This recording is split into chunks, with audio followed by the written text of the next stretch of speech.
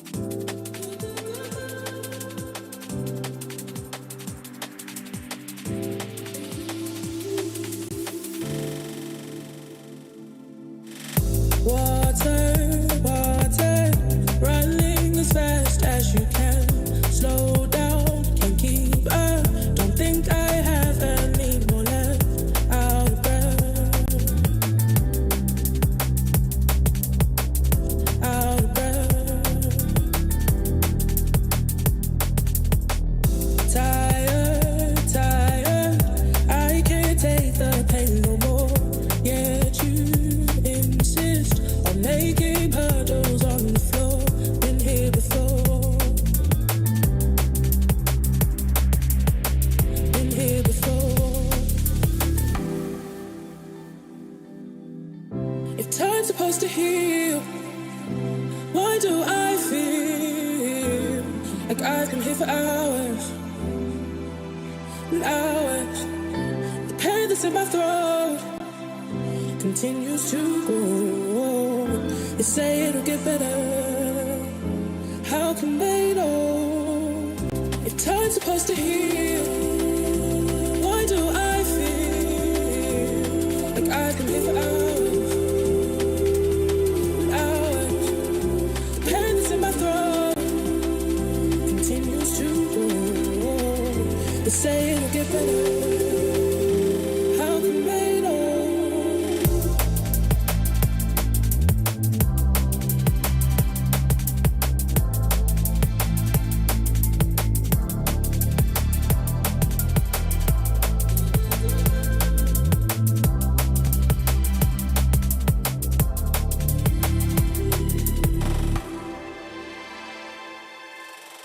Mercy, mercy, none from my head down to my toes. Immobilized, as if my brain completely froze. Colder I go,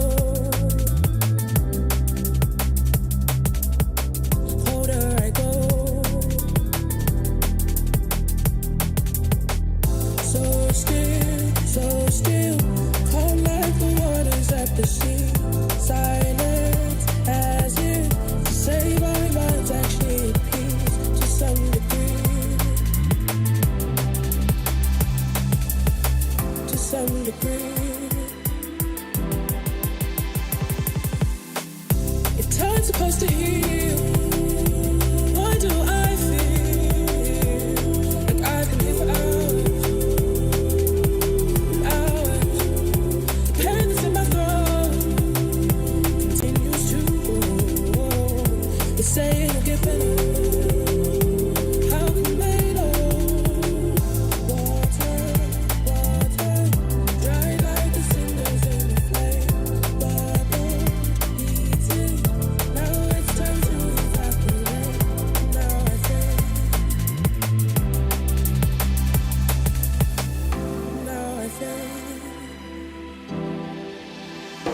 The pain that's in my throat continues to grow.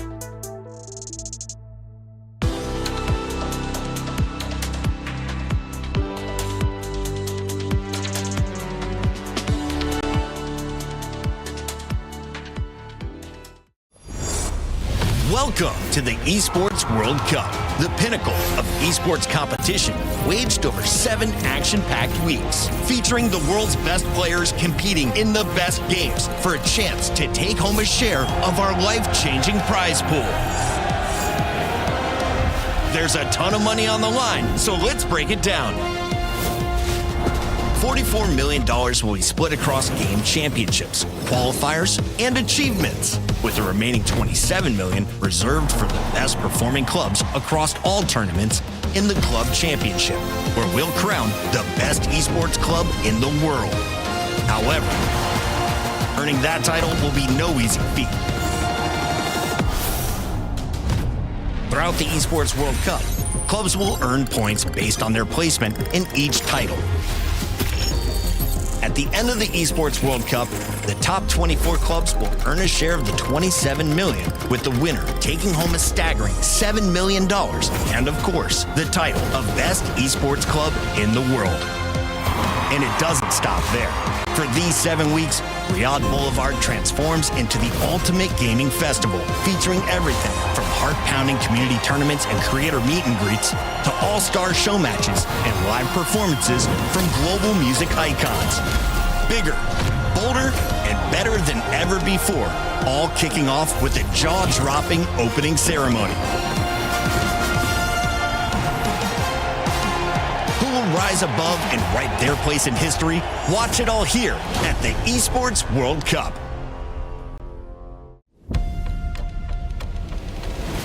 No competition is as ruthless as the Esports World Cup. Its trophy system is no exception. The Club Championship trophy, awarded to the one club that rose above the rest and reigned supreme across all EWC games. The game trophy, when a competitor closes their eyes, it's all they see, and it's not complete until it's sealed with a champion's key. Every participant earns a key engraved with their name. That's their right to compete. This year, returning champions hold a key unlike any other. Only one can place their key into the game trophy and become an EWC champion. The frame of the champion's key is embedded into the totem, a stone marker of legacy displaying every champion of the year. The keys of the eliminated will be crushed. The champions select 3 broken keys as a personal token, a reminder of who they have humbled. Beneath the totem, a resin block holds the remaining keys, a graveyard of fallen contenders.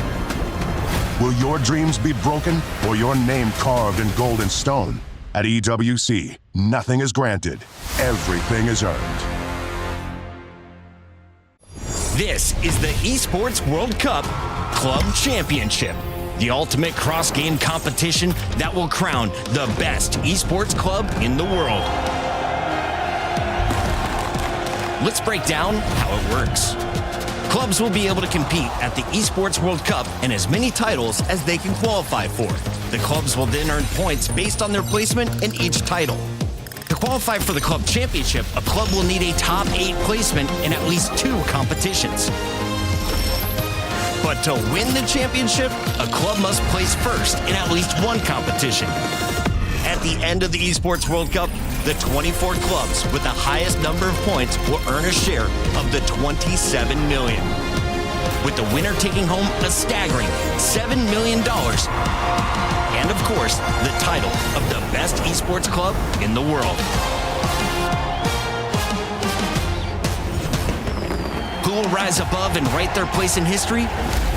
Watch it all here at the Esports World Cup. Hi, my name is Miles Ross. I'm here at the Esports World Cup with Team Falcons, and we're going to be playing a rapid-fire question game. Boys, we ready? Ready. Eternally locked, you are. I appreciate it. Who is more likely to trash talk the other team? This guy right here. Probably me. Yeah. Who's more likely to pull off a crazy clutch or a highlight reel moment? Soka. Hey, I appreciate it. I didn't think it was hey me, man. Who's the biggest jokester when the cameras are all off? Soka. Oh, yeah, no, I'm not. The 2-time back-to-back. Who's more likely to oversleep and be late for practice? Oh, this guy right here. Got that one. No doubt. No doubt. Who grinds the game harder? Soka. Hi, Soka. I don't get off. I don't even shower. Dripping passion. Who's more likely to ignore the strat and just go rogue? D. D. Oh my God, D. Yeah. Yeah. But it works out, right? Sometimes. Sometimes. Hey man, you live or die hero. That's how it goes. Who shows the most emotion after a big win? Soka. Yeah, Soka. Who's more likely to come up with a brilliant strategy mid-game? Soka. Killing it. Hey, AG.AL. we gotta switch the questions up. Who's most likely to rage quit in a game? Who's got the highest level? Who's got the highest rage ceiling? This guy right here. Yeah, I guess. Maybe Shifty, yeah. For sure. He's a crash out. Who breaks the strats more and then says, no, trust me, bro, I got this? Maybe not the last one, but D definitely does it. Who's got the best food recommendations? Soka. This Hey, big what the guy. hell? Hey, come on, yo. Live and prove. I'm targeted. Who's more likely to say, yo, we're still in this, even if you are losing? Soka, I think. Yeah. I think I've literally heard him say those words. He'll be down, but come on, yo, we got it. We've got this, we've still got this. Who's most likely to give credit to teammates, even if it's not necessarily true? Oh, dude, he loves getting the good guys, bro. It's gotta be this guy.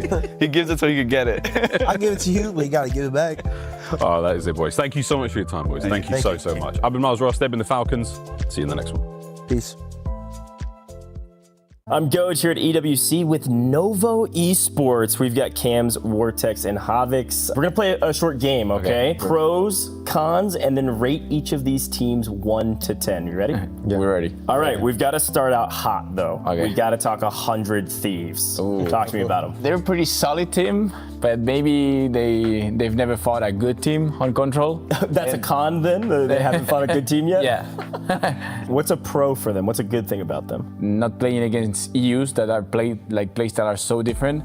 Maybe that changed their playstyle and they need to rearrange how they play. Rate them 1 to 10. I'll rate them a solid 8. 8. Yeah. The other team that also lands there, Enko. They don't know how to play a good team like 100 Thieves. Maybe they're gonna get wiped easily.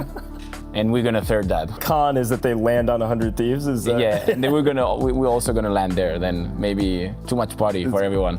It is gonna be a party. The question is who's gonna have fun. That's for sure. What's a good thing about this team? They have a good gun fight. Fast pace. Rate them 1 to 10. 7. 7, yeah, I agree. Let's talk about Fnatic. I mean, I don't know. They didn't qualify for Vegas. I'm not sure if. Nah, I'm just kidding. But I don't even know who is gonna con them. But I think Gentlemates. Gentlemates. Well, then they're cooked. So a con is that they're. Enko's gonna go for them. Enko's gonna kill them all. Yeah. Okay, a pro about this team. They've been here a long time. Experienced. Experienced for sure. Rate them 1 to 10. I think 7. Yeah, 7. 7. Well, let's talk about Twisted Minds. Yeah, we're talking just about really good teams. We're not talking about bad teams. Well, we'll talk about some bad teams here in a second. Sounds like you've got some ratings that are lower than 7. Yeah. Let's talk about Twisted Minds first, though. Pros, cons, rate them 1 to 10. Their game plan it's perfect. Their setup is to be top 5, top 3 for sure. Cons? Anything con about? Maybe too confident. Okay, rate them 1 to 10. Twisted Minds. I think 9. 9. Yeah. 9. Yeah. Okay, let's talk FaZe. They have like too much of a name, but just for the company. Too much of a name, they can't back it up? I don't know. I don't think so. I'm not sure. Okay, let's rate them 1 to 10. I'll say a 5 or so. All right, well, hey, you have a lot of respect for the other teams, some kind words, but also maybe some question marks around some squads. This is Novo Esports here at the Esports World Cup. Good luck, gentlemen. We'll see you around. Thank you so much. Thank you. Well, day 1 has concluded. Day 2's about to get started. One of our consistent storylines that refuses to change is Falcons continues to dump on everybody. No surprise there, but big surprises from our last second edition of VKA and the APAC squad Inner Circle on the bubble. Without a doubt, Inner Circle surprising everybody. They're my dark horse, potentially break into top 7. The question is, can they do it? Repulse, they're coming for you. You had them in D tier, and they want to surprise you. How about some of the favorites also maybe in a little bit of trouble? Twisted Minds, where are you at? Sitting on the bubble. They have to have a big day in day number 2, and it's all kicking off right now.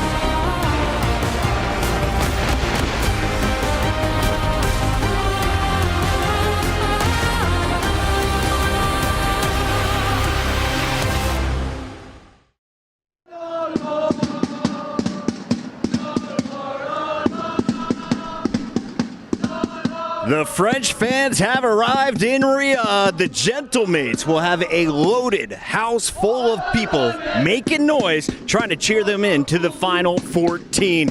Welcome back to the Esports World Cup. We're on the Boulevard in the heart of Riyadh, Kingdom of Saudi Arabia. I'm joined here at the desk by some of the biggest brains in all of Warzone. We've got I Hold Shift, Dream Crazy, and Reflections. And I want to start with you, Shift. What happened on day number 1? For anyone who didn't know that the tournament has already started, what'd they miss? Got the long or the short version? Falcons were winning. Falcons are winning. Used to that one. There were surprises, though. That's the biggest part. We had our power rankings. Some of them did provide the results we wanted to see. Others did not. Ellen, who are some of the biggest surprises for you on day number 1? Oh, it's got to be Inner Circle, right? Like, this was a D-tier ranked squad. A lot of teams said the Australians wouldn't do it, but they're making some noise. All right, in Reflections, is there any team that you need to have a better day 2? I was looking at my guy Rated. All Gamers were on the struggle bus day 1. Yeah, All Gamers. I think you could even argue FaZe because they started off so incredibly strong, finished further down than we were expecting. So for FaZe, I'm hoping they elevate themselves today. In case you're just tuning in, this is day 2, and we have 9 more drops coming your way because 21 teams are still in the event. All of them will take the stage as we split them up 2 groups at a time. Walk me through it, though. Where do you want to be at the end of day 2? Yeah, it's cumulative from day 1 to day 2 in terms of your total overall score. The top 7 automatically make it into the match point finals. That'll happen on Saturday. Everybody else will still have one more chance to make it all the way to Saturday, but they have to battle one more time. That happens tomorrow, where the top 7 from those 14 will join our previous top 7 from day 1 and 2. And Reflections, they are playing for some serious money. Warzone at the highest level, $1 million prize pool. Incredible, isn't it? $1 million. In first place, $250,000 at $250,000. For me, my goal, if I was one of those teams on the struggle bus, I at least want top 9 because you're guaranteed a little bit over $10,000 apiece. Ooh, all right. So some big money. It's a little top heavy. You finish on that Final 4, that's where you're going to want to be if you ask me. But Ellen, we have a whole bunch of games coming our way. A little bit different this time around is who's playing first on the stage. Of course, a little bit of a switch up, but A versus C we're going to see here on the day, which Chris, A group has been so dominant. Falcons being the only team to even win from that group. Yeah, Falcons winning twice yesterday. They'll be going up against the likes of Virtus.pro and Inner Circle from Group C. But when Group B takes the stage a little bit later, what are your expectations, Alan? Who should we be watching out for? 100 Thieves came out hot to finish off the day yesterday. I think the biggest question is, can they keep that momentum, especially considering that they're going to have to go up against the Falcons again? And when they did at the beginning of the day, they didn't look all that hot. We had so many great moments, so many winners, some surprises as well, and we got them all for you in our Kadia top plays. Let's take a look at some of the best moments, and go ahead, give me a little play-by-play here, Reflections. What are we witnessing? Oh, it was Lays. Lays was taking the storm at the very beginning, challenging the likes of Twisted Minds. At one point, even opening up with a 3-piece here, roaming around. I mean, again, taking the fight to literally everyone. He's got a tall task ahead of him, and the reason why his team may be a bit underrated, so Lays knew, I need to take everyone by surprise. Absolutely. He wasn't the only one putting on a show for us. Skullface was in the mix, showcasing the long locks and the 100 Thieves jersey. Yeah, man, and it's love to see him in final form, too. Again, he really did. He was a big part of the factor why they won that game number 8, leading Blast to push up top, take down VKA, and they secured a big one to go from 13th all the way to 3rd. Shift, we just saw Koi with their win. Here was Twisted Minds with some big dubs as well. Yeah, Koi surprising in a positive light, looking really solid early, whereas Twisted Minds really did not have the finish of the day that they would have wanted. Another squad in the mix, though, again, that they keep battling against is in Group A, and that is this Falcons team that find themselves always dropping nearby. Falcons able to win back-to-back. They also set the single game record. How many points did they score in a single game? Are you ready for this, Chris? Yeah, please hit me It's with over 56 points. It's actually nuts. Literally a third of their points came from one win. Like, what are we talking about? That's unbelievable stuff. That's some ridiculous slaying power right there. We're going to keep our eyes on the Falcons. We're going to keep our eyes on their competition as well. Dream, if the Falcons are not going to be the top fraggers on the day, who do you think could run up against them?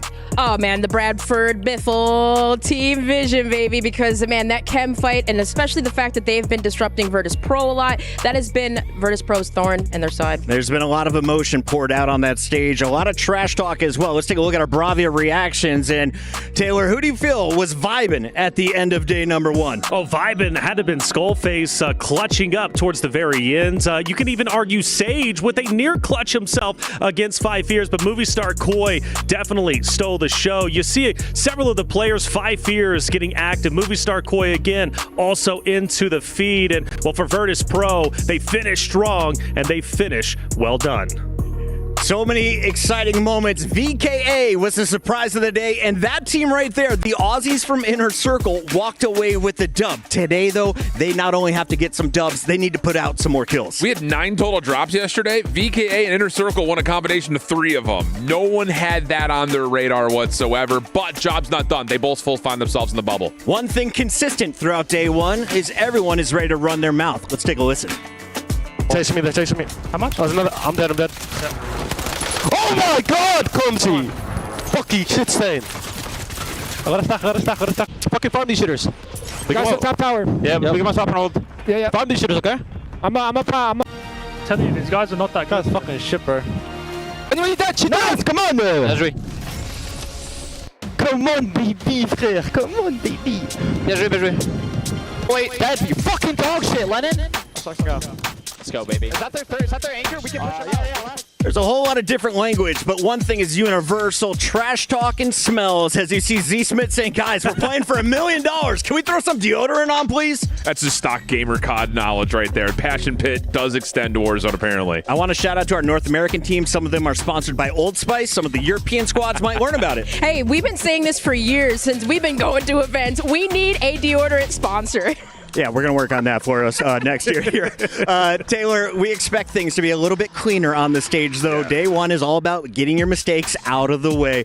What has you excited on day 2? Day 2, I want to see if we have consistency from those dominant rosters, right? 100 Thieves being one of them, because they are the closest to truly challenging the likes of Falcons, along with Virtus.pro. Consistency is what I'm looking for. More importantly, I think from Inner Circle, day 1 was great for me. Yes, they're in 10th place, but they have a real chance to break into top 7. I like that call out. Let's take a look here as the players are officially on their way to the arena, ready to play in the Qiddiya Esports Arena. There's a look at Virtus.pro, who walked away with a Game 6 victory after a quiet start. We saw Sage, Dongy, and Noob showing their true potential. Yeah, I think the biggest thing about it was at the beginning of the day, what roles were they running? We saw Dongy top water tower a couple of different times and then eventually get into the mix. This squad, though, is the one that I have my eyes on. Team Vision, one of the top average placers next to Falcons. They just need to find a win and need to find more kills to boot with it. And I saw a tweet at like 2 a.m. It said, can we please show more Lennon today? Guys, keep your feedback coming. We love you here at EWC. We have an app as well. Follow along with all the information. And, of course, tweet us, EWC_EN. Dream Crazy from that Vision squad. FIFA, Lennon, Echo, what's the expectation? Who are you watching? I'm going to be watching Echo. I mean, Lennon, obviously, we already know. He put up big numbers. He's a slayer. FIFA. He was a little bit worried about Resurgence because, he's more of a big map player. But Echo, he's this, European AG.AL that has just really, took the stage of being, like, the best. And I just want to see him lead them to getting a win today. That, of course, is our Group C competition. Over in Group A, though, we have to highlight the top dogs. Falcons are on the top of this group. The only team from Group A to walk away with a dub on day number 1. Now, Twisted Minds was able to finish in the top 8 at 7th. Everyone else on the struggle bus. Leviathan is the team I want to highlight. 20th place after day number 1. What are expectations for the Germans? Can they pop off tonight? They might be able to, but the question is, how well will Falcons do on day number 2? I said it best, consistency is what we need, and consistency, I believe, is what we will get. There was a lot of questions. Would the Falcons roster come in and be as dominant as years previously? I think yesterday absolutely proved they're still on top. Yeah, after their first 3 games, we had the interview with Ahsoka, and there was the question of, how do you guys feel coming in? And Ahsoka was chilling and even said that, our first 2 drops, we were just trying different stuff. Didn't work out great for them in particular. That second drop only merited them 4 kills and a 9th place finish, and then they bounce back. They do what they do normally, and wouldn't you know it, they dropped 32 kills for a win. And then they follow it up by coming back later in the day and starting their second set of 3 with a win. 32 kills at that point was more than these teams had combined through 3 drops. Yeah, and you've got your top 2 overall player leaderboard kill leaders right now.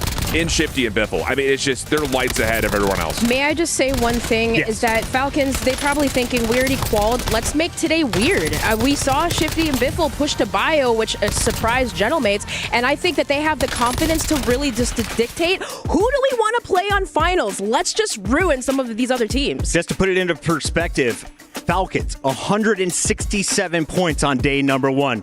Twisted Minds, another top 4 team, according to us, coming in, 94 points. Let's take a look at Almond's new crew as he teams up with Aiden and Z Smith. They didn't walk away with the dub. They had opportunities for multipliers, but it seemed that the early game is where they were getting some real rough times. Without a doubt, Leviathan challenged them in Factory. Biffle also coming from Team Falcons all the way from Stronghold over to Factory to challenge them. Then you also add in Vision, who loves to wake their way down from Chemical onto the Harbor side of things. They're constantly being contested. But again, for Aiden, he's used to this. This Factory location has been his home for the longest time when it comes to Rebirth. Yeah, there's a really big polarity in their results from their 6 games. The games that they didn't get dropped off the get-go and get super challenged, they finished in the top 5 with about 20-plus average kills.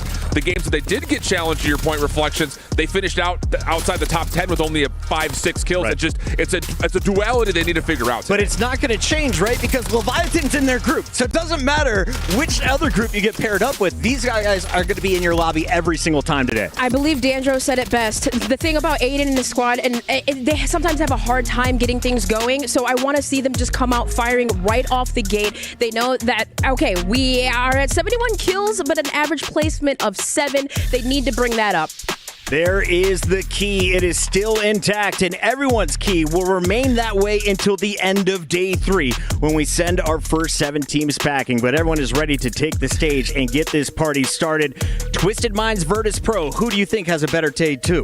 I think it still sticks with Virtus.pro. Yep. They've really locked everything in terms of what roles they're running, like I mentioned from before. Dongy's still at the near top of the leaderboard when it comes to individual kills. And then you know what you're going to get out of Sage and Noobs. They're controlling tempo, they're controlling pace, they're giving Dongy the information that he needs. So really excited about Group C, mostly for Virtus.pro, but lots of proving points here, not only for Inner Circle, but teams like Vision and AG.AL need to show up. Absolutely. As we take a look deeper at Virtus.pro, there is Dongy, that is Noobs, but I was looking at Sage as a clutch player, keeping them on the map time and time again. He was also involved in a heal-off in that game number 9.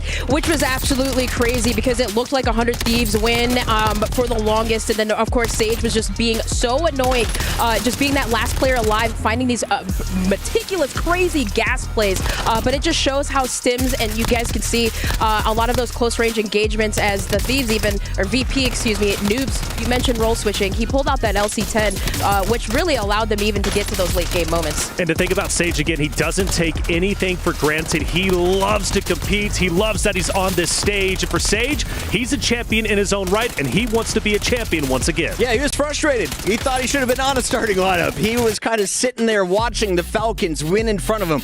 This year, he has a chance to be the Falcons' biggest opposition. If you're looking at the leaderboard, that's where they're at right now. They're in the number 2 spot. But right behind them is Vision at the 4 spot. In fact, 3 of our top 5 teams are all here in Group C. What did we see from the boys from the UK, Ellen? I mean, the boys from the UK put on a show, right? I mean, their average placements was looking pretty good. But Lennon, right, he was just a really big factor of a lot of those eliminations. I mean, picking up so many around the chem side. But for Vision, they were just so annoying for Twisted Minds. But a lot of these clutch ups, especially that Enko had along this harbor side, was key. Yeah, I think the biggest thing about their landing spot, it seems to be pretty free-ish. Like, they're finding a couple of early battles and they're winning against lesser teams.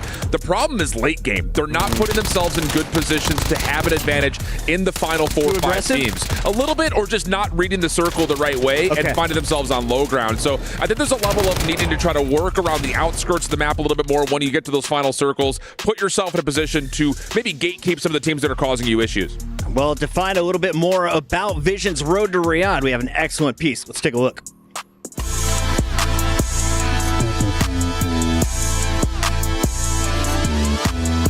Hello, my name is Miles Ross. I'm here at the Esports World Cup, and I am joined by Vision, FIFA, Enko, Lennon. How are we doing, lads? Fantastic, mate. Fantastic. Good. Doing great. Feeling all right? Fellas, you've been performing great in the build-up to this tournament, but obviously the squad's changed. Enko's in here now. Can you talk a bit about that? Well, after World Series last year in Vegas, at the nightclub after, he came up to me and was like, do you want to play? And I was like, I didn't even know if I was going to compete this year. And then a team that asked me to play ended up asking him. He went over there, and then he left them. And then I wasn't even going to play tournaments, but we kind of both saw each other, stars aligned, and like, let's just do it. How's the dynamic been? Is there any sort of tricks you guys have found to build that chemistry or get comfortable with each other? No, not really. I don't know. Does it feel quite natural, or? It does, yeah. It's just different because I've never played on a team with two people that have got like a lot of viewers and stuff. Yeah, I think the thing is like when football teams are like training and sports teams are training like in their facilities, they don't have fans watching. So they probably shout at each other all the time, but then if he shouts at me, then my chat don't like that, so they're annoyed at him. But it's like, you got to understand that we're trying to get better. Boys, how would you compare yourselves to other teams here in the tournament? Is there any particular team that you're worried about, anything like that? I think we've got a bit of an advantage in that because we're EU, we always play on bad ping. So like, people don't really realise how different it's going to be. I mean, VP got a bit of a taste of it the other day. Yeah. Because they land in our spot and they're supposedly top 3 team. And they usually like do better than us because they're on 0 ping and we're on 150.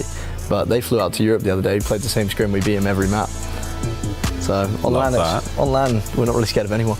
You've shown a reignited spark in competing this year. Yeah. What's been the driving force there, mate? Yeah, I think last year was just, like I said, it was so miserable that I was just done with it. I was so over it, you know, so didn't really expect to go into it this year. And then obviously when the boys hit me up, I was thinking, okay, maybe. And I think that one of the biggest driving forces for me was just my chat. And then we got together, came back and it was going really well and they were all loving it. Every time we win, everyone's going crazy. My dad comes in with the shots. Any shout outs, any love right down the barrel of that one? Appreciate all the support over the like past like six months of us being together as a squad. My shed gang, my community, I appreciate you all coming through for years. I literally wouldn't be here without you, so thank you very much and hopefully we'll do you proud this weekend. Guys, thank you so much. I wish you the best of luck, really. This is an amazing time and a wicked opportunity for you to bring it home for Europe. Thank you. Thank you very much. I'm Miles Ross, Demon Vision. See you in the next one. God, I love that, Miles Ross. As we take a look at Visions, though, I heard FIFA Kill calling something out that a lot of people aren't thinking. You're on LAN. You're on 0 ping. They're used to playing with high ping, and he mentioned that is going to give them a big advantage today. Without a doubt, you know, again, those EU boys, they got it tough, and they always have whenever it comes to competitive COD in general, especially Warzone. Now that you come in on 0 ping, I've heard it's like taking off the ankle weights, and they're just unleashed. May I say, I gotta shout out Pentagon, Fuzzin, and Melvin, the German boys, because I saw Pentagon tweet this last night. Hey, Lays is having his way with Twisted Minds. Look at that ping. Maybe we could get more like local LAN tournaments, you know, because for real, like a lot of these guys, Hamoud squad even, XO, right? They're from Saudi Arabia, but look how well they're doing it. They've been sneaking under the radar, and I'm sure that'll lead us into our next conversation about Dark Let's see if any of these teams made it into your Aramco power rankings. I asked you 3 analysts to put together this amazing graphic, and at the very top, I was not surprised. But it gets fun in the middle here with our Bubble Watch and Dark Horses. Go ahead, Alan, kick me off. What are we looking at? Favorites are favorites. They should be pretty much stamping their ticket into playing in the finals, but you know, that's to be expected. The Bubble Watch is interesting because teams like ROC started hot, winning the first game, and then teetered off quite a bit. Twisted Minds staying in the middle of the pack did not impress as much as we would have liked, and they find themselves right there on the cusp of possibly fading down to where Movie Star Koi is, which is right on that 7th, 8th line. But my particular stories, and I know that these guys are going to tee off on it, how about the Dark Horses? VKA not supposed to be here. Inner Circle taking down Na'Vi and APAC was a huge surprise. They're looking really strong to possibly make their way in. It's all about getting in the top 7 here. So as you take a look at that sheet, who are you most confident in from the bubble or maybe the contenders list? Most confident would definitely be Twisted Minds, without question. They're number 7 at the moment. I don't see them falling below 7. But if it's going to be one of our dark horses, Inner Circle. I've been bumping them up since the start. I'm going to continue to do so. Tommy's on their side. They're going to break in. May I just say one thing? I think I would swap out that Fnatic squad with FaZe, just simply because FaZe had a higher average placement, 6.3. I think they're a dark horse team that could still potentially make it. Fnatic, they're probably a little bit too far behind. Fnatic had 46 kills on day 1. That's not good. But their first 3 games, 6 times. Their first 3 games inspired. That I'll take the boot on this. I'm the one who wanted Fnatic in as a dark horse. They may not make it to the top 7. Tell but me I think why they don't suck, because I'm looking at the numbers, Al, and they're number 19 of 21 teams. Correct, but the first 3 drops were really solid for them. I don't know what happened in their second set. They think they finished what? They finished 13th, 14th, 12th, so did not do well in their drop. I have a feeling Fnatic's going to come back out today and prove a point. They may not make it to the top 7, but I think they make it to Saturday. Shout out to one of my good friends, Karn, one of the OGs behind the Fnatic lineup. He helped them climb the club championship leaderboard last year and helped scout out this team that you're going to witness today. But speaking of players arriving on the Riyadh Boulevard, I am told that the fans are going wild, and for good reason. Fan favorites starting to pour in from all around the world. Who do you have eyes on today, Taylor? Again, Inner Circle. Gentlemates, though, now that the crowd has officially shown up and they had the drum line, come on, I'm thinking they're going to have a little bit of an added crowd buff as far as I'm concerned. There's 100 Thieves. You saw Twisted Minds in the mix as well, with Alman and Aiden making their way into the stage. Feel like FaZe Clan is a squad that hasn't been talked enough about and is definitely going to be on my radar, because if you're watching Drops 1 and 2, everyone on the pulse check was saying, FaZe is playing God mode. They are in the perfect positions. They're doing everything right. It wasn't working towards the end of the day. Can they right the ship? It's time to find out as we kick off day number 2 in the Qiddiya Arena.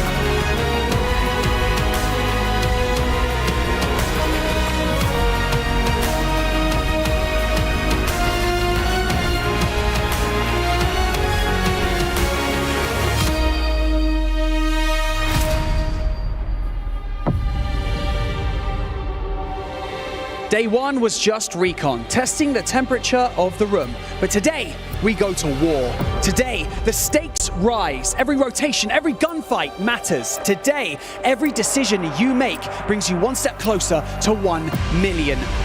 My name is Barney Banks, and I am your host for Call of Duty Warzone at the Esports World Cup. And yesterday, some teams made their mark, whilst others had a very severe wake-up call. But now, the real question remains, what are you gonna do about it? So, let's kick things off by introducing our teams to the main stage, starting with CT Gaming. They are Extra J, King Matty, and Resolve.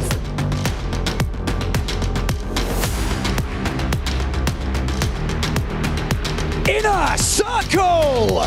They are Teeny, Orbs, and Bray.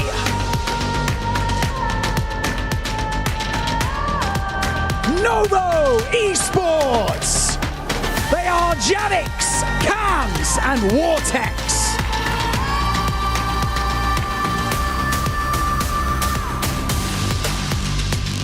FaZe Clan.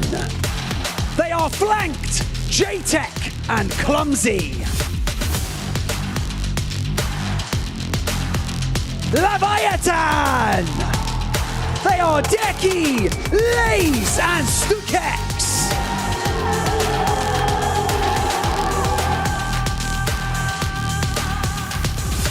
Team Vision. They are Echo, Lennon, and FIFA Kill. Gentle Mates.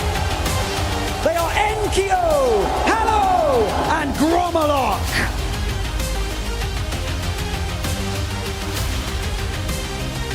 Twisted Minds. They are Aiden, Almond, and Z Smith. Fnatic. They are Patsuka, Enxion, and Zakar.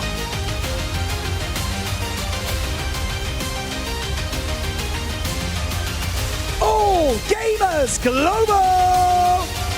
They are Rated, Nate Dogg, and Scumman. XO Esports! They are Hamoud, Notorious, and Penguin.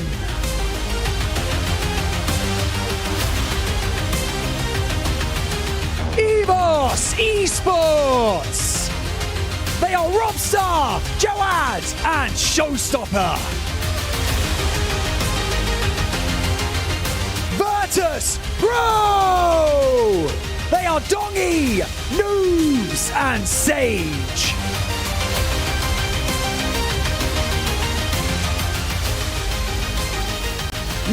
Z Globant. They are Goodbye, Elato, and Bale.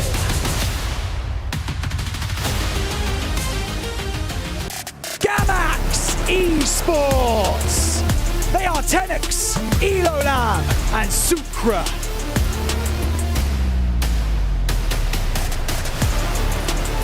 Movistar Koi. They are Goat Clamp, Netodds, and Volcom.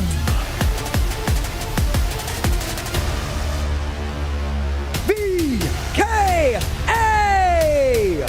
They are Aizen, Vidati, and Katsu. 5 Beers. They are Scythe, Big Man, and Anxiety. 100 Thieves. They are Gabe Coon, Blast, and Skullface.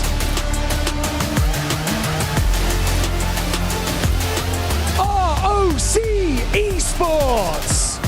They are Wars, Vision, and Prodigy.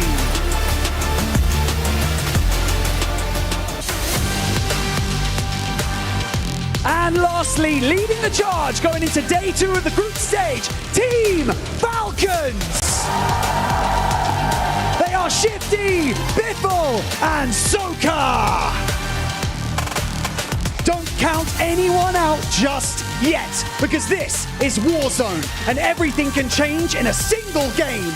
Remember, every setback is a setup for a comeback. But who stands in your way? Just the best players in the world. It is time for day 2 of the group stage.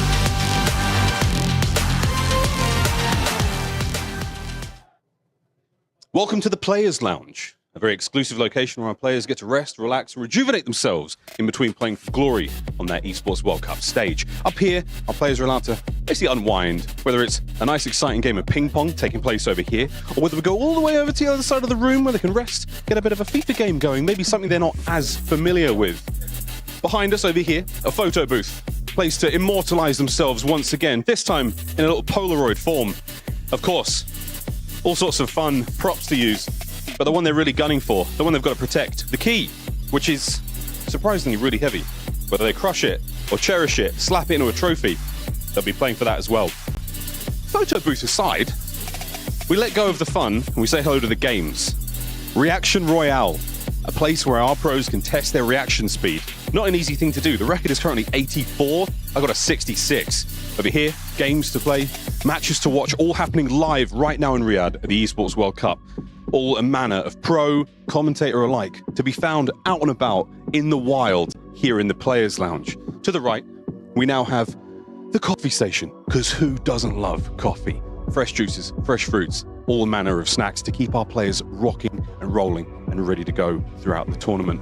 Last but not least, maybe the most impressive part, the Player Lounge, the Heroes Club. You're only welcome in here if you lift a trophy here at the Esports World Cup. On that note, we're going to try to get in, but they won't let us, because we haven't lifted a trophy. Maybe next year. Well, good evening, or good morning, depending on where you are in the world, and welcome into some Call of Duty Warzone here at EWC. I'm Goj, we've got Ton here with me in the booth, and Ton, I gotta say, I am really excited about day 2, my friend. Oh, I'm very excited. I just shook the mic off my head. I'm not excited, Coach. It's going to be a really interesting one. We kind of got our lay of the land yesterday, but we truly do get to see who the contenders are today.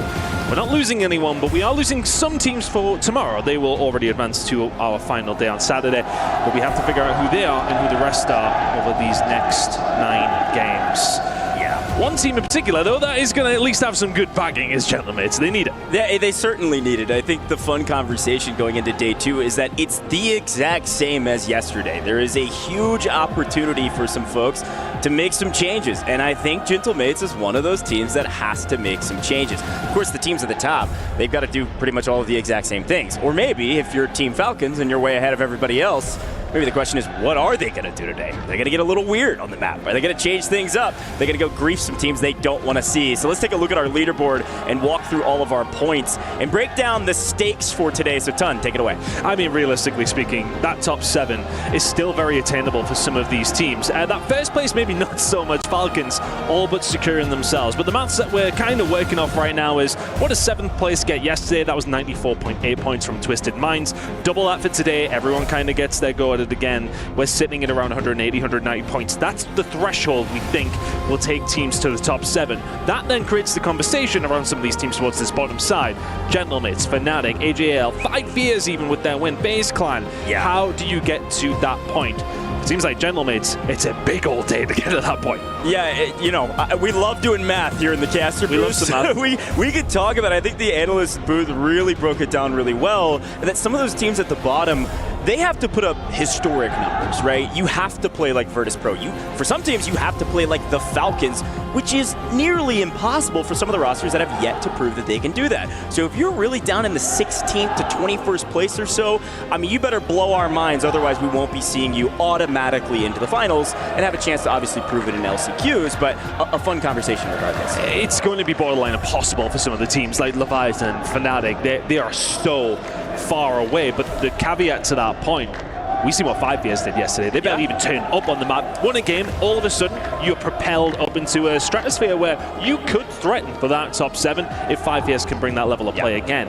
It's Warzone. I mean, how often do we see it? We can see teams go on to win time and time again, but we can also see surprises, and that's something we can't really necessarily counter for today. Well, that is going to happen at some stage. Yeah, exactly. I mean, stats are one thing, but just about who shows up on any given day. It's Call of Duty, it's Warzone, anything can happen. I think when I'm looking at replicating a group stage and being able to perfectly replicate that in day 2. Obviously, there's some different orders from, A and C. We're starting with that group, but otherwise, you're sticking with your group, so you're going to see the same fights for the most part. I think the big question actually in my mind is whether or not some of these teams really change up their strategy. I would assume the teams at the bottom will, but what about these bubble teams? Do you think FaZe changes things up? Like the Death said, they had a pretty good start, but the second half was more than lackluster. It was pretty bad. Because of that, they're outside the bubble. The other big conversation, hey, the Falcons were soaking up so many points that the team in second in Group A is barely above the threshold. They are the threshold. And so now, when you're a Group A team and you think the Falcons maybe aren't going to play the exact same way, there might be some more room to work on that map, or maybe even more room to work in Stronghold. I don't know. There's a lot of big question marks going into our first map. A lot of questions that will get answered very, very shortly. But I think you're right. Specifically for me, I'm looking towards these teams who are dropping in that northeast side of the map. We're talking about Bio. We're talking maybe even towards Factory. This is where some of the teams have struggled. Team Vision have done it well. They have managed to find themselves moving down towards Harbor, that kind of area. That is really where they have managed to find points. But for teams like Gentlemates, well, for a certain amount of time, a team like Virtus.pro at a certain stage yesterday weren't getting a great deal from that side of the map. I'm curious if some of those teams are going to change it up. I mean, they have to, right? There has to be something that gives here. I'm really looking at the team on our screen now, though, in Gentlemates, and their team with so much promise from Europe. We know how well they've done on big map. When it does come down to Resurgence, though, there has been a couple of struggles. But now, you feel like you're at home. You have this crowd behind you. Show us what you can do. And I think that's a frustration, especially from a European point of view. Me and I been chatting about it. Like, let's see what you can bring to the table. You are the promised ones. You are the princes of Europe. Sure. Show us what you can do today. I think they need to change it up. And they've got that crowd behind them. Yeah, they definitely have the crowd energy. And I think the big conversation there is the onus of responsibility really lies actually on Enko's teammates. Yeah, I need Grom to kind of step up and go slay out a little bit more. Enko can't do it all by himself. And one of the reasons that full north kind of eastern side of the map you're talking about, Kim included, it kind of feels like a quagmire because there's just so much space taken up by teams. It's so bogged down that leaving your POI in general is very, very difficult. VP is really the only team that's been able to show us that you can leave your POI in that northeastern side. They finally went out on not only a map, but also their POI. They rotate over to Water Tower and they basically slay out the entire lobby. Like I mentioned yesterday, I think we saw Donkey get like 16 kills as an individual on that map, and that one map propelled them up to the top. And something I kind of want to insert into this conversation about POIs, our team's going to change it up, and come back to what we just started talking about when we came to us here. What are Falcons going to do? Yeah. Because then that throws, very British saying incoming here for you, the cat amongst the pigeons, so to speak. This is something that teams are going to have to think about, because Falcons be thinking to themselves, right, we don't need to do a great deal today. 20 points would do them. I'd imagine they'll do that in game 1. Yeah. So for Falcons, what do you do, and how does that affect everybody else? Yeah, I think Virtus.pro are beyond griefing at this point. They have enough points where even on a bad day, they could easily put up the 50, 60 they need. But some of these other teams, they're right there on the bubble. I'm looking at Twisted Minds. I mean, look, I don't know what they're going to do. I haven't talked to them about it, but if I'm the Falcons, I have one of two options. I'm either trying to grief Twisted Minds and landing in Factory instead of Stronghold to change everything up and put people on their back feet, or I land in Control and play for some of those Control teams, aka a Novo, aka 100 Thieves. I don't know. There's a lot of big questions out there. And maybe if you're a team that thinks they're going to make the finals and skip LCQs, maybe you start playing for that match point. Maybe you start playing for the win. A lot of big question marks, and I know we're about to drop into our very first map of the day, so I think a lot of our questions will be answered right here, right now in the very first map. I'm so excited to get into this game, number one. The crowd are excited as well. Everybody cheering on their team. Falcons representation, of course, here in Riyadh. And they will be feeling very good about their chances, really, have come in and just blown expectations out the water, and that's not a light thing to say when you're talking about Falcons. But we're nearly ready to go. Day number 2 here in EWC for Warzone. Let's get into it. It's going to be a day. It's going to be a day. Rebirth Island all day today, all day tomorrow, all day the next day. It's Rebirth Island every day of the week, and I am so pumped about our very first map of the day. Big questions. Where are people landing? How are they changing up their strategies? And who comes out on top? And frankly, who gets to skip LCQs? It's going to be a bloodbath down there. Let's drop in to our very first map of the day. Interesting circle. We'll talk about it in a second, but we're very, very interested to see exactly what team number 1 in Falcons are going to do. That is the question mark that everyone kind of has, and I can tell you right now, it is maybe a slightly different look, if anything, but possibly not. Very much going for their tried and tested, not throwing any curveballs quite yet. Yeah, a quick look overhead. It does look like our circle, by the way, has pulled to the northeast. So your teams up in Bio, Kim, Harbor, etc., they are going to be safe for a very long time. So this fight, a pretty important one. As per the usual, we talk about Fnatic and the Gentlemates fighting for Bio. So we're going to take a quick look at it right now to see who gets the upper hand. And well, high ground usually an advantage. Ancient thought he had an angle, but I think Inkyo snuffed it out. For Fnatic, I think the storyline around them yesterday was a surprise at how well they were doing, but the fight here that is currently ongoing. Team number 14 getting taken down. That is, of course, 9Z Globe, and Ancient trying to stay alive. Gunfight's coming through. Back and forth we go, but it's Enko and Cole. The one's trying to get something rolling. They need a good day. That's a good start from Enko. 3 kills already. Yeah, you can see this APAC team, as per the usual, getting pretty mixy. They don't land in Bio, but they come swinging up pretty aggressively, trying to pick up a couple kills in transition. Teeny looking for anything to get his hands on. He was shooting so straight yesterday, but today, maybe not so much. Fight inside still ongoing as we see several kills flying in the kill feed across the map. This is a fight that will take a very long time, and frankly, it's one that will go on for maybe the entire map unless we get a full wipe. Most teams know we can't body stack with a full team of 3. We've got to put our anchor out deep into the water or wherever they need to be. So you can see Zakar way out on the boat. So we're going to swing over to Twisted Minds and see how things are going down here in the factory side. And so far, so good for a team that's right there on the bubble. Really interested to see how quickly some of these teams do start to move. You can already see Twisted Minds are making their way over towards this harbor side. And this is a big play from them, going up against Vision. This is 2 teams who are in that top 7 already. If you can get kills up against them, you take those all day long. Aiden will find the pick, but then everybody else starting to get involved. Here comes Dongi in the VP grip. Yes, the other classic fight we will continue to see. I don't think any of these teams are giving up POIs at this point. So VP going to continue to run into Team Vision. And of course, Twisted Minds right there down the way on the eastern side of the map. Your factory. It does look like, I want to say that actually Twisted Minds was uncontested in factory, which is a brand new strategy for Leviathan, as expected, frankly.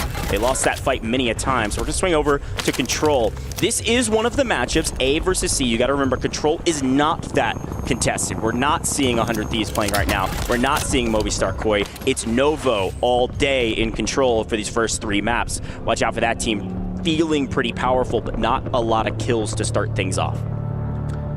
Falcons starting to get a little contested down towards living quarters and stronghold as the crowd getting excited in this one.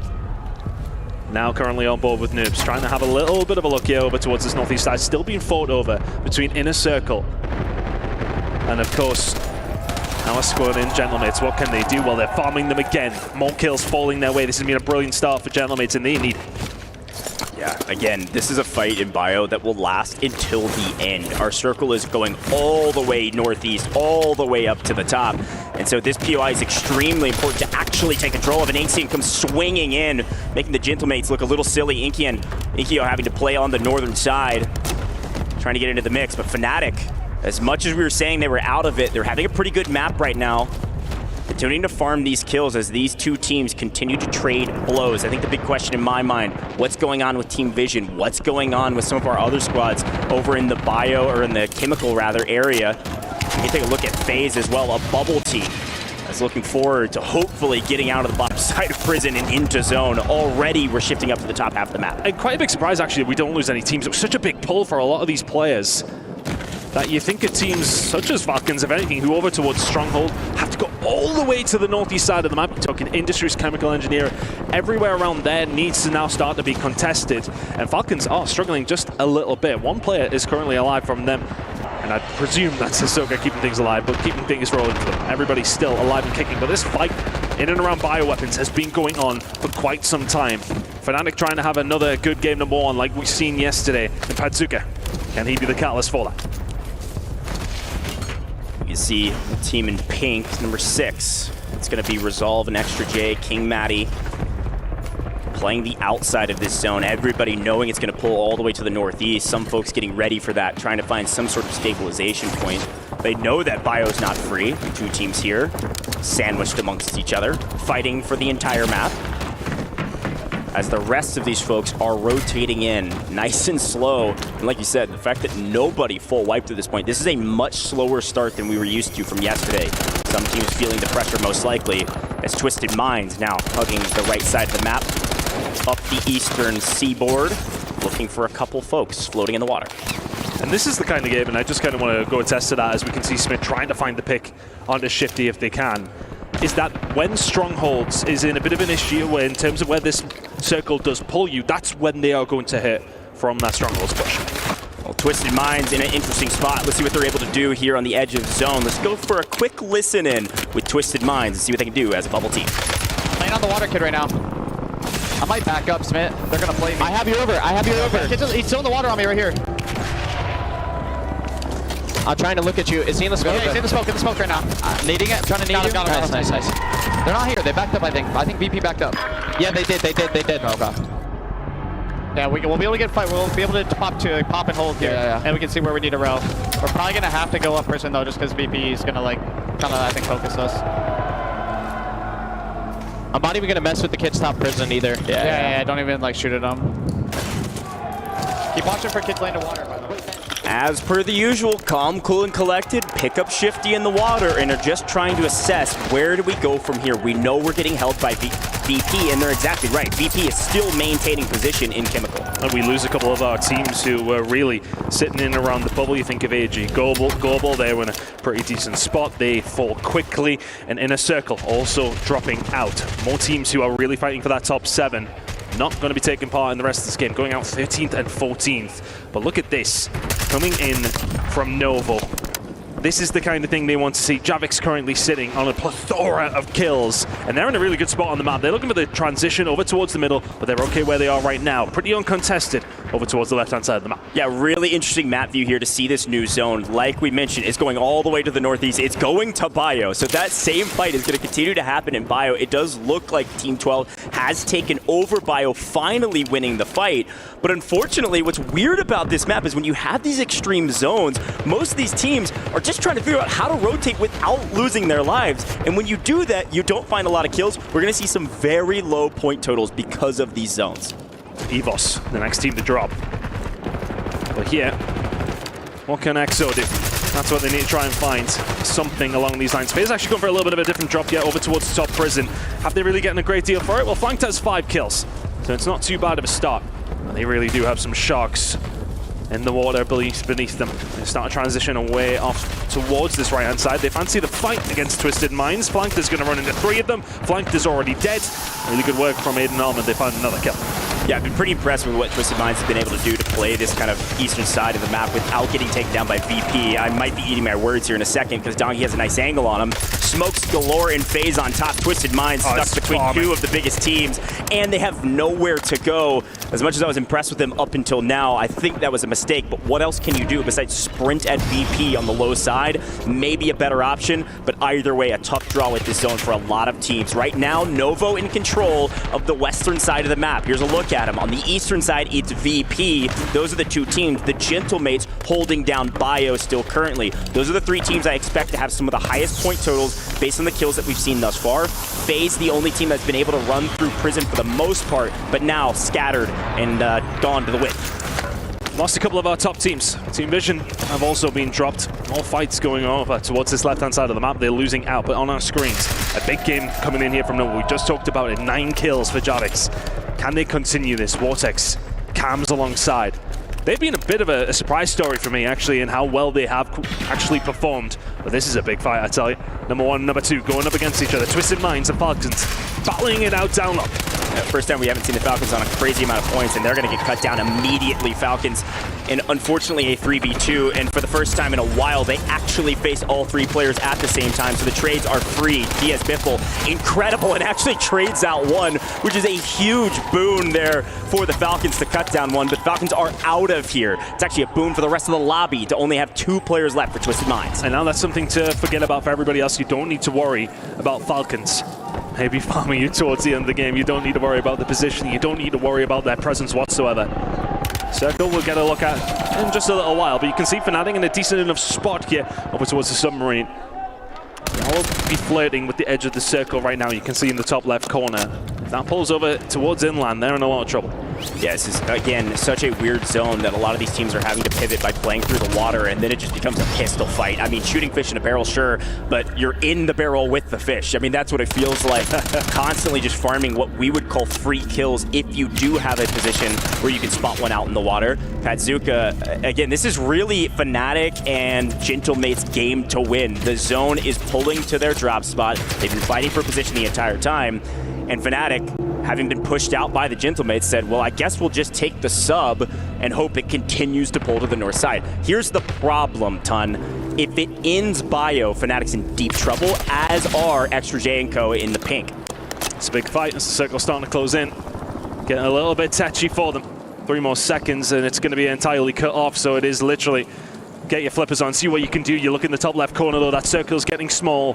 Bioweapons included. The team who are in the position to win this game certainly has to be Gentlemates. Yeah, they've got high ground position. They don't need to move. Novo does have to move, but they're going to hold this position for a moment to pick up a couple teams in rotation. They know there's teams in the water. It's actually only 1 team on their side, and then they're going to move into new. The problem is there's not a lot of cover in this zone besides this building right here. I was about to shout it out. Twisted Minds out of here. VP knew they had to rotate to Industries. They had to make a play for the teams that had set up early, and they were able to execute it flawlessly. They take the low ground. You got Hamoud on the high ground. EXO, a team on the bubble, trying to get something done here now as we start to get a little smaller. The circle will close for another 30 seconds. Teams starting to make their move. It's still Gentlemates in the prime position. But EXO and Co need to find something, and they've found Fnatic. They get wiped. They continue to move. Looking over towards the left-hand side of the minimap as well, you can already see that the movement is coming through from Novo. They're not in a bad spot either, but still Gentlemates, they wait. They wait and just find that position. Look at what Sage is doing though. Dongy VP getting involved. There you go. EXO gone as well. They're dropping like flies. This is textbook work from VP. A perfect cluster on top of him. They heard the footsteps, able to knock a couple and then go clean them all up. That's another great team down. Flanked out of here as well. FaZe out of the top 5 and out of the game.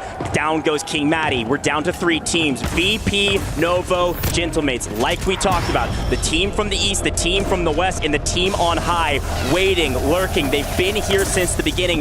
Will the Gentlemates say, hey, guess what, crowd? We can play. We can put up big numbers. They've got to win this, and right now they have the advantage with the high ground. In this moment, VP needs to rotate because we know the Gentlemates are looking down on Novo. Novo swinging up. They trade out a couple. Grom's on 7. A big game regardless for all of these teams, but VP is making a giant wrap through the gas to New. VP might be perfectly executing a win right now. Again, I said they were playing textbook. The Gentlemates have to go, and they have to go now. Look at Enko. He's made the position already. He's got aggressive. He's the tip of the spear and finding 2 or 3 all on his own.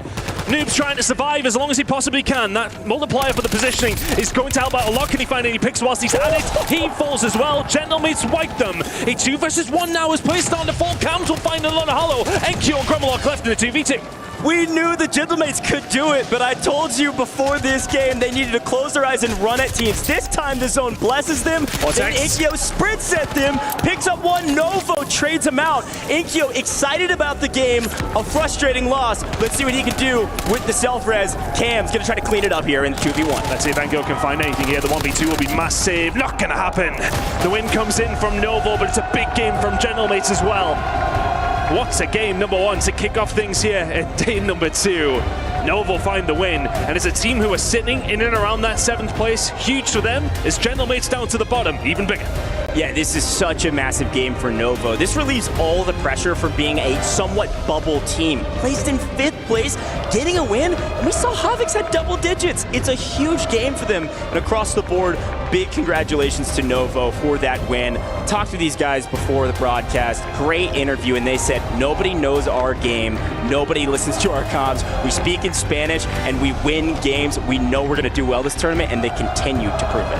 And I think a really impressive thing from Novo there was the positioning they had was horrible. They were down towards the lower side, continue to survive, and somehow run the gauntlet, get themselves through, survive, and win the game. Unbelievable job from Novo. Folks, we're going to take a very short break here in the booth. Excited to hear more from the rest of the team about this game. We'll get into game 2 shortly.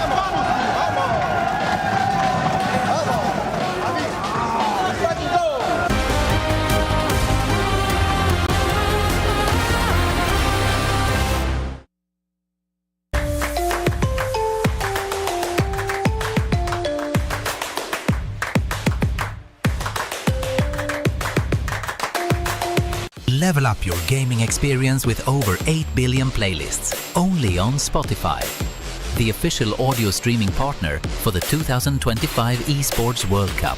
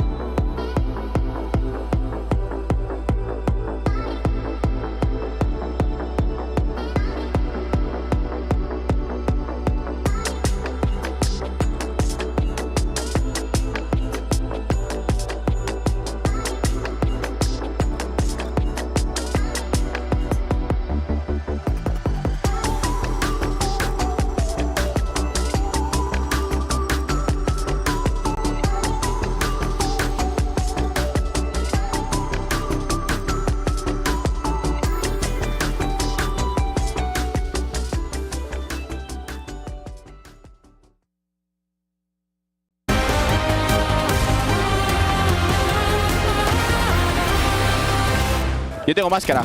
Ahora se pelean, Voy a comprarla, yo voy a comprarla. Salió de Otro más izquierda. Tienes buen edit, Uno para dos. Ya, espera, Camilo, espera. La pista, lo tienes aquí metido. Márcalo. Aquí. Ahí. Wani. Izquierda otro. Espera. Quiero Wani también. Wani el tuyo. Atrás. ¡Vamos! Santa, Camilo. Se está reseando. En verde. Sube. Ahí, José. Ahí. Tocado, no bala. ¡Vamos! ¡Sí! ¡Vamos! Joder. ¡Vamos!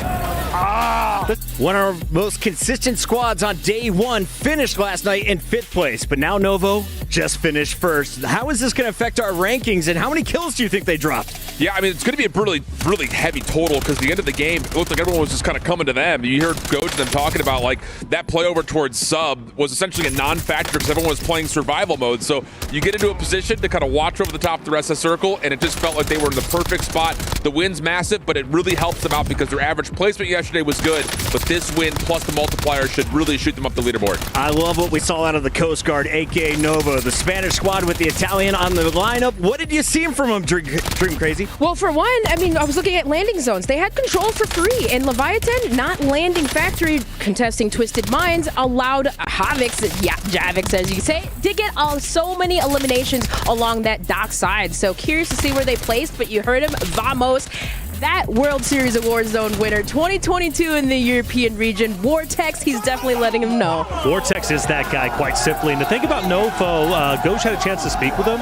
They've said themselves, look, nobody's expecting us to do well. We're coming in to surprise everyone, and that performance absolutely does that. They were already in 5th place. No reason why they don't potentially break into top 3. No big expectations, no high pressure coming into day 2. Where do they land in our rankings? It's time to take a look and get your screenshots ready, ladies and gentlemen, because that is a 32-point finish after dropping 20 kills.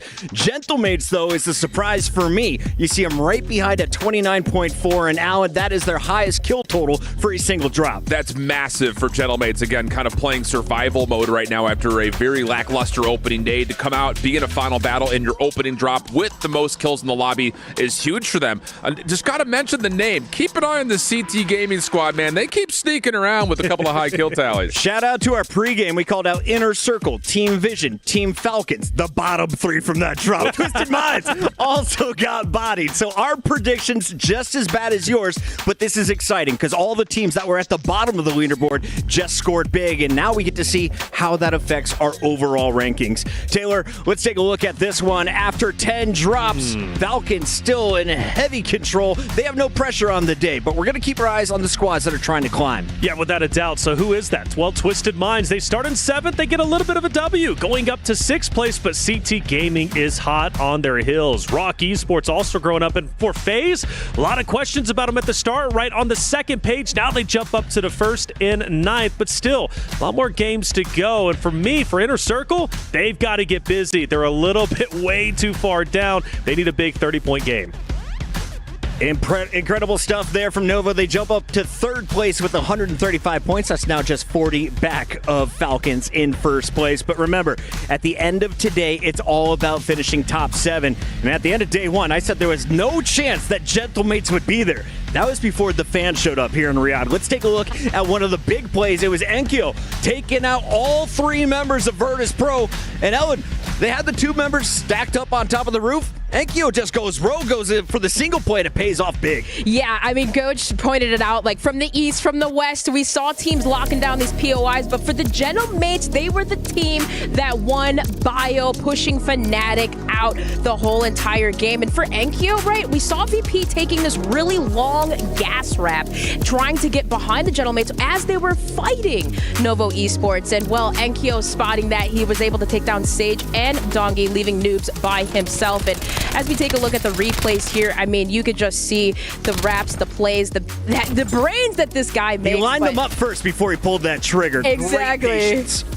patience plays off, but hey, he's proven why he's the best. 14, is that? Like, he just kept going. And then he waits for the third-party opportunity. That is a perfect play with 3 teams left. He guaranteed his squad was going to finish top 2. Yeah, and I like the idea, again, late circle manipulation, knowing how that last little transition is going to move, how the final circle is going to manipulate across where the rest of the playing field was, especially considering that teams like Virtus.pro and you still had Fnatic, who are still very healthy, to find a little bit of a route to make a move, change the dynamic of the whole circle, and essentially just completely kick off Virtus.pro's high ground. Beautiful stuff. Just good macro play from the Gentlemates. How big of a game was that for the Gentlemates? They had 6 drops on day 1. They finished under 50 points at 47.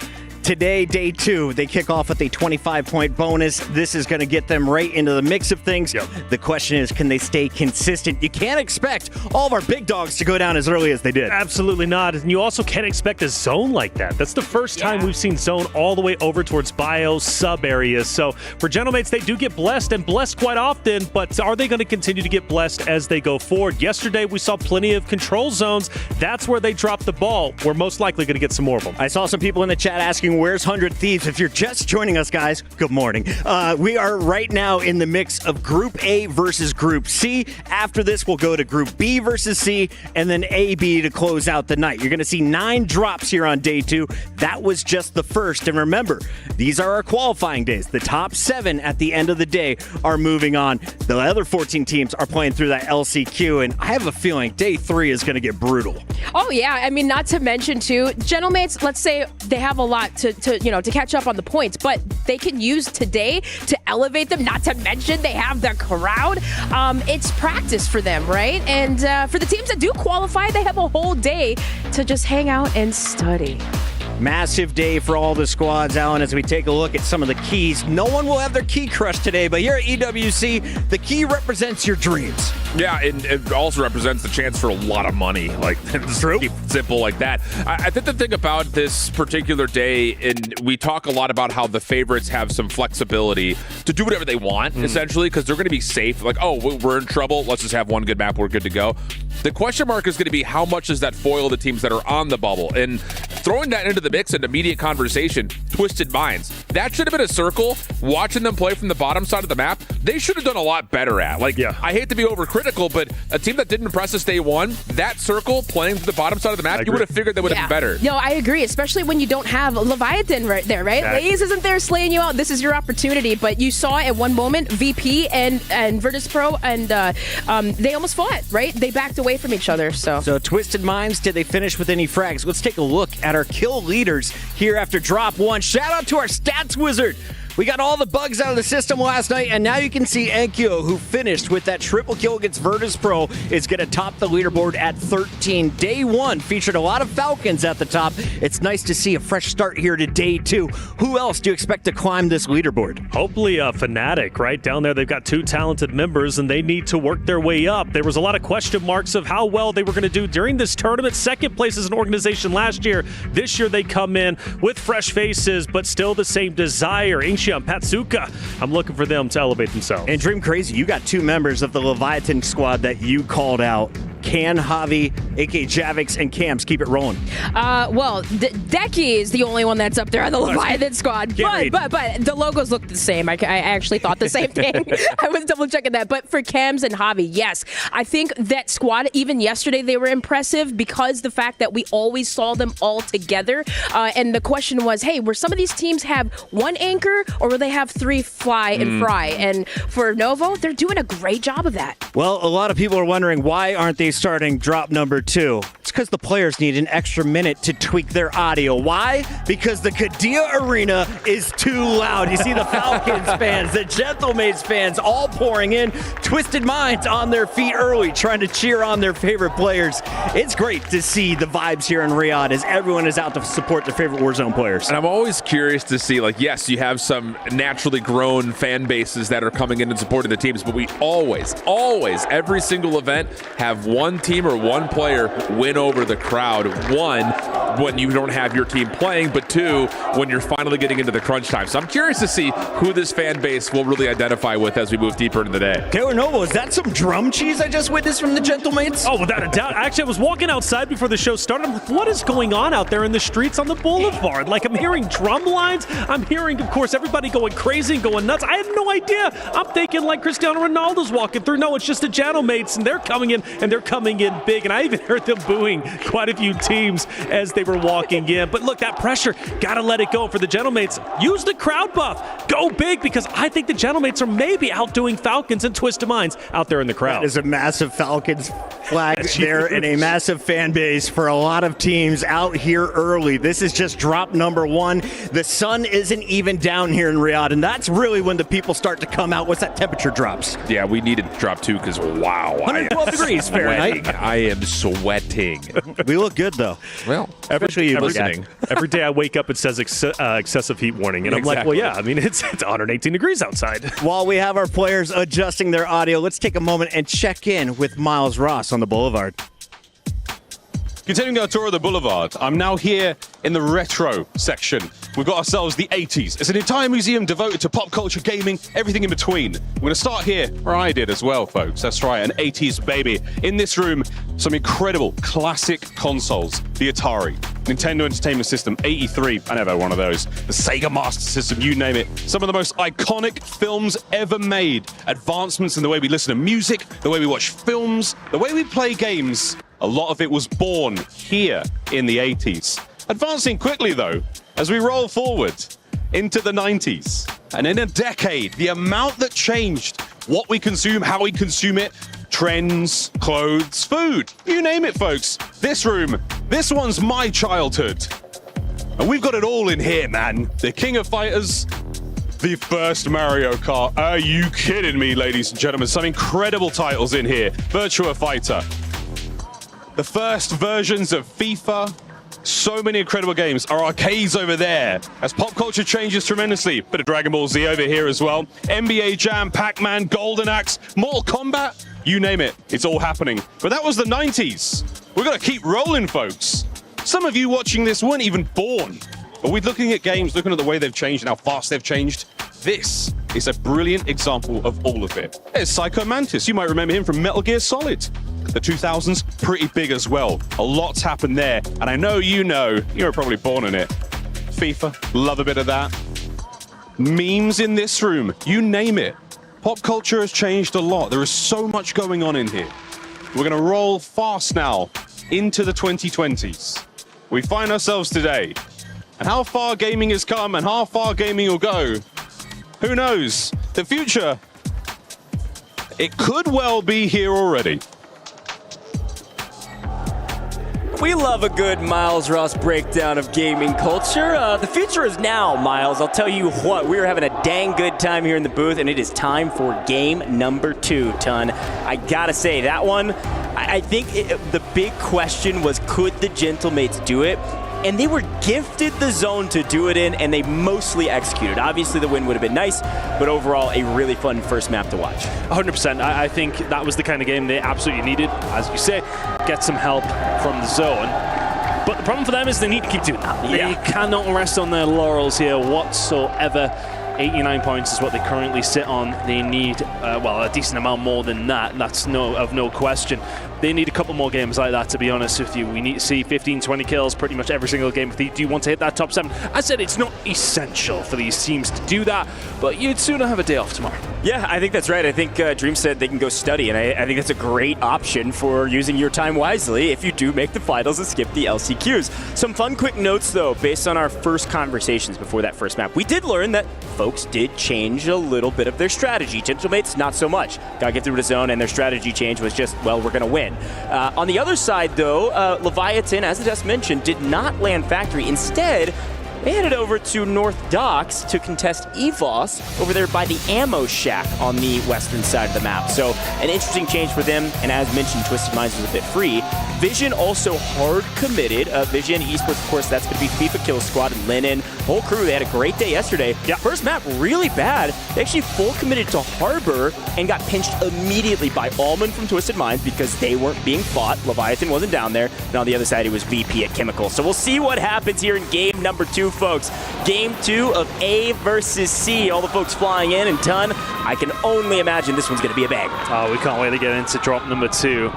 Once again, just with that caveat of that we're constantly keeping an eye on what Falcons are doing, thinking about strategies moving forward. Same old, Stronghold fully locked down from them, but keeping an eye on what's going on the rest of the map here as well. Big fight over control, as it often has been, but that's a change up from Inner Circle. They went bioweapons last time, they're not playing with that this time. And I think the desk also said, we got to keep shouting out CT Gaming, so I'm glad 100%. We're starting with them, man. They fried last game, a little bit under the radar. They've been playing kind of center of map, contesting phase early on the bot side of Prison. Be curious to see what they can do on this map. The zone is very centrally located for the most part, like you mentioned. Could favor them for a late game play. Watch out for CT Gaming. We'll continue to watch out for them because, as you can see on your screen right now, they are now the new bubble. Of course, a couple teams in that mix not playing currently. And immediately, Team Vision get pushed out Harbor once again. They have to then relocate. Lennon has done a good job at that, but they're over towards headquarters now, so how to play a very, very different game. While they look towards the control. Let's see if the Australian boys can get going again. Our winners from the last game, are they getting farmed? Javic's going to find at least one. Is the pickup going to be there? Yes, it is. Wow. And our winners from game number 1 keep things rolling. Man, Novo's looking really strong, and this time it's Inner Circle contesting control, which is unlike them. Usually they go up to bio, but with the zone a hair more south, maybe they're changing things up and just contesting everybody. We'll see what they're able to do. And a problem there for Inner Circle, once again, straight off the start, really struggling. Fortunately for them, they make their way over towards Harbor. That's completely uncontested, but what isn't is inside of Prison. Once again, can this continue for CT Gaming? Just really going under our radar every single game. Kills falling their way, Scum and Enko starting to drop, and that's another team who are really struggling in AG Global. Not had a good start here. Yeah, AG in deep trouble, and Nate Dogg goes to toilets to try to find some moment of reprieve, and unfortunately gets punished for it. FaZe is here as well, though, as you see King Madi and squad now in deep trouble with their anchor away, I think on 1 floor above. They're going to be fine for now, but FaZe reaping the rewards of that extra shots down on AG. Now, AG, if I am not mistaken, I think might be full out of here. We'll get that confirmation, and it is looking like Scum and Co cannot find a place that is safe for more than a couple seconds, mainly because Team Vision had to relocate. Look at where they're at on your screen right now. Team Vision, on your screen, they have HQ in full control right now. And look who they're next to, the guys that have constantly been causing them problems. They can't get away from each other. You can see Twisted Minds trying to get something going here after the initial wipe over towards Team Vision. They maybe don't like the fight over towards headquarters, and I don't blame them for it, the high ground. Very much with the EU squad. Bit of a transition here from Armand and Co. They're just trying to scout out over towards the Harbor. We'll take a couple of shots for good measure. But big fight going on there actually as well. You can already see FaZe Clan finding a lot over towards Inner Circle, who have just not been able to find a home in this game.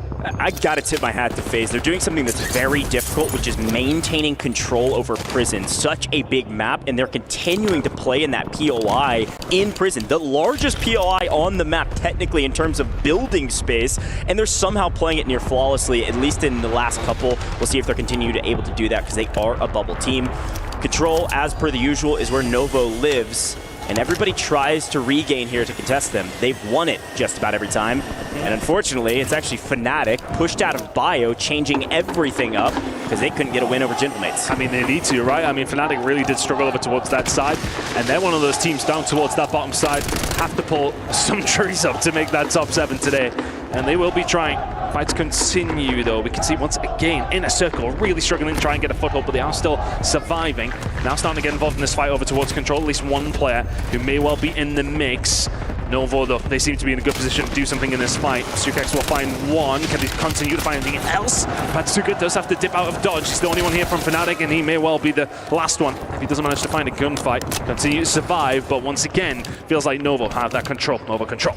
Yeah, it's a tough fight, frankly, for Novo if the other two teams fighting them had more personnel in the area, but it's just not enough bodies to take down Novo. We swing over to the Gentlemates, though. They were able to get a little active, take down Lazy, hyping up his gun skill. Unfortunately, couldn't win the 1v2 or even the 3, with Gentlemates pushing down from Bio. Not contested this time. It's a free rotate, but look who's coming over early from Kim. VP starting to make a play because most of Chemical also out of zone. They've got to pull into prison or at the very least Industries. They found Grom already. Noob's now on the hunt as well. Enko seen on the other side. Couple of shots will get tagged up. You can see the fight on the other side. Perfect transition from Noobs. Helps out and Hallow is down. You can see right now, though, it is actually going to be Enko making his way across the map just to continue to survive. Teammates are dropping back in, but really good job there from the side of VP. They may well have control of Industries, but they will have to keep it moving. Yeah, and FaZe knows exactly what's happening over here. They want to get into the mix and pick up some third parties. They know that people are weak, and Enko says, get out of my face, J-Tech. You're not cleaning up anything besides maybe some of your decision making, because that was not the right one. Flanked Enko backing up after getting punished for trying to make a play. Really big kill coming in from Enko, keeps things rolling for his squad. Fnatic will get out and get back to their comfortable spot. The big fight going on there. Biffle finding 2 over towards the left-hand side. There's a big fight going on between Falcons and, of course, the team of EXO Esports. Over towards FaZe, though, trying to get some control inside of prison once again. Grom making the push, needs to find this kill. Comes just far too easy. He'll find the gunfight. Gentlemates living on a wing and a prayer right now here in game number 2. Yeah, they got a little over-aggressive because they're getting pushed from behind by VP. We do see Penguin's team get fully wiped. Squad 13 out of here. Watch out for the Falcons, of course. A bad map 1 for them. It doesn't matter on our overall leaderboard, but they could spoil a couple folks' tournaments here and send them to LCQs. Team Vision, again, have 1 headquarters. Remember, they dropped Harbor, get shoved out, they take over HQ, and wipe AG. Now they have maintained over a powerful position on the map. Frankly, one of the most powerful from a high ground side. That's why the Falcons are contesting them. Watch out for that fight as we head down to Twisted Minds in Inner Circle. Yeah, this is the first time that Inner Circle have really been able to get some sort of control over an area. And they've got Twisted Minds to deal with. But aren't they going to be able to find much purchase out of this position? They're not in a terrible one, but it depends where the circle's going to go, but we'll worry about that in a second. Kills are really the aim of the game from them. Deki will fall to Orbs, who is obviously on a little run on himself, but over towards Bray and Teeny on this side of the map. Just finessing right now, but they're going to have 3 members of Twisted Minds to deal with. Yeah, Twisted Minds not really in deep trouble right now because they have their anchor out onto the boat. We swing over to this fight in HQ. The Falcons down in numbers. Team Vision going to swing on this to try to wipe Biffle. We do have Ahsoka still alive. He's actually way deep out there in living quarters. I think we see him for a blip for a moment. Biffle standing in the corner, maybe talking to his team. I don't know what he was doing, but now he's on the run. And he's going to get pushed by Echo. They go for a trade. Echo, he gets pushed down and he wins the 1v2. I thought that was absolutely assured that Team Vision win that. What in the world? Dropped on FIFA. They dropped on FIFA. They're going for the wipe. There's just no way that Team Vision should lose that fight. Unbelievable. So much to talk about there, but so much more going on because we swing over to Twisted Minds, and now they're body stacking, now they're playing together, and now they're wiping Inner Circle. Not a full wipe, but the Falcons can get into the mix because they took down HQ. They have so much room to work with. HQ is now the Falcons. Somehow, some way, Team Vision is out of this map, and Falcons are in the most powerful position right now, and now Shifty and Biffle are on the hunt for free kills. That way is Diaz Biffle right now. How on earth? I think there was probably a bit of a misplay. You can see, Echo on the leap up, gets them lined up. Lennon dealt with. Shout out production for the replay of that one because they let them know, and immediately you see Shifty jump on FIFA's head. We'll have the position, we'll have you out of the game, we'll keep things rolling. Remember who you challenge. Biffle continuing. Armin the next on the top. He's just flying. He is sending it as Biffle finds another. We'll have Aiden as well. He is solo wiping teams here in map number 2. As per the usual, the Falcons have one bad map and they say, don't let anybody forget who we are and what we are capable of.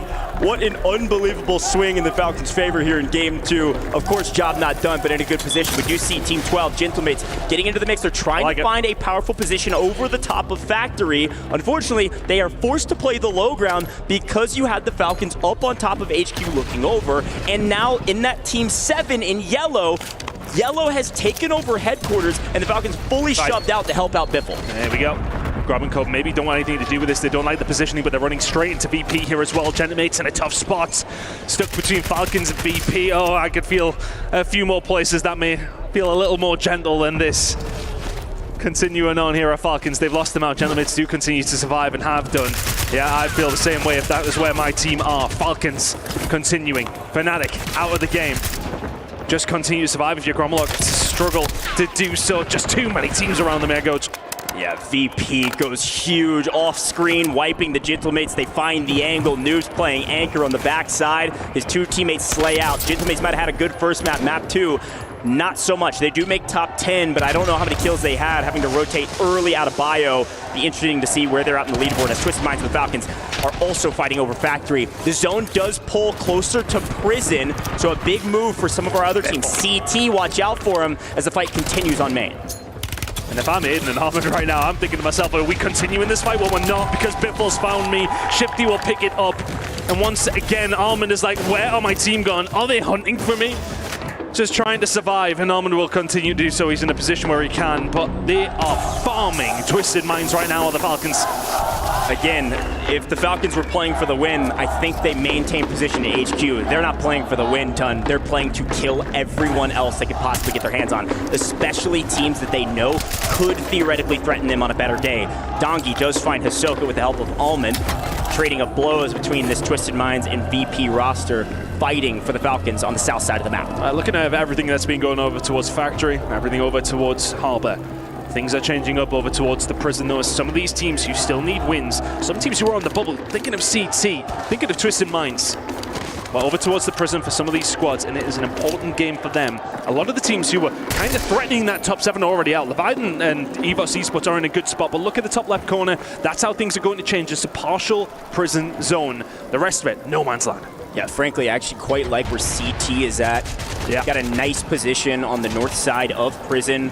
Kind of uncontested with 3 teams on the south side in Prison. Big main Twisted Minds out of here because Shifty finds the right angle. Almond all by himself. Hardly a prayer that he could get out of that regardless, and unfortunately gets cut down. Now, I will say EVOS, they might be out of the equation on our overall leaderboard, but they've got a great position on the map as well. The other side of top Prison, Showstopper, Robstar, and Jawad. A tough tournament thus far. Rob has been fighting for this high ground position this entire tournament, finally able to execute on it in our game number 11. Look who's still alive and kicking. Novo. Vortex is here, 8 kills to his name. They are slowly making themselves a very, very tasty team. A team who can contend here this week. But we're down to 6 teams in a very small zone. That is going to halve pretty quickly when this circle finally closes. Somebody else can fact check me, but I think besides the Falcons, Novo Esports got to have the best average placement. Good grief, they made it to top 6 again, but everybody wants top 5. A key factor for our multipliers, a key factor for a lot of these teams. Quick look at the zone. You saw it on your mini-map. It is pulled completely off of Prison. Who's in the best position? It's absolutely VP. A full, healthy VP on the low side. High ground usually an advantage, but for this zone, absolutely isn't. Falcons in a really rough spot here. Dongi and Co. Eyes on. Everything working out in their favor, and there they go. They're wiped. They've had a very, very good game, but that is a good amount of kills coming through from VP. They're starting to line them up, Dongi, and starting to fry. Everyone's going to have to jump up the top of Prison very, very shortly. You can see the streak starting to come in, and that is causing absolute havoc. Vortex then falls. Those 6 teams are now 4. Leviathan, they needed a big game. They're down near the bottom of the leaderboard, and changing up their POI apparently has worked on this map. Showstopper going huge. King Mighty cut down. CT trying to make a name for themselves here on main stage, but unfortunately, Showstopper is stopping their show today as VP, a full team of 3 with zone position. Showstopper by himself. It is all Virtus.pro in game number 2 in A versus C. Incredible game. A one where we got to see some teams starting to flex their muscles again, but once more, the cream is rising to the top. Virtus.pro get themselves a very good game, and that will help their cause for a top 7. Not that we ever expected to be anything different, but that might just solidify it. A great map for them. They got a lot of kills, but again, it's the same story as the Gentlemates. They did get the zone. They got every zone that they really wanted. Yes, they had to pull off of Chemical, but pulling back to Chemical, they knew exactly who was behind them, aka nobody. They had the best position. If that zone pulled back to Kim, it does. They get the win. The key factor about that game, though, about VP, was that Team Vision was pushed out of Harbor immediately. So then VP knew exactly where everybody was at. They knew nobody was behind them. They could play it nice and slow. I don't know how many kills they ended up with, but overall, a great practice for a great win. They were already at the top of the leaderboard, and this just solidifies that. Good game for EWC Esports as well. It's one that they very much needed. Towards that bottom side, they find themselves in second with a decent amount of kills. That will give them some hope, but there's still a lot of games still to be played. One more game here for Group A versus Group C, and then we'll change things up. You're not going to want to miss Game 3. Don't go anywhere.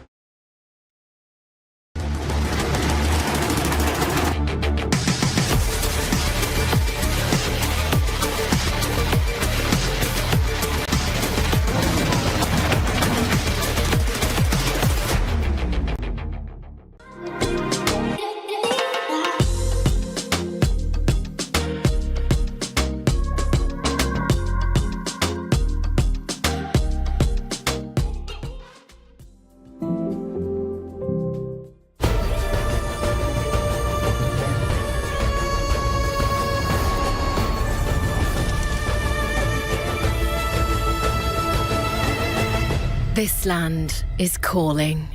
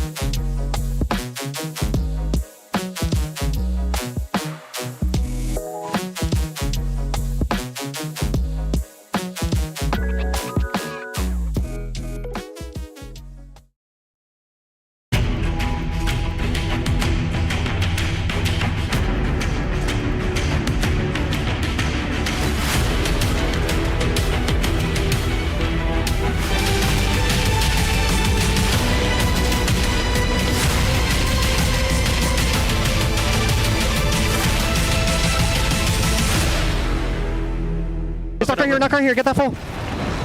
I got it. I can self, Yeah, mid window. Eddie, cross to me, come here. I have everything. Yeah, come here. Down on mid. On the left stairs, on the stairs. Yeah. I got my full in mid. I can see on the stairs. And top and bottom. I'm playing right here, on my ping. Down. Crack. Top on the left end. Last. On the top. He's selfing, I think. It might be.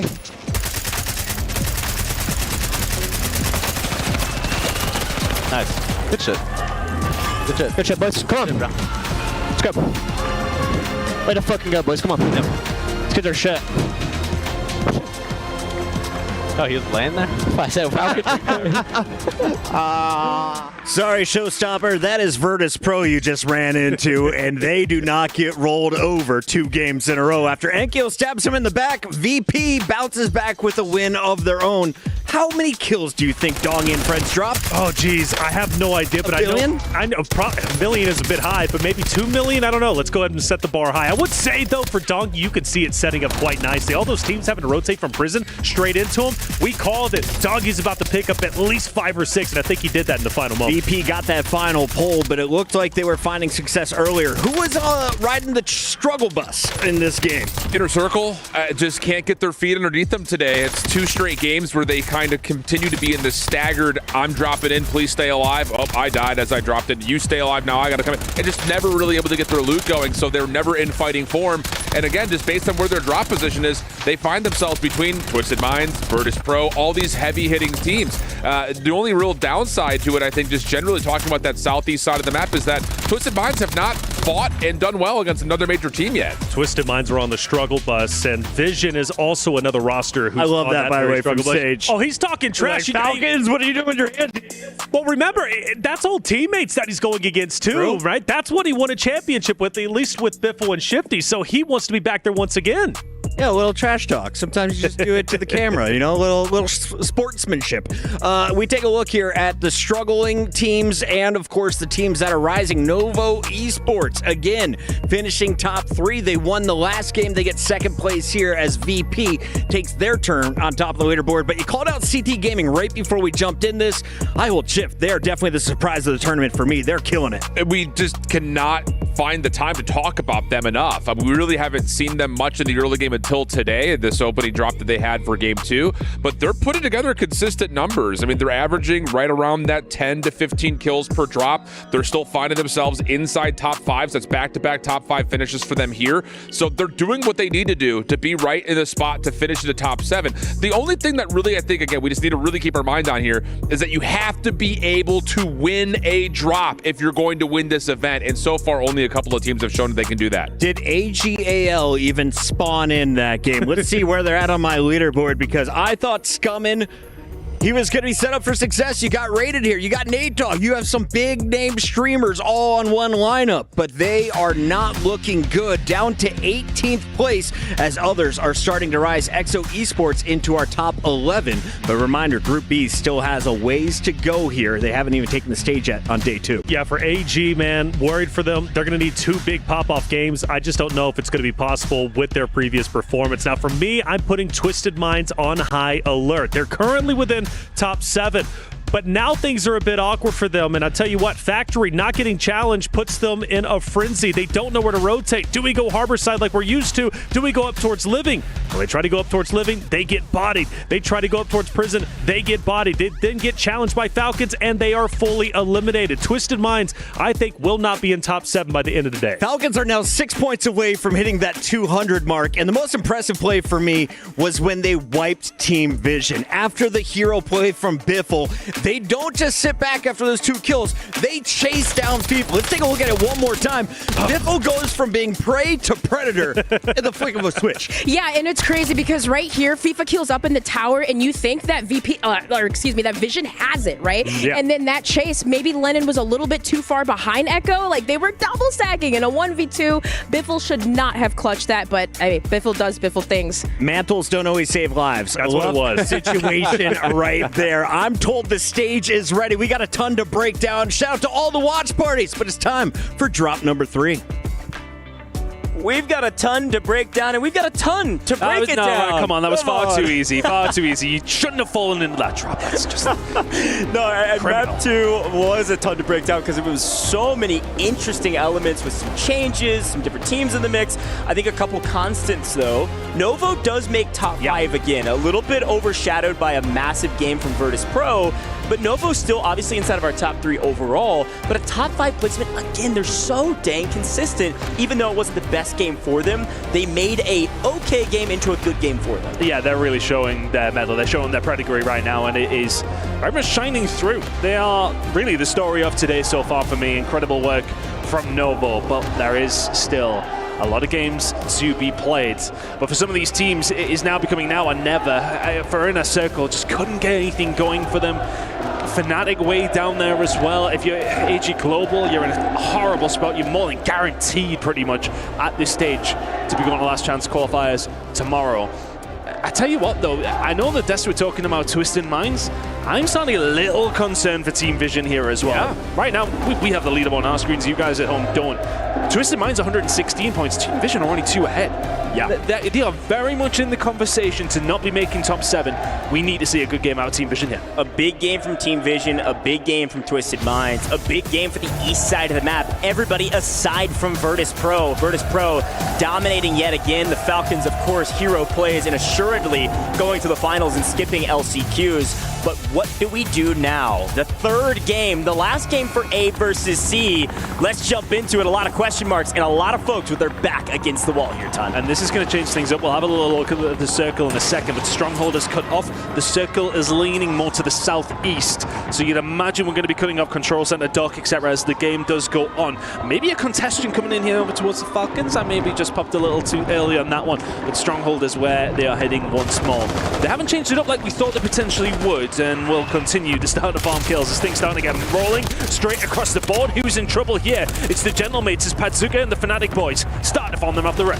Yeah, Fnatic back at their old games again. I guess this old dog can't learn new tricks. They're back up against the Gentlemates up here in Bio, and I think a trading of blows both ways means both teams will back off for a moment and make sure their teammates stay alive. You don't want to get wiped early, not when you're fighting for position on the leaderboard. And of course, I think a lot of other things we could talk about Team Vision. They do go back to Harbor, and they do get somewhat contested by that Kim team of VP, but so far so good. It does look like Twisted Minds alone as well down in Factory. So we're going to stick with this fight for now to make sure that both of these teams are able to make it out of Bio alive. I can't imagine that's going to be the case. Just a side note, we'll not go over towards them necessarily, but Falcons did get contested over towards the Stronghold, and that was actually from EXO Esports. A bit of a bold play coming from them. Safe to say EXO Esports are being sent packing. But what I did love to see there was from Falcons, 2 of them just back straight up. Hisoka was in a little bit of trouble. You see Biffle, Shifty, come straight back to help their right. Well, and this is actually a key moment of Prison. We haven't seen the beginning of this Prison fight in a while, and CT has actually pushed FaZe out of Prison, out into the open. For now, that's okay, because everybody else is congested in this kind of quagmire of their POI. But look at the kill feed lighting up like crazy. Inner Circle decided to contest Novo over in Control, and Novo is punishing them. And speaking of getting punished, over there in HQ, Showstopper, Robstar, they're not getting anything. They're not getting a tower. They're not getting an ammo shack. They are out of here. Pretty early doors for them. Vision, once again, really, really struggling. And the problem is for them, they're dropping in between 2 shocks. They're between VP, they're between Twisted Minds, and they are just getting farmed over and over. Lennon has been caught by noobs. Everybody else from Vision now is just trying to start to survive. And who are they potentially going to run into? Their Reapers from the last game in Team Falcons. But as that all goes on, we'll see how it develops. But back over towards Falcons, back over towards Bioweapons. And right now, back over with Fnatic, I should say. A lot of teams starting with FPA. Doge, we're struggling. We'll get there in the end. No, I love it. I'm really curious to see what's going on with CT and FaZe still. FaZe still pushed out of their POI, and now's the time where some folks can start looking over at that fight and saying, why are there open people wide out in the open? And actually, J-Tech is getting picked up by CT off screen, as Fnatic still fighting the Gentlemates on this spot. This is something that happens often, especially up in Bio when you maintain position in the zone. There's going to be fights that take a very long time, but we swing over to the Falcons and Twisted Minds. The Falcons getting better than their opponents overall. A nice win for them right now. Almond, I believe, last alive for his team after the Falcons strike down 2/3, and they know exactly where Almond's at, but they know they can't get there in time to get the full wipe. Twisted Minds still in the blender, even though they have Factory completely to themselves. Falcons playing around. Team Vision over here as well, who have not been able to get things rolling whatsoever. Lennon in a little bit of trouble. More than that, he's gone. And all of a sudden, Echo and Cove really do have to just continue to survive. A team who we did lose was EXO Esports. They dropped on Falcons early. Of course, got wiped. Echo falls. And once again, Team Vision, you cannot get a hold of anything right now. They are starting to struggle. They're under threat of this top 7 falling out of their hands. Still floating, still on the map, but need a hero play. And speaking of a hero play, Novo Esports in need was one as well, because we've got Biffle trying to play spoiler to Control. This is the classic rotation from the Falcons. This is what they did in the first couple of maps. Take a look at the left-hand side of your screen. You do see that 9, that salmon peach color-ish. That's going to be Team Vision. Watch out for them on the map. If you see them, they are still alive. We'll continue to check in with them. This is a key moment being on the bubble, with this Novo Esports team trying to go big on Biffle. They are not going to get 1v2'd. They did not body stack. They chowed together side by side, and they win the gunfight. Incorrect call from me. Exos Esports still continue to thrive. And, well, just about survive, if anything. But teams starting to fall, players starting to fall, control starting to go over to a few different teams. But this is a big fight on the outside of the circle, but it's Javix once again finds the fight. Can he find the second? It's not going to be there. Shifty once again. Him and Biffle, no, actually they managed to find the wipe as well. Novo fall extremely early to the hands of Falcons. And once again, though, EXO really want to get involved with the Falcons. They're looking for control here as well. Like we talked about, the Falcons are just here to make a statement now. They don't care about anything. They've already qualified for the finals, most likely. They're at over 200 points at this point, and they wipe one of the top teams today. Novo is out early for the first time, I think, in the entire competition in double-digit exits. A crazy moment because they stayed in control, and unfortunately, when all three are in control, the Falcons come in at the right time. They're going to be able to get the wipe. Great execution from the Falcons yet again. And eventually, it is going to be Vision getting a little bit of control themselves. Got one other player towards the other side of the map, but we are eventually seeing them get themselves at least a loadout and up and running. Once again, running into Twisted Minds. These two teams fighting over each other, but also fighting in pretty much the same spot on the leaderboard. Important fights continuing here. Right now, keeping an eye on Fnatic as well. They are pretty much center zone for the most part over towards the top prison side. We'll keep an eye on how things are going to transpire. That circle is closing. We'll know which way we're going in 20 seconds. And again, our zone is pulling southeast. So Bio now out of zone, Stronghold out of zone, most of Living Quarters out of zone. We're going to be headed to this POI right here. It's going to be a factory or harbor ending or any of that land in between, maybe red. Here we go, Aiden looking for a double on Vision. This would be a wipe likely on Vision. No, they've got one floating. Either way, it's going to be a wipe on Echo, not even close. The wrong place to be at the wrong time. We've got Inxian out as well. Fnatic being wiped off screen as it looks like Leviathan picking up a few kills. Twisted Minds doing a lot of the same. Yeah, unfortunately for Vision there, they had one player over towards the other side of the map when they went for that regain. That was FIFA. He's only just got involved. And now they're hunting him down as well. Here come the rest of VP. FIFA needs to survive and has survived long enough. The rest of the team are on their way back, but how long can he survive? Aiden hunting, and they find them just oh so easily. FIFA wiped up the map, but the rest of the team have continued to survive. Big fight going on over towards prison though. Team starting to get involved. Yeah, a huge switch here because the Falcons are getting into the mix. They're trying to get really active, and as they do, they get punished for it. CT was waiting, lying in wait. Scummin also trying to find anything on the leaderboard, and finally AG is coming online. Finally, they're getting kills after an absolute goose egg. And the last one, they have a few to their name as Biffle is last alive and barely breathing, slowly, surely waiting for his teammates to get back into the lobby. Yeah, he should be all right as everything is kind of shaken out here. Biffle will continue to survive, but will have to take his time to go for the regain for his squad. Fights going on here. Over towards Chemical. Good shots coming in from Sage. One smoking. Manny's picked out of the sky. We'll have that one. Noobs will find one, of course.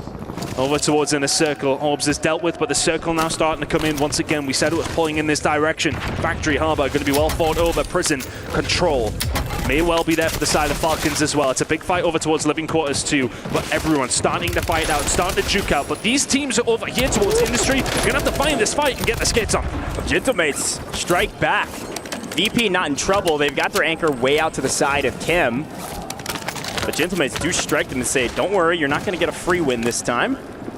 We see, looking at that zone again, you took a look at it, there's not a lot of people in Harbor and Factory, which means anybody that can regain before our timer ends are going to fly directly there. You're going to see a lot of solos, a lot of duos down there trying to regain. I would expect a team like Twisted Minds, since they're still alive, to get a couple of these kills and then directly swing back into Factory to try to take over the control of, frankly, the strongest POI on the map. And not the high ground currently in zone, but what will be the high ground. So they're going to play low side and then work up through Factory. Watch out for Twisted Minds, hopefully in the late game. This is their game to lose. It is pulling to their POI. It's the classic statement we said about the Gentlemates. A couple of teams who are going to struggle here have to make a big jump over towards a little bit of safety. Well, it is going to be Vision. It was Nate Dogg who was watching over them, but FIFA will manage to find it. They make their way. Gentlemates of Grommelok and Co. have to also make their way over towards prison as things starting to get a little mix here towards this bottom side. Still 10 teams remaining as the third circle continues to close. Team still fighting over everything over towards that side, but if you are in a circle, you're just trying to survive right now. Yeah, watch out for the Falcons. They just popped an advanced UAV. They're going to go flying through prison and trying to pick up some kills. They also know how to rotate to new zone, and it does look like they're going to swing down to HQ. Watch out for HQ fight while we see the inner workings of prison get all shuffled around. Inner Circle, I am surprised, frankly, that they have been able to regain as best they have. They at least have 2 on the map. They're trying to make a play. It does look like Oz being cut down off screen by noobs. Might spoil any plans they have for a full team of 3, but take a look here, as it looks like maybe the Falcons not going to rely on one, but an entire team to wipe this Team Vision. Well slowed down by FIFA. Enko, has he found the angle? Yes, he has. FIFA will get taken down. Can he find the second? Not quite going to be there, but it's the trade Lennon to pick up the pieces. Hisoka will fall. All 3 members of Vision continue to survive. But if you're Falcons, you survive as well, but they're in a precarious spot right now. We've got to check in with Team Vision and do a listen in with this squad. Now that they've wiped 2/3 of the Falcons, where do you go from here? You need the points. Let's listen in. Where do you throw it, Len? Here. I got it. There's a gold crate below, by the way. I'm not hitting him with that. One of us should probably buy you here something. We should play grannies. Give me. Look at this down low, bro. Look at this down low. Yeah, see it. Right, fall. I'm buying you. Give me money. Echo. Yeah. Run one side door, right side door on that one. On the stairs there. Stay on, I dropped here. Alright. Where'd you drop me, bro? Inside, bro. Where? Like, FIFA picked it up, bro. FIFA. There you go. Money, bro. We've got to watch roof and shit. Yeah, I already jumped out. Yeah? Yeah, we'll get deep in gas on the right. Some strategy plays, some miscommunications, but overall they are alive. Off screen, nice shot from FIFA. Off screen, you didn't see Falcons full wipe, Gentlemate's full wipe. We're into the top 10, and Team Vision trying to address how they want to move into the zone. They went to go buy UAVs, and now we're going to push on to Twisted Minds. Remember what I said about Twisted Minds? In Factory, they're trying to maintain control as we see Leviathan struck down by VP. VP will not go quietly into this new zone. There is only one alive as AG falls. And it's very typical for Vision to actually get themselves in this position, as we see the circle in the top left corner now is shrinking towards them, and Twisted Minds, 2 of the teams we said coming into this game needed to have a big one. Vision have somehow survived to this stage. They may well go on to win this game. Huge question marks around the total amount of kills that both of these 2 teams have, but on the offside, Sage is by himself and he doesn't care. Picks up 1, no, can't get the trade out. VP out early, they do go down in 6. They will not get our best multiplier you can get without the win, but even still, VP puts points on the board as Inner Circle again. Tip my hat, I shake their hand. Somehow, some way, in a regame blender all game, they have made their way to top 5. They needed it bad. It's been the same for them. It's been the same for Team Vision. It's been the same for AG.AL Esports. You are living very much by the hair on your chins. Resolve will fall, and there you go. We've lost CT Gaming, who have once again just found themselves over towards the top side. But here we are, with Team Vision over towards the top side of Factory. Boat very much belongs to the side of Twisted Minds. You have an Inner Circle and EXO in the mix as well. Anybody's game. But really, the height advantage belongs here to Team Vision. What can they do with it? Well, there's a drop. Braid's going to fall. Obs is there to find the pickup. Obs actually managed to find himself plenty of kills, but can they find the pickup? Yes, they can. Inner Circle gone. 3 teams remain. Yeah, you steal those kills away from Hamoud as well. It's a huge win. It's going to be a 3v3v2. Obviously, Twisted Minds with that zone actually pulling even further than I thought it would. It's going to pull all the way to Boat, and now it's actually pulling back over to School. Who rotates first is the question. Do you have the resources? Do you have the gas mask to rotate early? Twisted Minds is the best spot. Hamoud and Notorious say, we're going to go underneath everybody and maybe swim over to School. You can only imagine Twisted Minds has sniffed these guys out. There's the early rotate. FIFA Kill, known to be a great IGL, does get there first. We'll see if that power position pays off. Check out FIFA Kill on the right-hand side. Yeah, makes his move. And here come the rest of the team as well. Enko will be the last domino to fall, the last player to make his move as well. Arm and Enko just trying to find some pigs. Do they know where they are? Do they have that information? Do they have the gunny? Enko pinned down for just a little bit, but he needs the rest of his team to help him out here. But the linchpin in this one could be AG.AL Esports, who are still lingering. Again, Team Vision, the only team technically in new zone. They have power position by a mile. They are going to win this game unless it's an absolute sell. Twisted Minds extremely good at rotating. They're able to do it. No, they can't. Z-Smith can't get through. And EXO actually cleans up one as well. They trade blows. Twisted Minds in a complete blender. They've got one down below. It's going to be a 3v2v1. Team Vision has this game. They've just got to execute. Do not scam, gentlemen. You've got to win in your hands. EXO can't get out of the water, but still a great effort from them. Yeah, 3v1v1. Team Vision. It's very typical. They were in such a bad spot throughout the majority of this game. One player now will fall. You can surely imagine EXO will fall as well. Aiden couldn't do anything there. And I don't know if Notorious can do a great deal about this. That's a hell of a regain from Team Vision. They were battered across the entirety of the map, could not find a spot to call home. And they end up the team on top. It's a big game coming in from Team Vision, a one they absolutely needed. A very interesting map, Ton. We had 3 teams technically on the bubble, 2 teams right there on the bubble, in 5th and 6th, I believe, with 100 Thieves not even playing right now. So realistically, they're 6-7. They are the bubble, and they needed some points. I think the big question, though, I don't think Twisted Minds, I don't think EXO, and I don't think Team Vision had very many kills, not compared to what we've seen in the past. So is it a boon? Absolutely. Is it a nice thing to add that feather to your cap, say we won another map? Sure, but I don't know that it's going to change the fact that they're still going to be on the bubble, and they're going to have to do it again when they get into their next matches. I think just for me, just the position they were in to then find themselves to go on to win that game, they could have very easily dropped out 10th, 11th. I mean, it has to be, it's extremely typical to see how far they managed to get themselves, how good of a position they found themselves in towards the latter stages of the game. Great set in the end out of them. They will take that all day long. But still, the question remains, can they manage to find a way through? A lot of work still to be done. Yeah, it was a great moment from them. I will say they capitalized on their advantage as well. They were the only team with a player advantage because of the way Twisted Minds had to rotate. EXO picked off one, and then it was just free. Even with the smokes out there, a couple bullets connect, you've got them locked down, you get the kills. They had player advantage, they had height advantage, they had rotational advantage with the zone. They had everything in their fingertips. They just had to execute. They were able to do that. Obviously, great AG.AL calls, but frankly, a gift towards the end. It was really fun to see multiple teams that were in the Regain Blender. I don't know if we need to brand that and sell it here to EWC, but the Regain Blender is the definition of Rebirth Island, and those teams able to stay inside the Regain Blender and not get bits to pieces. It was a huge win for even folks like Inner Circle if they had some decent kills. Folks, we've got an interview down on the stage. Let's check in with our stage crew. The Gadia Esports Arena is on fire today. You can hear the crowd. What a phenomenal day so far. And we're only 3 maps in. I've got Enko here from Gentlemates. If you can hear me, Enko, above all of this, you started today 17th place. Struggling a little bit, but you know what? You had your head screwed on because you came in 13 kills and you managed to secure first place on that map. How did that feel?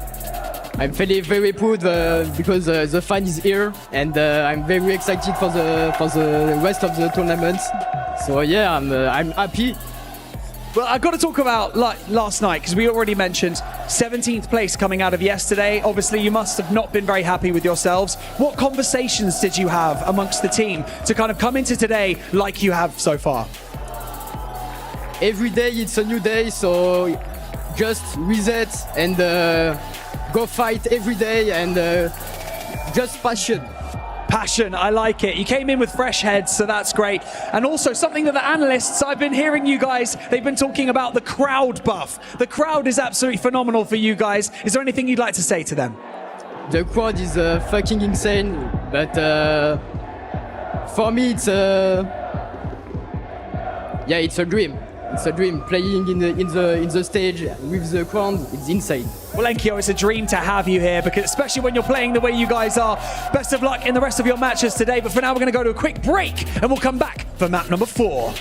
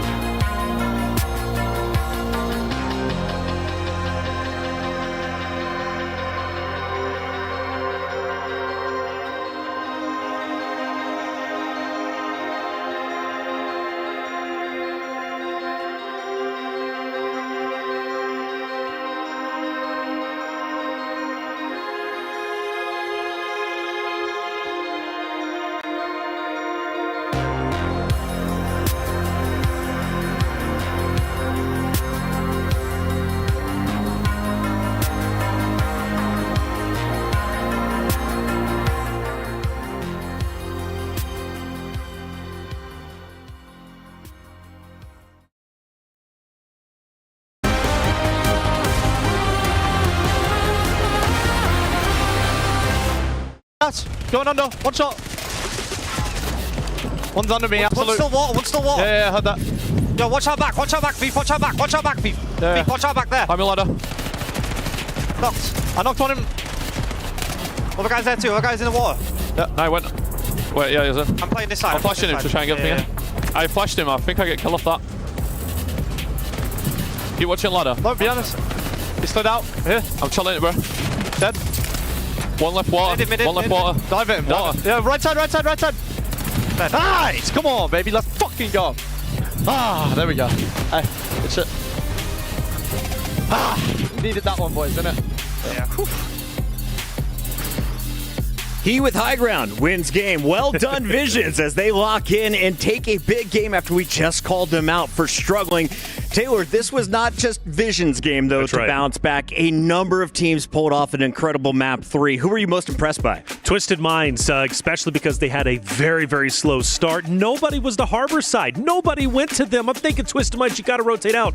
But they saw the zone coming to them, and therefore they stayed true to their strategy. They stayed on factory, and everybody started feeding into them. Twisted Minds, in my opinion, got a tremendous game they needed. Inner Circle was the surprise of the game for me, somehow surviving into our Final Four. Dream Crazy, who else did you note from Game 3? Yeah, I mean, Inner Circle for one, just had to note, Regame Blender the whole time, making a top 5 is insane. AG Global, just a quick note, if we want to mention them. Raiden had a big play. Yeah, they had a little big play in the mix after having 2 dead last games. But XO kind of sneaking their way into the water into the top 3 for Hamoud and his team. Even though we really haven't seen too much of them on broadcast, they're still sneaking their way, inching their way into the top 5. Notorious that Jordanian was the last man standing outside of Vision's crew.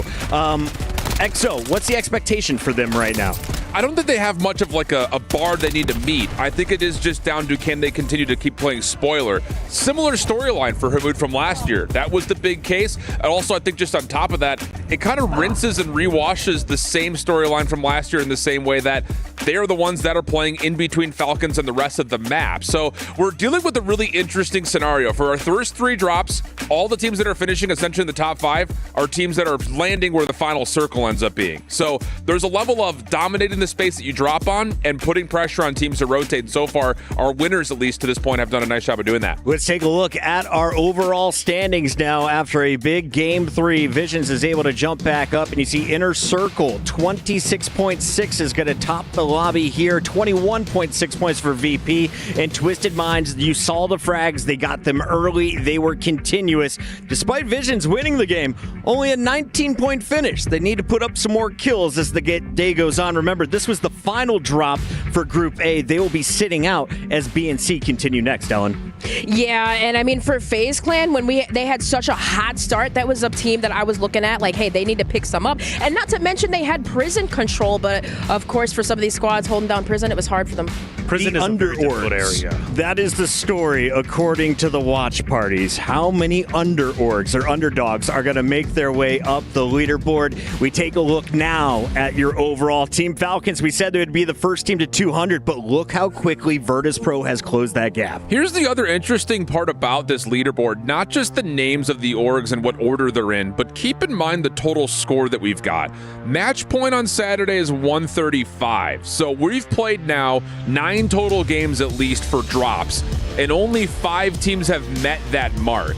So there is a level of, can you get to 135 quickly? But then, of course, the follow-up question is, can you actually win a game of Rebirth Island? So far, again, most of the top 5 have been able to provide that. Just comes down to being able to do it on a consistent basis. Only 6 squads are over 100 kills, but a lot of our B squads were sitting out watching. They are ready to take this stage. If you're going to close the conversation on Group C, though, these are our final drops of the night. We have 3 left. So what do we need to see from Group C before we move over to the Group B discussion? Inner Circle, first and foremost, a team we've been pumping up, are narrowly missing out on top 7. Yeah. They have a very real chance to do so. Novo Esports has been holding on tight, but the big question for the crowd favorite Gentlemates, will they be able to get into top 7 and go directly to finals, or will the LCQ be in their future? Gromalok has been on top of his game. We saw some hero plays from that young man, though, and as we take a look at some of their big clips from Game 3, who had your eye, Taylor?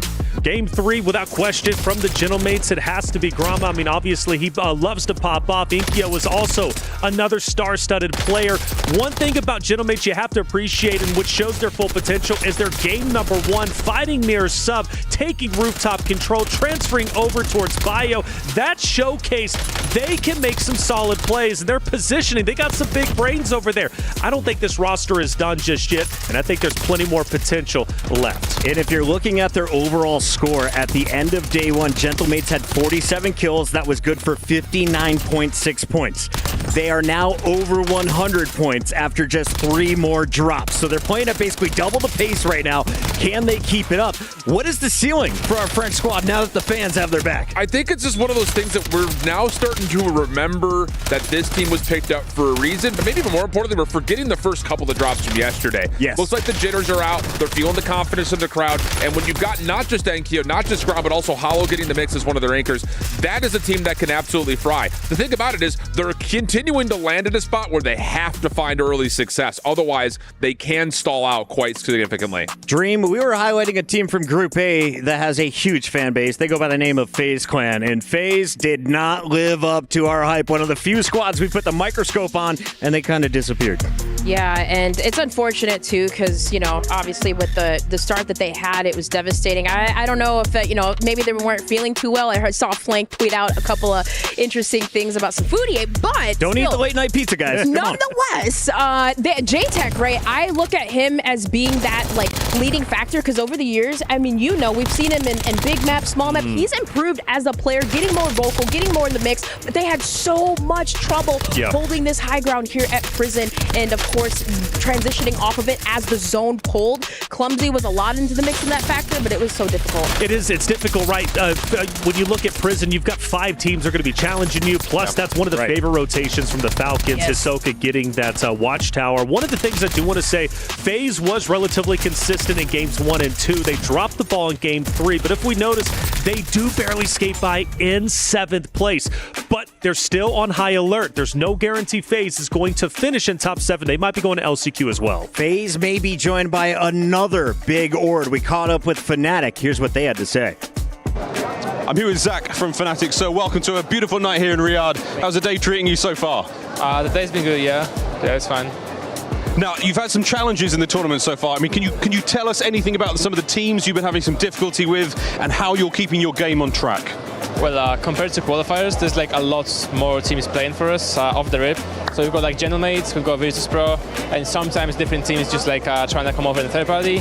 So yeah, it's been tough, but yeah, it's all about like just winning the gunfights pretty much, so yeah. The guns look hot, the guns look good. You've got a break now. What are you going to do in the break? What's the secret to staying cool?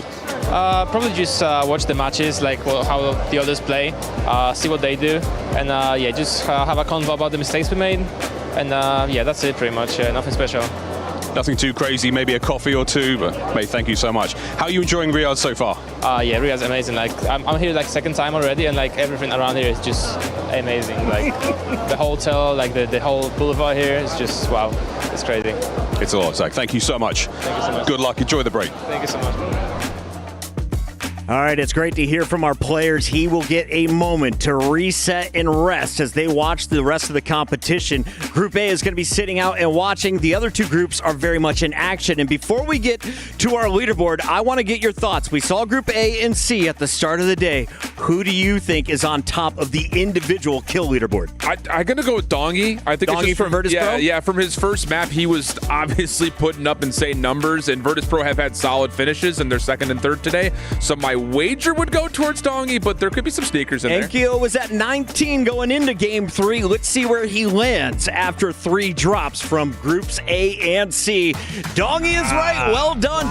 24. And then, of course, you got to give a shout out to Javix right behind him in the number 2 spot. Enko drops to 3, and Noobs from Virtus.pro will join Dongy in our top 4, Dream Crazy. Yeah, which we love seeing Noobs get into the mix. We're so used to seeing him like as an anchor player, I feel like in the past, but he's been frying with an LC10. Without a doubt, and even Aiden sneaking into the top 10 despite maybe a slow start for Twisted Minds, he still slays out. But one thing that I see is missing, where'd the Fnatic members go, right? They were up there, they had 2 members towards the bottom. This time around, nobody to be found. It's been a struggle city for some of our big names. The good news is no one goes out on day number 2, and I want to get your takes, chat. Let me know, who do you expect to fall short of their expectations through our group stages? For now, we got more hot takes from our casters, gentlemen. What's up, everybody? Welcome into Hot Takes presented by Dr. Suleiman Al Habib. We're here at Call of Duty Warzone Day 2. And Enigma, I want to know, what's your hot take for Day 2? So I'm going with that FaZe Clan will actually make it through to the grand finals on Saturday. But it's the reason for that I think is the hottest bit. They did very well in their first 3 games, struggled in their last 3. So that is an obvious adjustment. You've got to fix up your matches against Group C. I think they make those.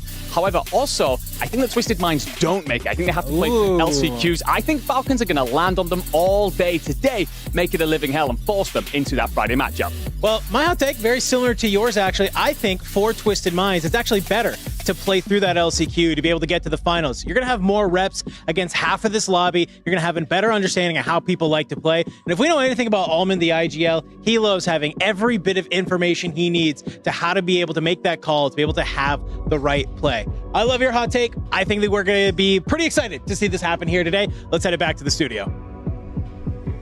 Some spice there from our casters as they get ready to jump in the booth. We're going to have a whole bunch of new players taking the stage. And Alan, before we go to break, why should everyone stay tuned for the Group B squads coming up next? Well, because, first of all, Papa Puckett said so. But 2, are we actually going to see a proving ground for 5 Fears? Ooh. Lots of spice on Twitter. We see you. They proved it in game number 9. It's not a fluke. They had a little bit of rust, but that rust has been dusted off. Can they come out hot? We'll find out after the break.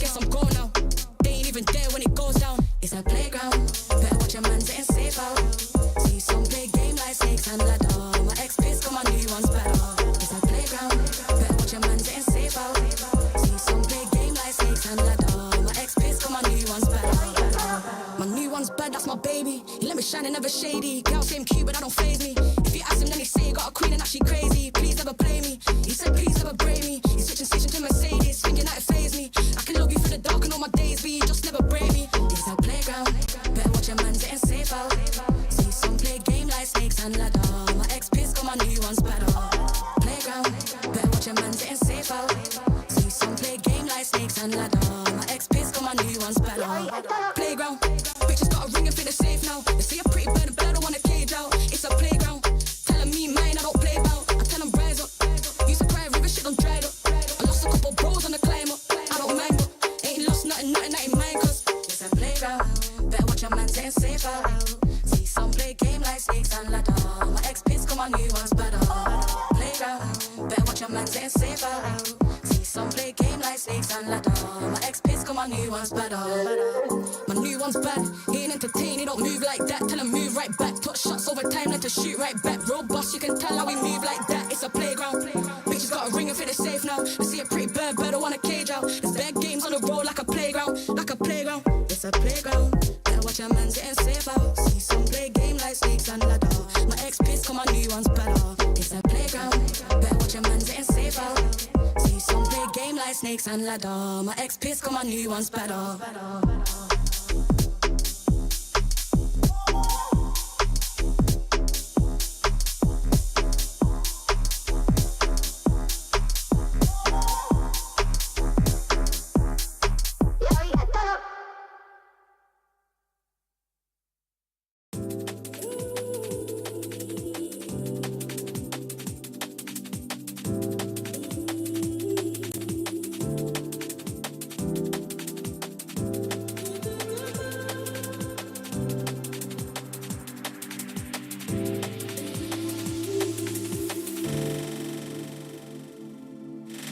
Water, running as fast as you can. Slow down, can't keep up. Don't think I have any more left. Out of breath, out of breath. Tired, I can't take the pain no more. Yet you insist on making puddles on the floor. Been here before. Been here before. If time's supposed to heal, why do I feel like I've been here for hours and hours? The pain that's in my throat continues to grow. They say it'll get better. How can they know? If time's supposed to heal, why do I feel like I've been here for hours and hours? The pain that's in my throat continues to grow. They say it'll get better. How can they know?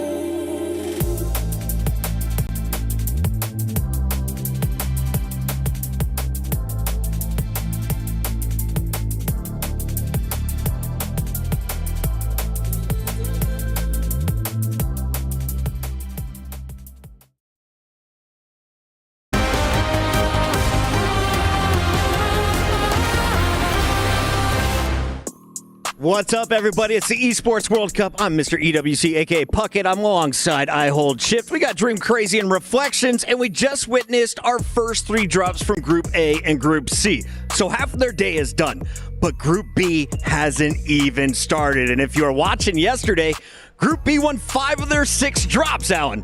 Yeah, it was good. I think that's just the easy way to say it. I think the thing about it was there were a couple of teams that had slow starts and then really thwarted all of our questions, like 100 Thieves, for instance, after having a tough couple of drops. Then they come out, find a major win, one of our top tallies from the day yesterday. So good stuff for bounce backs from Group B. Now, VKA won 2 of those, but the team that finished on top of the scoreboard from Group B was 100 Thieves. Dream Crazy, any surprises here? Is this the expectation you had coming into day 2? I think it's a lot of our expectations, right? These guys were looking pretty good. I mean, even into the qualifiers, but it was really their game 9 where we saw Blast, Skullface, and Gabe Kuhn, but it was a final play that Skullface actually had made, which, you know, we've seen him last year, and I think about Skullface as a player. This is a team that wants to win, like barely losing out in 2nd place under Fnatic last year at EWC. So just for that win for them when they were basically on that bubble bubble of like not even qualifying, I think that win really did elevate them, you guys. And going into today, they're feeling pretty confident, and I think they found their groove. They're currently in 8th place. They haven't played on day 2, and they're already sitting at 114 points. How high is their score going to be at the end of these 3 drops? What pace do you want to see them keep? I think they clear top 7 no problem. Okay. The thing that I want to see is can they continue to just finish in the top 5? They've really proved in the last 3 games that they have the potential of winning. Of course, they won one of their drops, but they finished in the top 3 in the other 2. Yeah. So that's the other thing about it. We talk about how Falcons won last year. They're always in the mix at the end of the game. We've seen that now from Virtus.pro. Can 100 Thieves also piggyback and do the same thing? Honestly, for me, if you wanted a direct answer, I'm thinking 170 plus. That's what I think they're going to be sitting at. 170 plus. 100 Thieves, especially going against Group C, I think they're just better than everyone in the lobby. So averaging about 20 points a game is the goal. What about Roc Esports, a team that started off with the very first win of EWC 2025? Let's take a look at the lads coming over from the other side of the pond. We got Wars, of course, who is one of the OGs, but he's not the top fragger so far. Who else is popping off on the squad? Oh, you got Vision. Vision is incredible. Prodigy as well. This roster came in as regarded as the best EU team, and they have not, of course, disappointed in those expectations. And Roc is a roster that could very well knock the likes such as FaZe, such as Twisted Minds outside of top 7, which would be a tremendous upset for Roc. I know the fans are not disappointed. I haven't been disappointed in their performance. Oh, yeah. I mean, they've been performing so well, and I mean, with an average placement of 7, yeah, you maybe want to make that a little bit higher, but it's just those ones, the engagements that they're winning, and that, of course, in a respawn mode, you gotta win your ones. And of course, we are looking at the numbers. This team dropped 69 kills on day number 1, but 26 bonus points. They're able to get those high placements, look for those bonuses to come into play. Roc playing with a lot of confidence. They've got a lot of fans, and they know they're very much in the club championship run. We talked to Wars before the game. ROC, Wars, mate, welcome to day 2. Day 1 started strong, a little bit of a fizzle out towards the end. What happened there? Yeah, I mean, I don't know, the first game of like the last 3 we did pretty good, and then things just changed. I think a couple teams sort of just gave up the chemical landing spot, so VP just had it for free, and we basically just allowed them we just gave them too much sort of map control towards our spot. Difficult to wrangle that sort of thing back, isn't it, in a tournament like this? What's sort of changed for today? Any massive changes? Any small changes? Anything you're willing to share with the folks at home? I mean, one of the main changes is just the way that I'm going to be anchoring it and stuff like that, and just making sure that they don't get as much, map control and stuff as they have on us. And if they do want to push up to us, make sure that, it's not as easy as it was for them yesterday. Nothing for free. You're digging your heels in. Absolutely love it, mate. I mean, let's take it back, to you. Less the game, more about yourself. Are you enjoying your time here in Saudi Arabia? Are you, a bit more acclimatized? You having a good night of sleep? Yeah, no, it's been pretty good. I don't know. I have been feeling quite tired as well. I don't know what it is, but I don't know. I think it's just catching up with me a bit. But I mean, I did come here a few days early and stuff too. But yeah. Hey, right on. Well, we wish you the best of luck, sir. Good luck in today's play. Thank you, mate. We'll be looking for that Roc versus Virtus.pro showdown, but there is another battle in these groups we want to focus in on. It's our S&B match of the day, as VKA was able to walk away with 2 victories last night. They're going up against Group C winner in Inner Circle. That's some good company to be in if you're VKA. 2 wins puts you right alongside teams like Falcons. Now again, their wins are a little different than Falcons were, but regardless of it, the expectations were 0, and now all of a sudden, it's the pretense of can they do enough in their next 6 games to get over that 7th place hurdle. And that's the big thing, 6 games, whereas Inner Circle, they only have 3. They've got to make the most of it. Stage is ready. It is time to drop in. Ladies and gentlemen, drop 4 of 9 here on day number 2. All right, ladies and gentlemen, we are saying bis später to Group A. We are saying bonjour to Group B as well. The Gentlemates, they finally have a little bit of French competition joining them here in our next series of the day. DandroCast here on the mic with my best buddy, Enigma. Enigma, as we get ready for these next 3 games, what are we thinking? I'm thinking God bless Google Translate for starters, but of course, we're looking at a couple of stories here as one of these squads will be, well, a couple of these squads will not be making it through to finals. They'll have to play in through LCQs. Of course, this is going to be our Group C teams. I just kind of set the stage of where that's looking, by the way. Virtus.pro, you are currently inside that top 7, looking pretty. Team Vision, same story. Novo, same story. AG Global, it's been tough for you. You're not even close to the picture right now. Gentlemate's on a bit of a resurgence, but they've got to close the deal here. EXO, Inner Circle, they sit just outside of that top 7, so this could be a huge passage of play for them. Gojentan saw a lot of action in those first 3 games, especially with teams like the Falcons in the lobby. But now that the Falcons are out and we are bringing in some other heavy hitters, I wonder, will we see the same level of pace and aggression that we saw from a couple of those teams, or are we going to see the pace of the lobby maybe change a little bit? Obviously, we have heavy hitters like the Des mentioned, 100 Thieves coming on into this lobby. It was a rough start to their day yesterday, but I was really happy with what I saw on that back half, and I think they learned a lot. Right? And kind of we had a chance to talk with eBait's coach and some of the members of the squad, and they were basically saying, listen, we knew that we were going to get contested control. We didn't realize how contested we were about to be. And those first couple games felt very mixy to them. I think they have their ability to make those changes. They have their ability to make those different plays across the map. But here we go, ladies and gentlemen. It's going to be game number 4. Our first game, second series of the day, Group B versus Group C.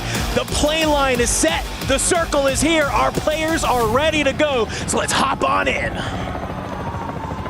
Now players descend from the skies then, of course. For 7 of these squads, you're feeling quite warm.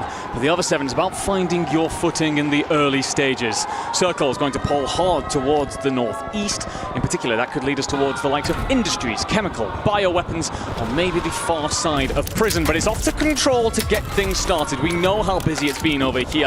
And Skullface and Co, you're going to be contested heavily, very early by Movistar Koi. Yeah, 100 Thieves and Movistar Koi. Feeling a little bit like peanut butter and jelly from how much we see them. They love each other. They do love each other. We're already seeing some hot aggression. All 3 members of 100 Thieves will surge on forward. Net odds done and dusted, immediately dropped, and they are just continuing to run as a 3. You can see a couple blast traps coming on out as Volcom. He tries to find one. He's at least able to bring down Skull, but some early selves will make sure that he can be able to get a lot of that self-revive started before getting capped by a teammate. So just like that, this fight looked very different yesterday. Enigma already here in game number 4. Seems like 100 Thieves, they figured out how Movistar Koi want to play this. Yeah, they shut that down very quickly, and that's an early mental statement, of course. That psychological game of this POI belongs to us, don't come anywhere near it. A little bit too close to the sun, but Blast doesn't read that he's actually got Harvey coming in behind him, cuts him down. So EXO, not EXO, going by their old name, Novo will be, of course, dropping in to contest this against the Thieves. Although it will just be Harvey for now. 2 teammates just hanging out over on that boat, so 100 Thieves can regain this, reset this situation. We did see in the kill feed as well, looked like VP getting a little bit active against the Gentlemates. We saw that towards the end of that first series, that sort of rotation from Virtus.pro early on over either into Bio or Industries, just trying to maybe farm, get some points on the board early. And, well, if you are the Gentlemates, that's exactly what you don't want to happen, right? A top squad like VP moving into your territory. For Novo, for Havix, it just looks like he just wants to go ahead, have a nice little heady here that we don't see too often, being able to sit at control as 100 Thieves continue to scurry around the bottom. This Havix is able to get in some shots onto one player, get the armor cracked. It's not going to be able to convert really into anything. No, it does have company with Vortex, who actually finds a knock, so that will turn it into a bit of a 2v1 here. And I think if you're Vortex, you just back off. You need to reset this situation. No need to full send into this. We're going to move on over towards Grandmas, where we see AG Global find purchase into some players from 9Z, as well as 5 Fears. Then they're going to PA, potentially, over this top lighthouse, where Alato is going to be relaxing. And the kill feed continues to be busy nice and early here. No real surprises looking at drop spots elsewhere. What I can say though, Stronghold being locked down by EXO, forcing 5 Fears over to the Living Quarters battle where they don't really want to be. They're not having a good time. No, they are not. And for AG Global, this is a little bit sort of frustrating because you just dealt with Team Vision, trying to manage to take your POI. It didn't really go good. We come in here into the group swap and, well, okay, welcome on in 9Z as they are now going to go ahead and try and hold down that lighthouse. You saw Rated trying to be able to get those shots from below. just to try and make it happen. Not going to be enough. Interestingly enough here, Enigma, I'm seeing Vidati getting lasered on the other side of Donkey. This is EKA. We saw them landing that control boat, just trying to get into the mix with that control contest early on.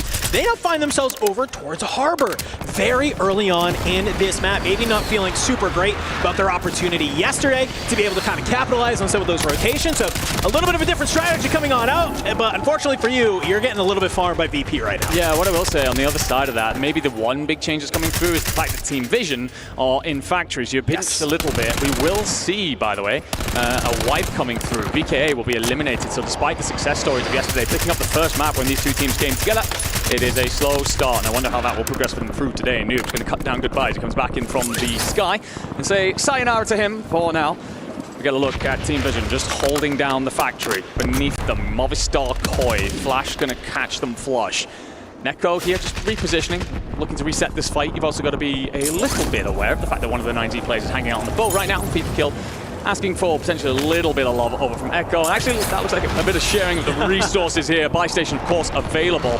To get that UAV up on over, there'll be no hidden plays in your vicinity.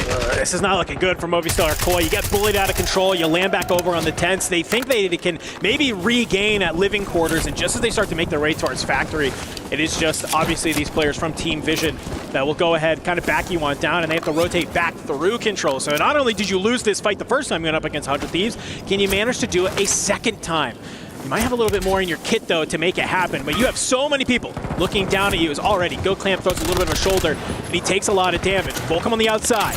Flash onto that player, just trying to manage to maybe open this fight up if he can. Not able to find anybody, though. Skullface and Blast gonna work in tandem to push on forward. They bring down Volcom, continuing to hold on to Control Center for the time being. If you're 100 Thieves, this is exactly what you want. Yeah. You want Movistar Koi to get thrown into that blender. Goj mentioned it earlier. It's a regained blender, and that's exactly what 100 Thieves is doing to Movistar Koi at this moment. Yeah, it's an interesting one, of course, because I get the feeling that Team Falcons are going to actually want all of the teams in control to qualify through to finals, so therefore keep 100 Thieves busy. So 100 Thieves desperately want to send Movistar Koi packing, force themselves LCQs, and hope that they do not make it to Saturday. Make things a little bit cleaner for them when we talk finals. Anyway, going to continue to send on down this north side of the map, the shoreline. Blast will take a little bit of damage. Nade goes up and over.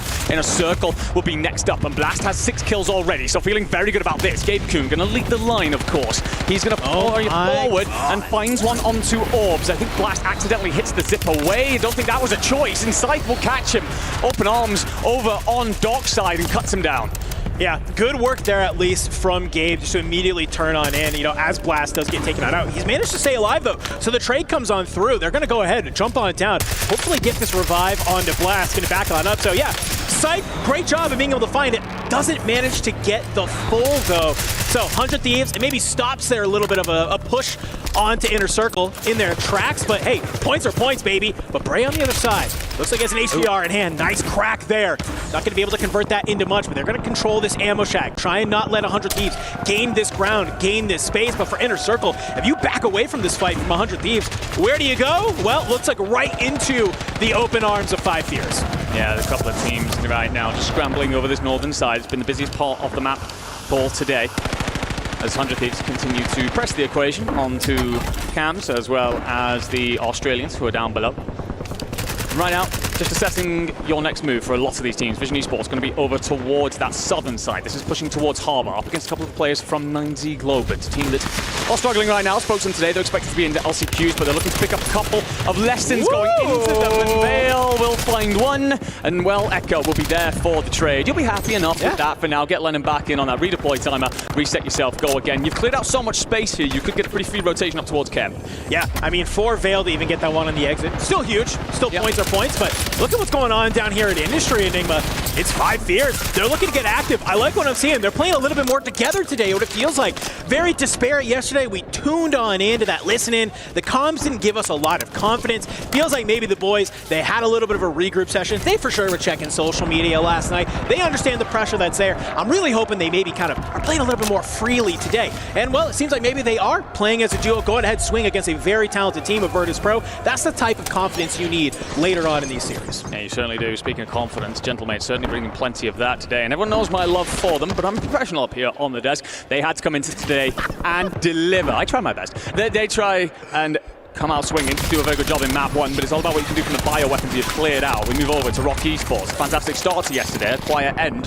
What do you have for us as you try and fight for top prison? We're going to Mission Vision for now. Wars and Prodigy on the board here, trying to scramble. Going to be a couple of teams contesting this potentially. Novo is going to be one of them. There's obviously players in from the sky and down beneath as well. You're also going to have plenty of company from AG Global.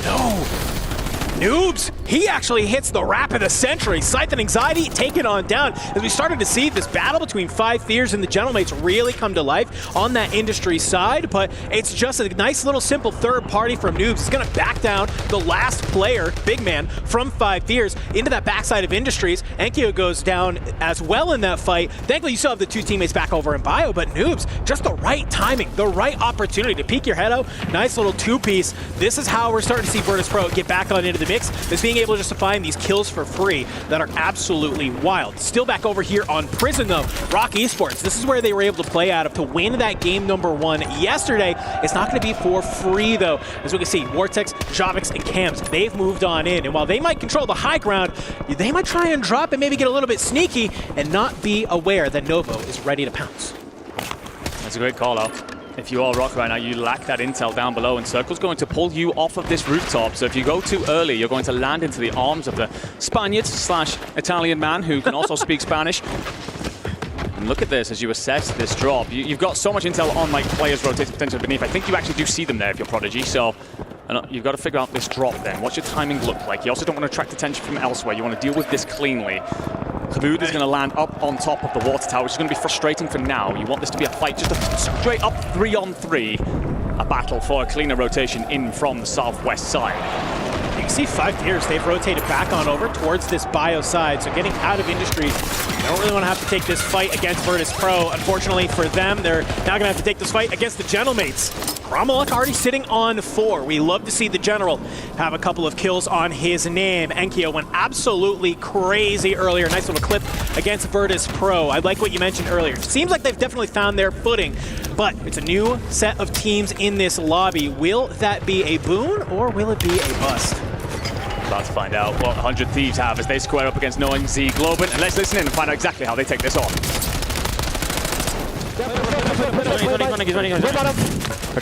Watch fire. Let's clear. We got a lot of guys on the back too. We got a lot of guys on the back. Okay, yep. Okay, hit that. It's 2 solos here, 2 solos. This is come here. Starting. Wait.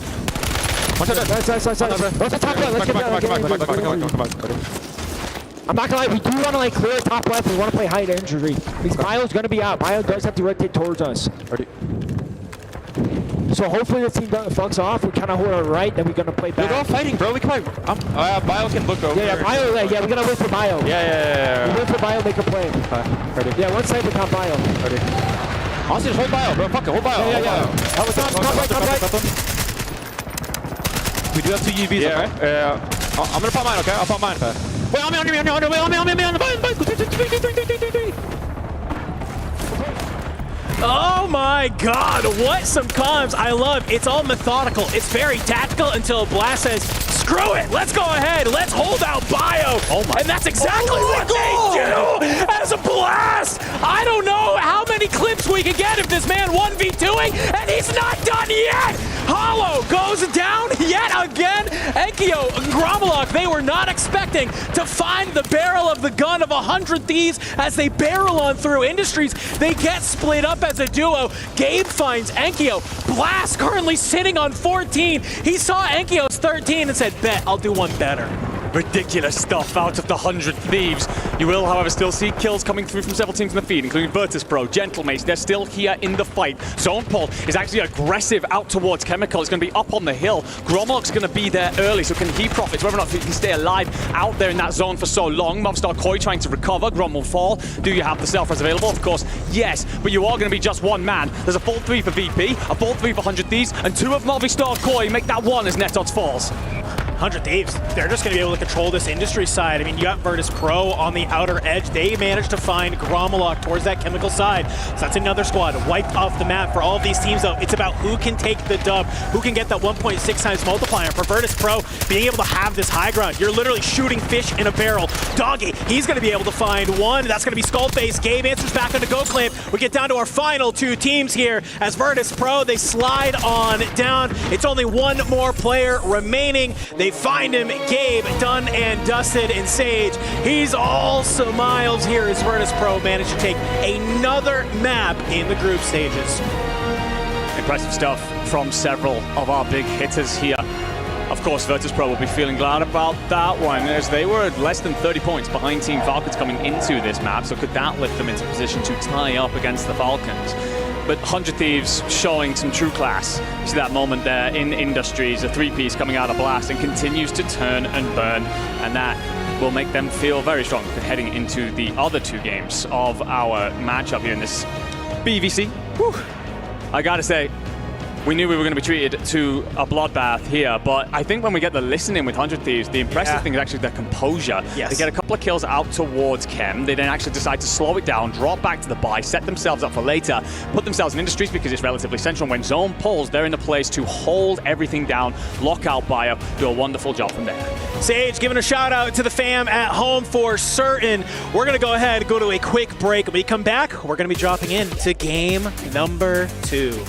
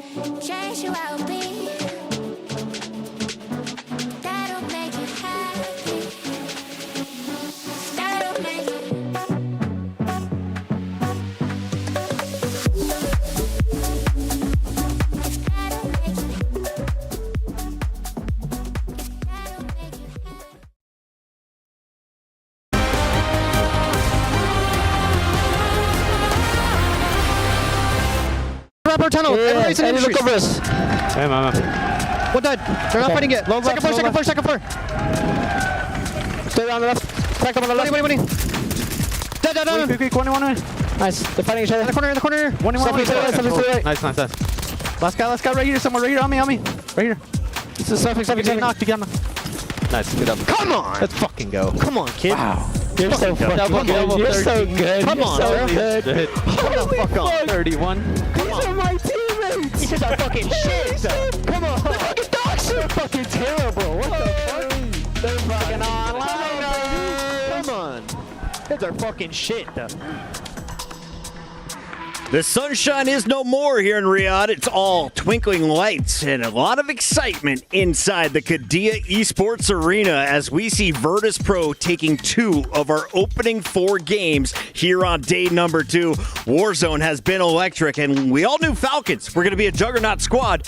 We thought they were going to have competition from teams like 100 Thieves and Virtus.pro, and both of those squads just showed us why. Without a doubt, when Group A leaves, Group B and C comes out to play. VKA, Vision, BK, as well as Inner Circle, we put a lot of emphasis on those two in our head-to-head, unfortunately dropping flat in their first games. And I'm really concerned for Inner Circle. Only 2 more games remain to break into top 7, which they have yet to do. For VK, 5 more games left, still a chance. It was just like drop 1, though, at the start of the day. We highlight some teams that might have a great performance. They don't. Oh, we They totally do the opposite, but that opens up room for other teams to pop off. Dream Crazy, who are you watching? I know that man Blast caught your eye. I mean, of course Blast caught my eye, and the fact that he took down 5 fears single-handedly, like we're looking like when he did that to Virtus.pro in World Series, right? But I have to give a shout out to Movistar Koi on the huge regain in the water by Bio. I believe it was Netods. They took down Inner Circle. I was watching Javix and Enko, like regain Volcom, regained by the water side, and they took out Inner Circle, and that was just huge because I think they went from 12th all the way to 4th. Shift, what do you witness? I was going to say that it's Koi, good to get the finish. They didn't really have the kills they need to really multiply, though. That's the only real issue,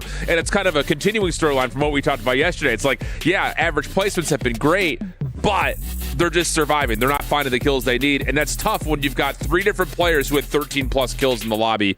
Both those finished first and second. I was hanging out in the chat, and it seems the Falcons fans don't necessarily need the top spot. They said, Virtus.pro, you can have it. And I think Virtus.pro isn't going to give it back. If they keep slaying this way, 31 kills is nearly a 50 bomb. That is the second highest individual game score we have witnessed, but also 100 Thieves right out of the gates. A 22-kill game. That is good enough for nearly 31 points. Yeah, that game was all Blast from 100 Thieves and then Dongi at the end for Virtus.pro. Dongi is the truth. When he gets into the final end zones, if he gets to positioning, he's going to take advantage of it. We've seen him do it 2 games today so far, one of them being the last one that we end up watching. But like I said, a couple of early exits. Of course, Vision being one of them. They still are in a relatively safe spot, but I do start to worry VKA as well as our Inner Circle because you see the overall standings bucket. Now I start to get worried. Inner Circle's at 9th. Yeah, we used to be on that left side if we were VKA. Now we're down to 16th. We've still got a lot of games for Group B, but Inner Circle, you just have 2 drops left. Twisted Minds, not safe. They will be taking the stage a little bit later tonight with the Falcons once again, but it's all about our Group C squads that we're kind of keying in on. Shift, who do you think has the most pressure with our last 2 drops? It's hard to say, because you've got so much volatility that can still happen, or volatility rather that can happen at the end of the day today, but you're looking at teams that are right there on the cusp, and your Gentle Mates are in the mix, Inner Circle, those are the 2 that really pop off the page in terms of they're right there. Like the difference between them and 7th place is 1 decent drop or just really finding an extra set of kills to multiply on. So those are the ones that I think you just need to be consistent. I don't think you need to pop off. You just need to be consistent here. And I think we want to put a spotlight on XO Esports. A lot of local fans will be supporting that crew as they look to play spoiler with no Falcons in the lobby. In theory, it should be easier. The stage is getting ready. Our crowd is getting rowdy. Dream Crazy, give me the prediction. What are we about to witness on drop number 5? I think Movistar Koi is going to get a lot of those early engagements. By the way, sorry, Javix. Go Clamp. I meant staying alive, getting those kills. They're going to surprise us. That's my man Sage and Dongi. They are all smiles, but Dongi, throw on your headset because it's time to game, baby. We send it back over to the casters. All right, game number 5. Leaderboard looking a little spicy, looking like maybe one of those nice little sauces I had at lunch yesterday as well. We're getting ready to hop on in. I mean, dude, we thought 100 Thieves had a good game. Almost a 50 ball from Virtus.pro. Yeah, Virtus.pro come out and drop everything on the table, and that will lift them to 244 points across the board, which is quite frankly terrifying to everybody else. They were the team, of course, when we started early on in 2025. They put the first real cracks into the dynasty. They were the team that really started the conversation of, wow, is it the year for someone else? Is it the time for somebody different to take over? Of course, we're a long way away from that just now. Team Falcons aren't on the map, and that's what helps you explode if you are Virtus.pro. However, that is an interesting conversation when we talk about spicy stuff when it comes to the leaderboard, because there are, what, 20 points, 25 points between 4th and 9th, and that is ridiculously tight. Anybody sitting on the outside right now has an opportunity looking in, and those of you in the positions, Team Vision, 100 Thieves, Twisted Minds, CT Gaming, you're all nervously looking over your shoulders. I mean, it just kind of goes to prove every game matters right now. Will you be one of these teams who is able to kind of take tomorrow, get a chance to breathe, go ahead, relax, maybe sleep in a little bit, prepare yourself for the finals, or are you going to be one of these teams that is battling through 8 games tomorrow, trying to be one of those top 7 to make it back to our final day? It is as close as ever. And map number 4 hit delivered. I have to imagine map number 5, it will keep us with the same momentum, keep us with the same energy. Just seconds away then before we find out exactly what that circle looks like, exactly where the plane line will line up. And where are we headed? Well, ladies and gentlemen, I'm not going to spoil it for just a second as we get the beautiful scenery of Rebirth Island. The outside gas starting to encroach. It's going to encroach very heavily, my friend, off towards the southwest side, because we have a circle that's pulling towards Bio again. Yeah, I don't know what's in the water today here for the game code, but we have been pulling to this northeast a lot today, really benefiting a lot of these teams that are up here. As you can already see, some of these early engagements. Movistar Koi still down here at Control Center with 100 Thieves, and, well, guess who's not too far away, maybe looking to move up in a hot moment here. It is Novo Esports down below. As I'm watching just a couple of battles happen in the kill feed off rip. No surprise there. A lot of our teams looking to get active very early on, try and get those points, try and control their POI, and just apply the pressure. Unfortunately for 100 Thieves, though, GoClaim, he gets found on out in game. Okay. Loses a very close gunfight against Volcom, but a bouncing Betty, a spring mine on the ground, will make sure that the trade is there. Look who has moved on up on his belly. He'll get the cleanup. Vortex takes down Volcom, and so just like that, as Novo moves on in, they're going to look to maybe hold down this boat and control at the same time. Yeah, interesting to see this coming through Novo, because they had arguably their worst game of the tournament in the last map, and that was them playing out from the boat, and they decided to contest the control center late. They do it again, this time with far more success. We move over to the Stronghold fight. This is 5 Fierce against EXO Esports. Very back and forth between them. I'd say EXO largely coming out on top of this, but these teams will have to rotate quite soon, so you got to take whatever you can here, loot up quickly, and get the hell out of Dodge, because any fight late up towards living quarters is a nightmare.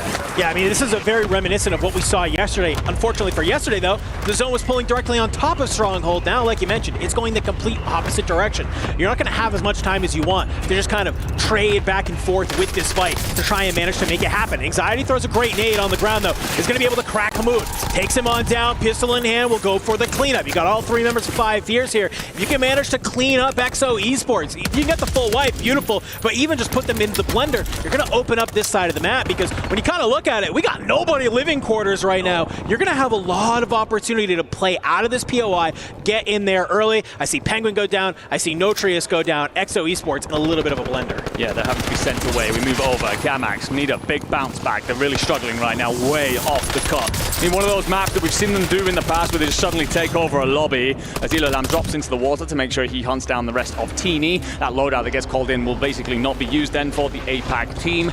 And this Puerto Rican lineup will lay claim to the ammo shack. You've got squad 12, that is Gentlemates, or at least 2 of the players for the Gentlemates. They're rotating back to Bio to protect their anchors. We get a quick look here at Enko, and Grom rotating away. Halo in trouble, recognizing under pressure from VP. He needs his boys to arrive quickly. Yeah, I like this. I like the wrap on back. You know, the comms are flowing. Gromalok and Enko, they're trying to do it, but as Gromalok just runs straight on forward, he just eats the bullets of noobs. Thankfully, looks like Enko and Hollow will be able to kind of back on down. Donkey's moved his way towards the stair side, but Noobs onto the outside, has hit the flank, has hit the route. Semtex will go in up over the top, but he's not able to get out of dodge. Enko with a great find there, and he is making his way back towards the stairs. Can he manage to find it? I think 100 Thieves just got wiped in the bag here. No, we get lied to. Always one player just about surviving in the skies. But we take a quick look then at this fight and how it's unfolding with Gentlemates. As Enko sends Dongi packing and finishes the deal here. Nice. So clean up. You have pressure immediately coming in from 5 Fears. Enko turns, burns, will find the first at least. So Scythe Anxiety, what do you do? With little French Prince here. He wants this fight. He loves these close quarters engagements. LC10 in hand, unlikely to lose many of his ones. Scythe sits atop this building. He's going to try and find the first with Gramlock, but he has the backup. First knock comes through. Enko, what do? You get aggressive. Woo! And oh my lord, Scythe delivers a cutting blow here. Hallow gets up high quickly enough. He's going to be cracked. Gramlock gets back up at least. So you survive for a moment. If you are the Frenchman, Anxiety considering pushing this and will be back down. Does Hallow go on the hunt? The answer is a tentative yes. Happy to see him go for now. Get Enko back into the fight and reset the situation. Yeah, and I think this is really huge because the fact that he managed to hold the rooftop, gonna be easy enough for these other members of the Gentlemates to land back in on their loot and just get it back into the fight very, very quickly. Interesting to see 5 Fears. Looks like obviously maybe that fight stronghold didn't go their way. They fly all the way to the opposite side of the map, try to bring it towards the Gentlemates. It's just not enough. For Vision, though, we know they've been landing towards that headquarters side. We can see 2 members. They've already their way up here. Alato hanging out in his home, wondering if we're going to see maybe a campfire or a tent up there at some point, as I don't think he's left that spot in about 2 days overall, just trying to manage to keep alive for his team. But unfortunately for Vision Esports, they are cut down on the rotation just a little bit, Lennon losing his life to a couple of those members from Roc Esports. Yeah, Roc just going to hold the top of Prison. That's going to make the rotation in a little bit more difficult. Alato's going to have to move pretty soon, and he's under pressure from multiple angles here. A lot of people know he's going to be up here. Sniper FIFA Kill was peering on over. Lennon will get back into this, so it's whether or not he can grab his loot and then tuck inside Prison. I think that's the game plan. If you are Team Vision, everything slows down for just a second. Take a breath, assess what you have. We have 2 teams eliminated. Quite a few more yet, of course, in this one. It's FIFA Kill with a beautiful sniper onto Goodbye to finish him off. But then it's all about this prison setup then. This is, of course, a huge building in the thick of things. As Roc Esports, they are being contested by Virtus.pro. And, well, Vision, he's found 7 kills already. These boys have been farming. Dude, I feel like we've done this like 9 times already in the past 2 days. Between, I don't care if it's us, I don't care if it's Goj. We feel like a game has gone pretty okay early on, and we cut on over to one player who magically has 7, 8, 9. We're just like, what have you been doing? Vision, obviously feeling himself coming out of prison that's there. And you see the Gentlemates fans here in the arena in Riyadh. They have arrived. They were chanting outside early today, and I gotta wonder if that was a little bit of a superpower for our French team, because they have definitely come online here in these first couple of maps. We got to finish this second series with some energy, with some momentum already. Virtus.pro, they've backed on up towards that chemical side, and 5 Fears, we find them fighting yet again at their 3rd POI of the game. VKA below them, but it looks like maybe they've stabilized for a hot second as Scythe gets some shots of Elolam out of the sky. 7 kills on the board is impressive this early. We just spoke about it being rotated up onto, though, by VKA, who are part of the conversation, as well as Novo. Alex will find one. It's traded out pretty much instantaneously. Okay. 2 knocks come through. The rest of Novo collapse into this. Anxiety does enough to find one. Do you get your boy back in? Can you pick Scythe up? Well, Cams is going to be trying to hit this from a distance. You should be able to get the rotation. The res even in, if you're Anxiety. I think he's actually buying his time for a moment. He was a little bit worried about being pushed up on. Doesn't come through, so Scythe should live to see another day. 5 Fears continuing to do what has been a little bit of a trait of theirs recently, and that is just hold on by the skin of their teeth and live to see another day. Dongi with a nice nade through the window onto Gramlock, though. Virtus.pro looking to continue a little bit of this aggression towards the Gentlemates at bioweapons. Sukra going to be the one to go out towards that buy, and Dongi, he knows that players going to love going towards that buy station. That's a nice pickup from him. For the time being, though, can he manage to win this fight? You got Enko and Hollow. He's the only member still here. Sage and Noobs, they're over at Chemical. So a 1v2 right now from Dongi would be monstrous, but I think he's basically just maybe looking for just a quick little one as Noobs flies in on the other side the window, and that's going to be the positioning that you're looking for. Dongi able to activate and find 2 off the back of Noobs. just making a nice little flight through the window. Some great teamwork there from Virtus.pro. Yeah, Noobs the fall guy sets that up, and Dongi, of course, executes. You will have Gentleman's recover out towards Submarine as Hallow gets himself back in, but this will now hand a lot of control to Virtus.pro. I say that, but you're being pressed in at Chemical. If you are Sage, 5 fears. Just being a nuisance, just threatening at all times, buzzing around. Sage going to be worried for a moment, so maybe his boys come back to just help him clear this threat out as he holds the top of Kia, looks down beneath. Plenty of utility being thrown his direction, but just able to slow things down, get his boys back into the fight, and actually finds a crack onto Scythe as well to make things better. Setting his boys up. In goes the flash. Going to push. Beautiful work from Sage, and his teammates are here in time. Nice little regame of 5 fears. I got to give them some credit, man. They have been taken to the top teams of this lobby on all 4 corners of the map. It feels like that we've seen. Anxiety from above. Get some shots down in. Noobs just trying to stabilize, just trying to stay alive for the time being.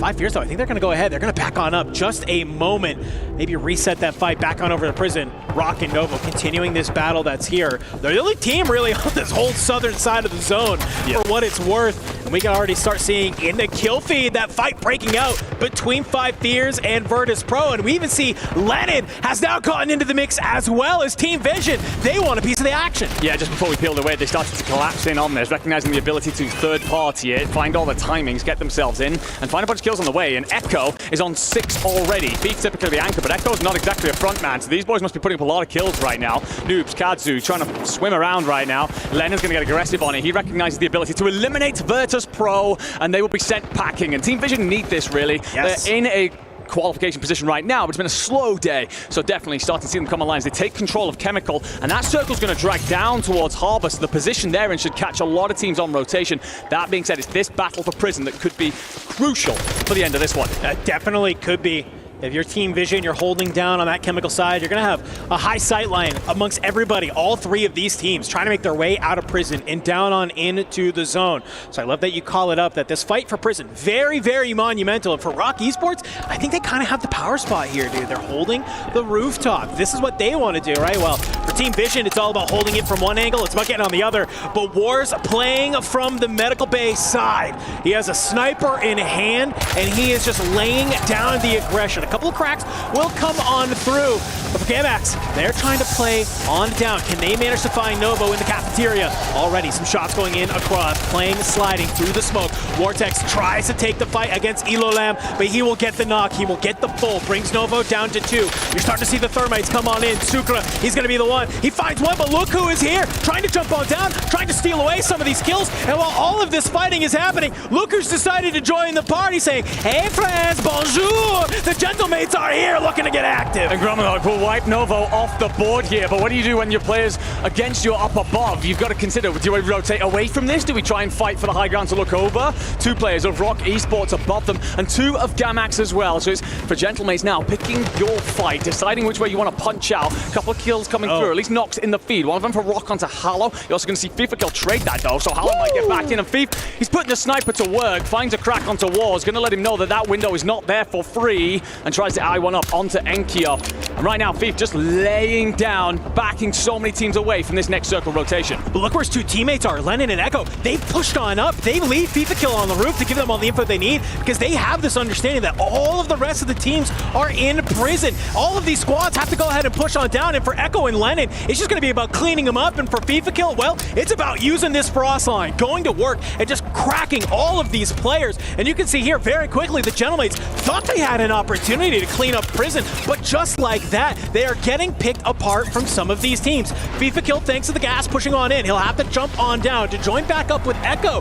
But for Gamax, they're still alive. Can Enkyo manage to go huge here? No, he can't. He's found on out, and just like that, Team Vision, some beautiful positioning, lend them a victory here in our 2nd series. Yeah, incredible work, really. Pushed up through that Harbour side, third-partied the fighting chem, cleaned out most of that. When the circle starts to come in that direction, which we saw from quite early, we were able to call that quite early, you end up in a situation where everybody else is scrambling, and Thief's work over the top of the snipers, I don't look pretty on the scoreboard. I think it's only like 3 or 4 kills. He does enough to just stop teams being able to get there early, allows his boys to push up, take all of that map position, and find those final kills. Yeah, imagine if he had been with Lennon Echo down below. Like, sure, they're going to probably draw a line in the sand and say, hey, everybody got to come on down to us. We're holding this side of the zone beautifully. But he does exactly what he needs to do, which is what you mentioned. It's just like basically pull all that aggression towards him. He just is being annoying. That's kind of the beauty of this sniper in this meta and why you're picking up something like the Frostline. It's a fast-firing sniper, and you're not going to one-shot anybody with it, but you're going to crack plates.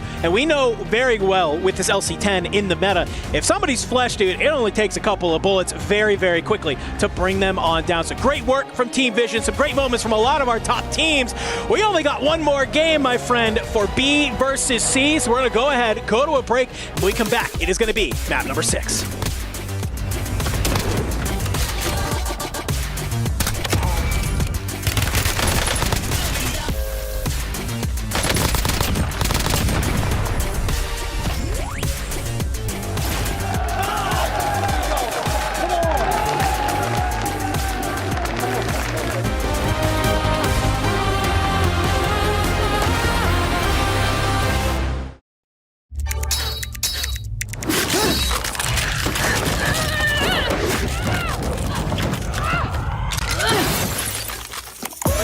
Reach your impossible with Novo Legion.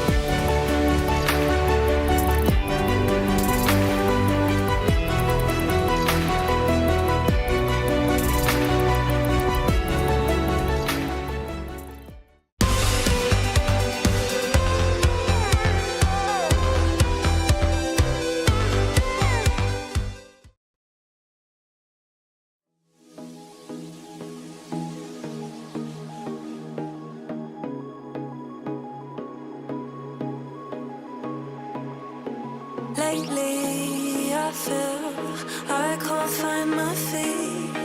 Pushing closer, my heart skips a beat, and now I'm falling.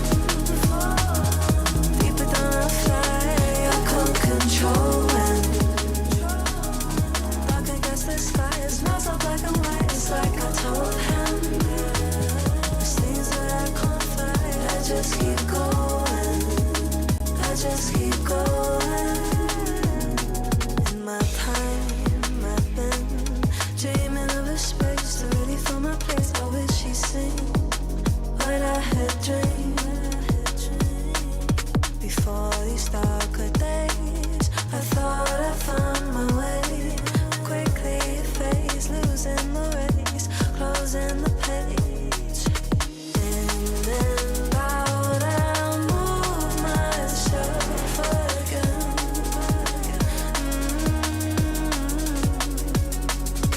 Time moves fast, I feel my heart beating.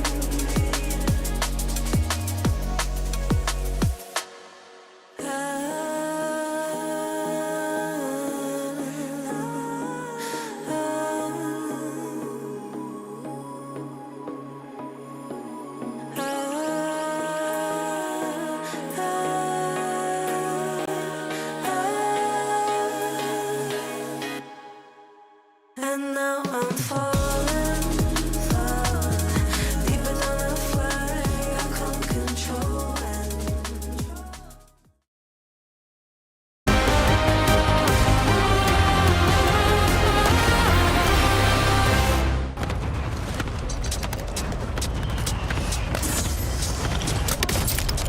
Knocked. Can I get that full?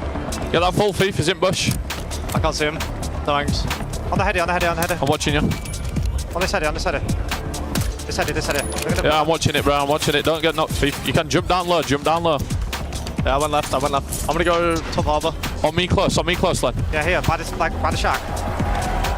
Just finessing. They're fine. 3v2. Knocked one. Nice. 3v1. No! Let's fucking go! Fuck off, man. Come on! Come the fuck on, baby. We did that shit. Oh. Some prime comms coming in from Team Visuals as they have now taken 2 of our first 5 drops on the day. That ties squads like Virtus.pro. Without a doubt, Vision's nice to see them finally waking up. FIFA coming out of retirement, as he said, because he wanted to compete once again. Stream. Seems to be paying off, and we can thank you as the stream for FIFA. No, it's great to see him competing once again, and I hope he gets that fire because right now he is on fire with his roster. Vision, they truly could be a dominant force in finals. Yeah, we take a look at some of these highlights, Alan. Who else was popping? Yeah, I mean, what we're starting to see in this little hodgepodge of these two groups playing together is 100 Thieves playing from Control, Virtus.pro playing from over by Bio, Vision playing inside a prison. And then depending on how the circle is moving, one of those 3 squads are going to get the benefit of having the circle be leaning towards them. This one in particular, though, Vision just happens to be able to stay on the high ground for long enough to get another solid read to know how they want to rotate around the other big squads in the lobby. Filthy snipers. Oh, yeah. And you know what? I have to point out, too, VP, right? Getting pinched in between, it was Gentlemates and Team Vision. And Team Vision obviously getting a pick. And the Gentlemates, I think it was Enko getting a pick on Dongi. That allowed Team Vision to have that POY and be set up for late game. Enko shooting Dong in the back is something I'm starting to get used to here on day number 2. They know who is the front runner right now in Group C. That, of course, is Virtus.pro, but Group C has just 1 drop left. Yeah. We're running out of time for teams like Inner Circle to maybe have a pop-off game. They were able to steal a map 1 victory yesterday. Will they keep it rolling? Let's take a look here at some of our numbers here, and who are some of the standout players so far on day number 2 for you? Day number 2, obviously Falcons take the cake, right? They're always going to be up there, but Dongi's been the guy. He's been the leading example of what Virtus.pro can be. If you're looking at Vision, Enko obviously is a great player. FIFA loves to bring the energy, but Dongi for me steals the show without question. Blast 1v3, bro. I mean, it's not a 1v3, but he gets credit for all 3 kills, and he does it all in a single clip. I mean, that was by far the highlight moment, I think, of the tournament to this point. Now, we talked with Wars from Roc Esports, but Movie Star Koi is another squad in this group. We saw the stars from Mexico popping off yesterday. They're off to a quieter start on day number 2. Ellen, anything they can do in this next drop?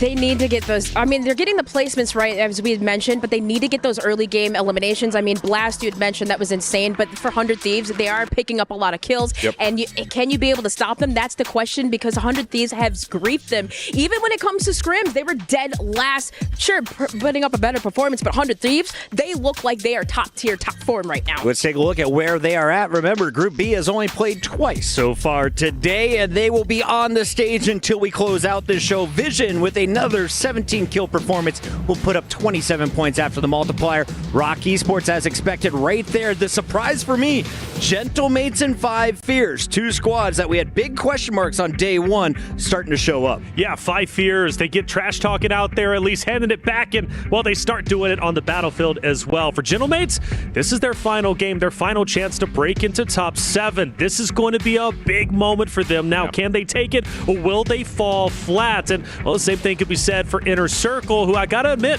these 3, or at least the past 2 games, have just simply not gone their way. They've got one more chance to even have an opportunity. For VKA, another team that's falling flat, but the good news is they've got at least 4 more games left. But the thing is, the teams who are on alert are there for a reason. They've got to step it up in a big way. 9Z Global had my day 1. We saw Latu get a 2-piece with a knife. After that, it has been silent. I need to see my boys pop off from Group B. Can they get there? We'll find out. Maybe the fans can cheer them. For now, we check in with the Dream Daddy himself. He goes by the name of Barney Banks. Ladies and gentlemen, we are at the stage and it's getting spicy up here. A lot of you on stream might have heard it, but the crowd here is getting wild and no one is doing it louder. The Gentlemates right now, and Miles Ross, he's in the mix. What's going on, Miles? 1, 2, 3. Sha la la la la la. Sha la la la la la la. Ali and me. Sha la la la la la. Bring it up. Let's go. Sha Bring it up. la la we. It's time for map number 6, baby. Let's do it. Sha la la la la la la. Ali. Sha la la la la la. Ali.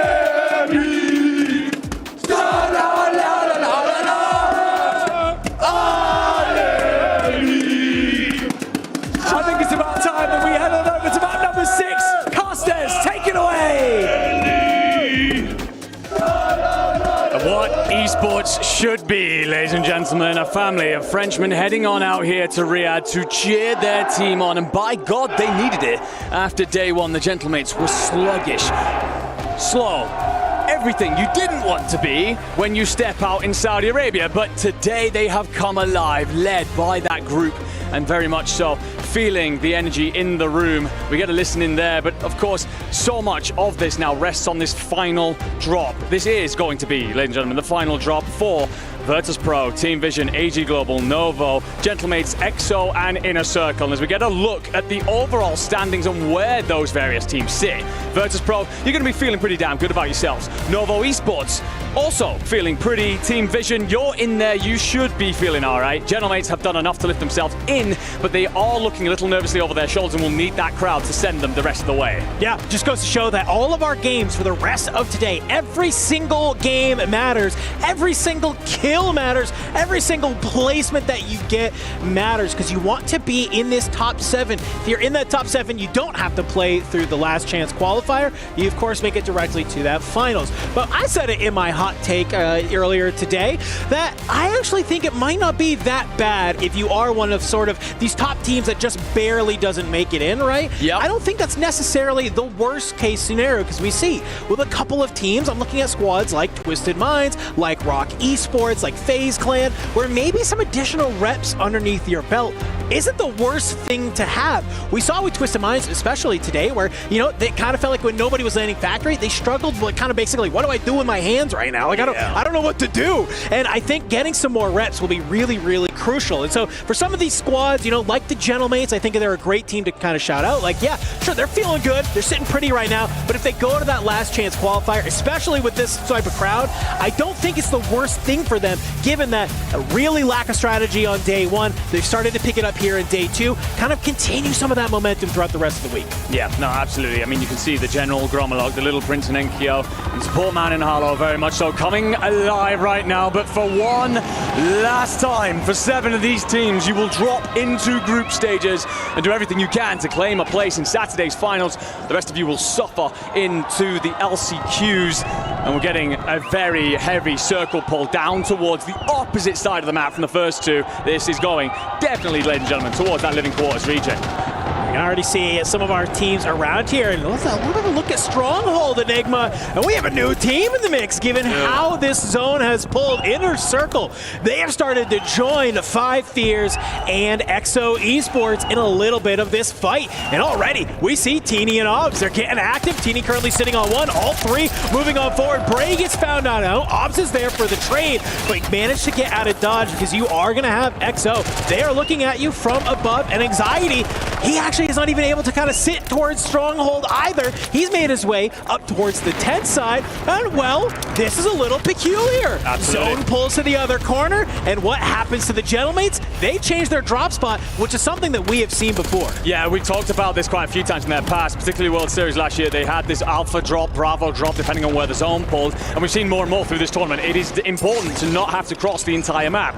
Recognizing that, all the Frenchmen, as they start to lay claim to the building that the 5 Fears currently hold. Anxiety finds one though, Big Man finds the other, so you will have to back off if you are Enko. Enko alive, will be in front of Big Man, and do you fall? You do! The Gentlemates will be knocked out early here. They will be sat in that 5th position, but that is a tough end map for your group stage after all the momentum you built, after everything you had done.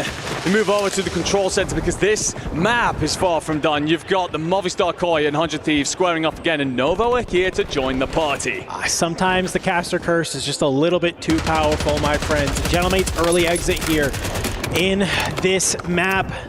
It was a great strategy. It was a great idea. Apparently a couple other people have the same idea. Enough about that though. Let's talk about 100 Thieves in this battle as Goat Clamp and NetOdds. They find a good 2. Gabe Kuhn and Skullface taken off the map. And well, where's Blast? He's going for a nice little swim, but the fight isn't done yet. There's already some shots get thrown on out. Cam's on the boat, just trying to be able to play that anchor. So for Yavix and Vortex, can you manage to take the fight on in? Great swing right now from Vortex. You bring down Volcom, you're good for the full. Can you manage to push on up to the 2nd and 3rd floor? Go Clamp and NetOdds doing a great job. Play 2 by 2. A little bit of a battle, but look who's also decided to get into the mix. Skullface, he lands in through the window, tries to get active, and he might have done enough damage to help this go huge. No, it's Goat Clamp. He's there, he makes the trades, he finds the kills, and you don't even lose net odds in that battle. You're going to be able to get the revive on out. A great stabilization fight for that squad. Yeah, Movistar Korea really need to come online right now. They're way off the cut, a good 30 points off coming into this map, and to get a bit of momentum towards the back end of this group setup and into the next one would be huge for the LATAM squad. Let's take a look then. Ammo Shack's going to be where Elo Lam is laying claim by himself for now, letting his boys get back into the fight. Gamax, another squad that really need to come alive. VKA going to find a bit of purchase in towards this Living Quarters side. Landon getting knocked down below. That Vision Esports roster continuing to struggle. Seeing a little bit of the 9Z Globin team in the mix. Another squad that just desperately need to find a Hail Mary map. A big play coming on through. And that kill feed, by the way, Vision Esports, they get themselves back into the fight and find plenty into VKA. Yeah, Team Vision doing a great job getting just back into the mix, and Aizen, well, very quickly, he's the last player left alive, a little bit of ground loot in hand, just trying to maybe catch anybody coming up the stairs. Ladra hits hard, it hits fast, and at that range, you're definitely going to melt anybody coming on through. We see the circle in your top left-hand corner. We'll pull down on in.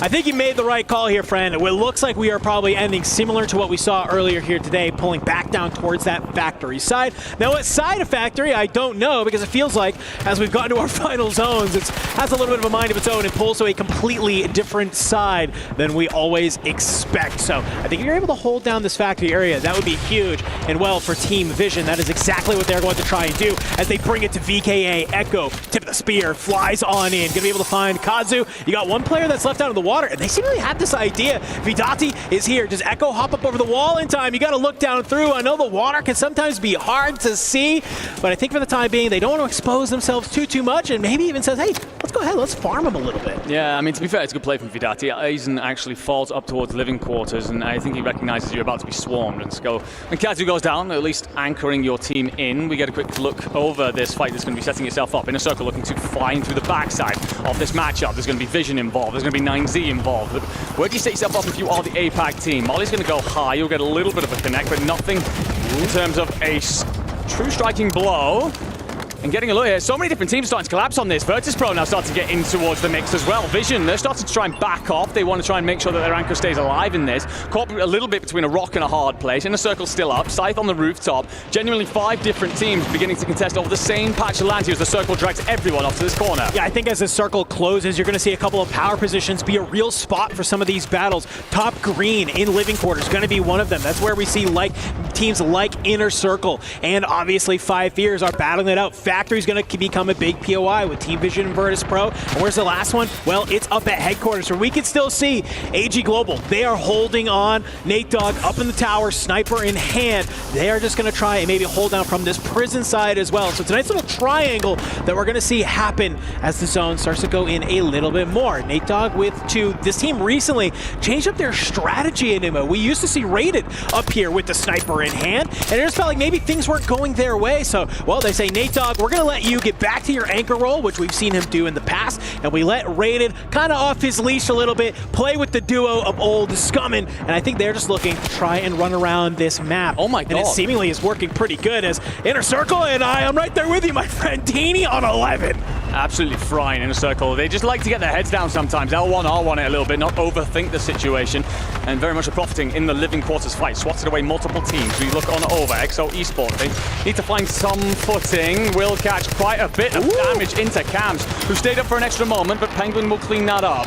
Now you've got to consider that rotation coming in from Movistar Koi off the control center side. A couple of early bits of damage going out from HP. You've got to be a little bit worried about Inner Circle looking over this, by the way, though. They're off towards green side. Could definitely peer over the top of this fight. Nectar's going to use the smokes. Daisy chain himself across. 5 already on the board.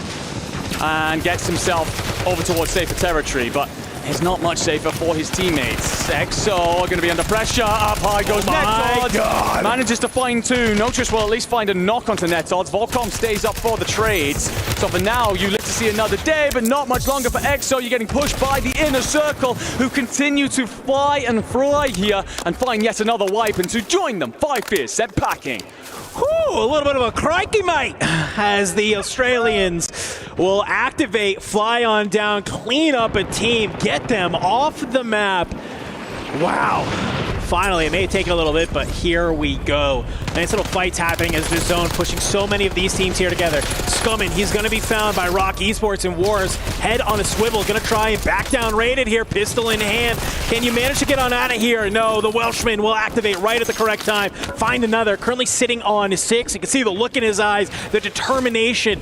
This has been a year of redemption for Rated, and I'd like to think that the Esports World Cup will continue to be that, as he is on the hunt for Prodigy right now, and he is able to find his prey. Prodigy wiped off the map along with them, Roc Esports. Yeah, tough times for Roc. It felt like the first 3 games that they had in this tournament, they were pretty much unstoppable. Ever since then, it's not been great. Let's get a look off towards Factory side. This is likely going to be where we end up, ladies and gentlemen. So the fight's here, setting us up towards endgame positioning. Virtus.pro in a good spot to hold that right now. They've actually managed to send VKA packing off towards the shoreline, setting themselves up, looting. They're definitely going to want a high ground here. You've got to be a little bit worried about teams up above towards headquarters. They can still look over you for now, but within the next circle or so, that position that they're playing for is going to be huge. And Vision, well, they're trying to recover in the water, and I don't know how long you're going to be able to do that for. I think this has just been a game of just pure violence, dude. I mean, we are just coming to the end of Zone 3, and we are already missing almost half our teams. And you can see in the kill feed there, Virtus.pro, they've managed to kind of control Factory.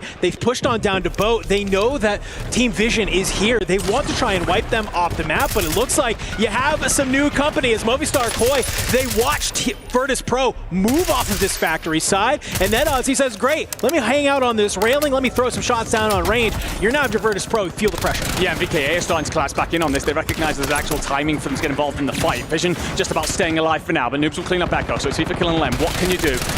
Well, it turns out not very much as Noobs arrives and finds his 9th kill in the feed. But you have given up that Factory position. We just mentioned it. That's now going to be contested between 2 different teams. Can you rotate in? All the noise you've just made will mean eyes turn towards you. Getting back into that position, going to be a tough task. However, the team currently leading our board bets the most at breaking POIs. Yeah, Team Vision, you're coming off a map win. Maybe you're feeling yourself just a little bit too much, trying to maybe end the second set with some big numbers on hand. And, well, unfortunately for you, Virtus.pro, they're going to be the ones to stop you in your track. For VKA, though, they have been able to stay alive. So some of those earlier moments where we watched Team Vision not actually go after Vidati in the water, it's going to kind of come back to bite them because, well, it's a little bit of stabilization. They get the regain, and now they've gained control of the POI you so desperately wanted to hang on to. Everything will come to a crawl for a slight moment as we have a couple of teams just kind of floating around each other in a couple of POIs. You can see for Inner Circle, it's been an aggressive early game already as we see Teeny with 14 kills to his name already, and we still have 15 other players in the lobby. Yeah, he's got to figure out this rotation though. If you are in a circle, you've got to think about what you want to hit next. Factory's going to be extremely busy, but if everyone starts to kick off down there, you could ride through the back door and third-party situation, something that they love to do, something that we've seen them do so well at Living Quarters to get them into this position. A huge map here could put them inside that top 7. They will have to sit out in those final 3 games and hope that they don't fall out of that top 7, but just putting yourself there for now would be far more than any of us expected when we first came to Riyadh. VKA, another team that, quite frankly, underdog story. It's been tough going for them so far through today, but you've got the top of Factory. Zone, though, is going to pull off. It's going to actually drag headquarters direction, seeing, again, a little bit more of that really harsh pull in these late zones that is just more prevalent, especially in this tournament, but just recently when it comes to recent updates.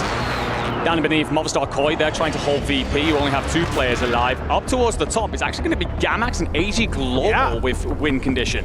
Could be a great opportunity, could be a great game, but that's until Inner Circle starts making some moves. Unfortunately for you, Obs gets found by Rated on the rotation. I think this is the right call right now. You don't have to push on up towards this upper side. You know there's going to be teams down towards this factory area. You see the buyback go off as well, so you're going to have an idea, and I think for Teeny and Bray, this is exactly what you want to be doing right now. Just hold the line. Obs does get finally fooled on the outside as Vortex as a solo just slowly walking his way on in. This could be an opportunity right now for Teeny and Bray to take down some of these top teams, and I like that they're sort of splitting themselves because as these teams start to come up towards the top, they are in prime position. Some great shots, the armor cracks coming on through. This Cypher at this exact range is going to be huge, but from behind, it's a Dongi! It's a 2-piece! He's not going to try and come up from these stairs, but he is sensing sensing a little bit that this is going to be dangerous. Backs on up, and look where the zone pulls Enigma. They don't even have to push on up because it goes all the way back to the factory side. Yeah, they slowly work their way through the lower side of this factory in order to clear it out, in order to stay alive, avoid too much attention. You're going to have Inner Circle, though, manage to drop in. They found their way into this final fight somehow. Movistar Koi is still going to be a part of the conversation too. AG Global find kills onto Gamax, but it is returned, and Sukra, the young man who replaced JTech, will wipe AG Global off the map. And we're now into our top 5, 1.4 multiplier confirmed at least. And when you're a team like Inner Circle, we saw how many kills Teeny had. This is those moments where, yes, you love the 1.4, but if you can manage to play as this duo, you will be able to get that 1.6. Teeny, the veteran, as well as Bray, the young 18-year-old, just trying to close out this game. You're watching all of the carnage go around you as a PA rips across. It's good for a couple of kills. Blink of an eye, a quick rotation. We're into our top 3. Inner Circle win this. This could lift them inside that top 7 well and truly. Bray, Teeny, they're going to start to push up towards the higher ground. One member, Virtus.pro, still in the fight. One member of Movistar Koi. Where do you go? Blastshot's going to sting for a moment. Bray trying to fight Goldclam. You find the first, so who's left? It's going to be Noobs. What can you do? Well, the APAC team are here to make a statement, and nobody saw this level of performance coming from them. That could well truly put themselves inside that top 7. In fact, I'd hedge a good bet that it will. Whether they stay there, we don't know, but showing up on the main stage, making a statement for their entire region. It was a 62-point game. It was Teeny with a 13 KD in the final map of their qualifier to get them here to land. They struggled yesterday. They come in here, and in their final game of day 2 of the group stage, it's almost a repeat performance. I like what you said. It might be enough to put them into the top 7, but more importantly to me, even if it isn't, that's still a team that I think they're going to go into the LCQ with a lot of confidence and say, hey, boys, we can make it to that final day. We know we can do it. That's a confidence. That's a momentum builder. And you got to give a huge credit to that man on your screen right there. Teeny coming out, just absolutely shooting again. I saw them. I was walking backstage. I said, hey, you know, good stuff yesterday, boys. And they said, we're not happy. Like, that wasn't good enough. We have to play better here today. And I think that's one hell of a way to do it. No, the right mindset indeed here is Inner Circle. We'll take the map 6 of day 2 here. This will be the last time we see them in group stages. Also joining them on that list, EXO, Gentlemates, Novo, AG Global, Team Vision, VP. You are done. You watch now as everybody else takes your destiny into their hands. Nervously for some, comfortably for others. And well, you're definitely out if you are a couple of these teams. So we will see you in that last chance qualifier tomorrow. But right now, I mean, we said that, you know, is that a situation where you are stepping up if you're in a circle? Certainly an improvement. And well, let's find out how we're all feeling as we close out Group C, as we set to an interview. We are here in the Gadia Esports Arena. I have got Skullface here from 100 Thieves. A very recognizable face, a man that you will also recognize from last year's EWC tournament. And you are back, my friend, with long, luscious locks. Talk me through this hair decision. It's great. Last year, I just decided to buzz it, and I just didn't cut my hair. I can't believe I just started off this interview talking about your hair. What am I doing? I got good hair. I got good hair. You've got good hair. Yeah, you should wear it like that. Right, let's talk a little bit about yesterday. Let's start things slow. You mentioned to me yesterday, we had a little chat. You ran into a few issues, especially in your drops. I'm guessing it was maybe scrim related. What was going on? Elaborate for us. We're just contested at the control, so we have multiple teams there. So the start's the most important. So we just gotta make sure we clear that POI off. So the rest of the game looks good. Yeah, focusing on today. I like that. And you know, one thing that we've noticed, game 1 was really strong. It's been a bit of an up and down day so far. What issues are you running into today? Yeah, game 1 was really nice. We got 30 points, I believe. I think we got a little too cocky. We were rushing things, I think, in the beginning after that 30-point game. So I think it's about keeping that composure, right, isn't it? Going into that last game, I'm not sure what about right now, but you were in 5th position. So it's looking pretty strong to stay out of LCQ right now. You got 3 more maps. You feeling pretty confident you'll get straight into the finals from today? Yes, very confident. I like it. I like the confidence. Keep that as well. Skullface, thank you so much for joining me in this interview. We've got 3 more maps to go today until we round out the group stage, and we'll find out who's made it through to the finals and who's going into the LCQ tomorrow. So stick around. We'll see you very soon.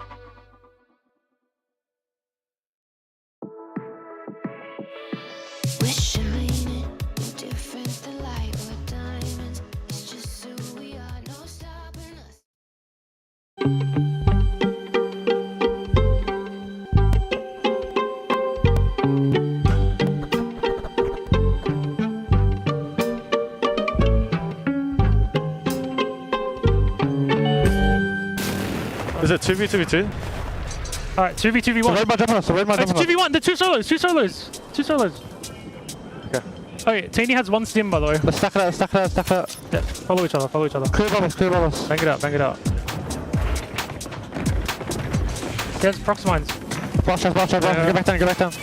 They went off. Come here. Come to me. I'm here. I'm telling. Play up. Under. You wanna tell?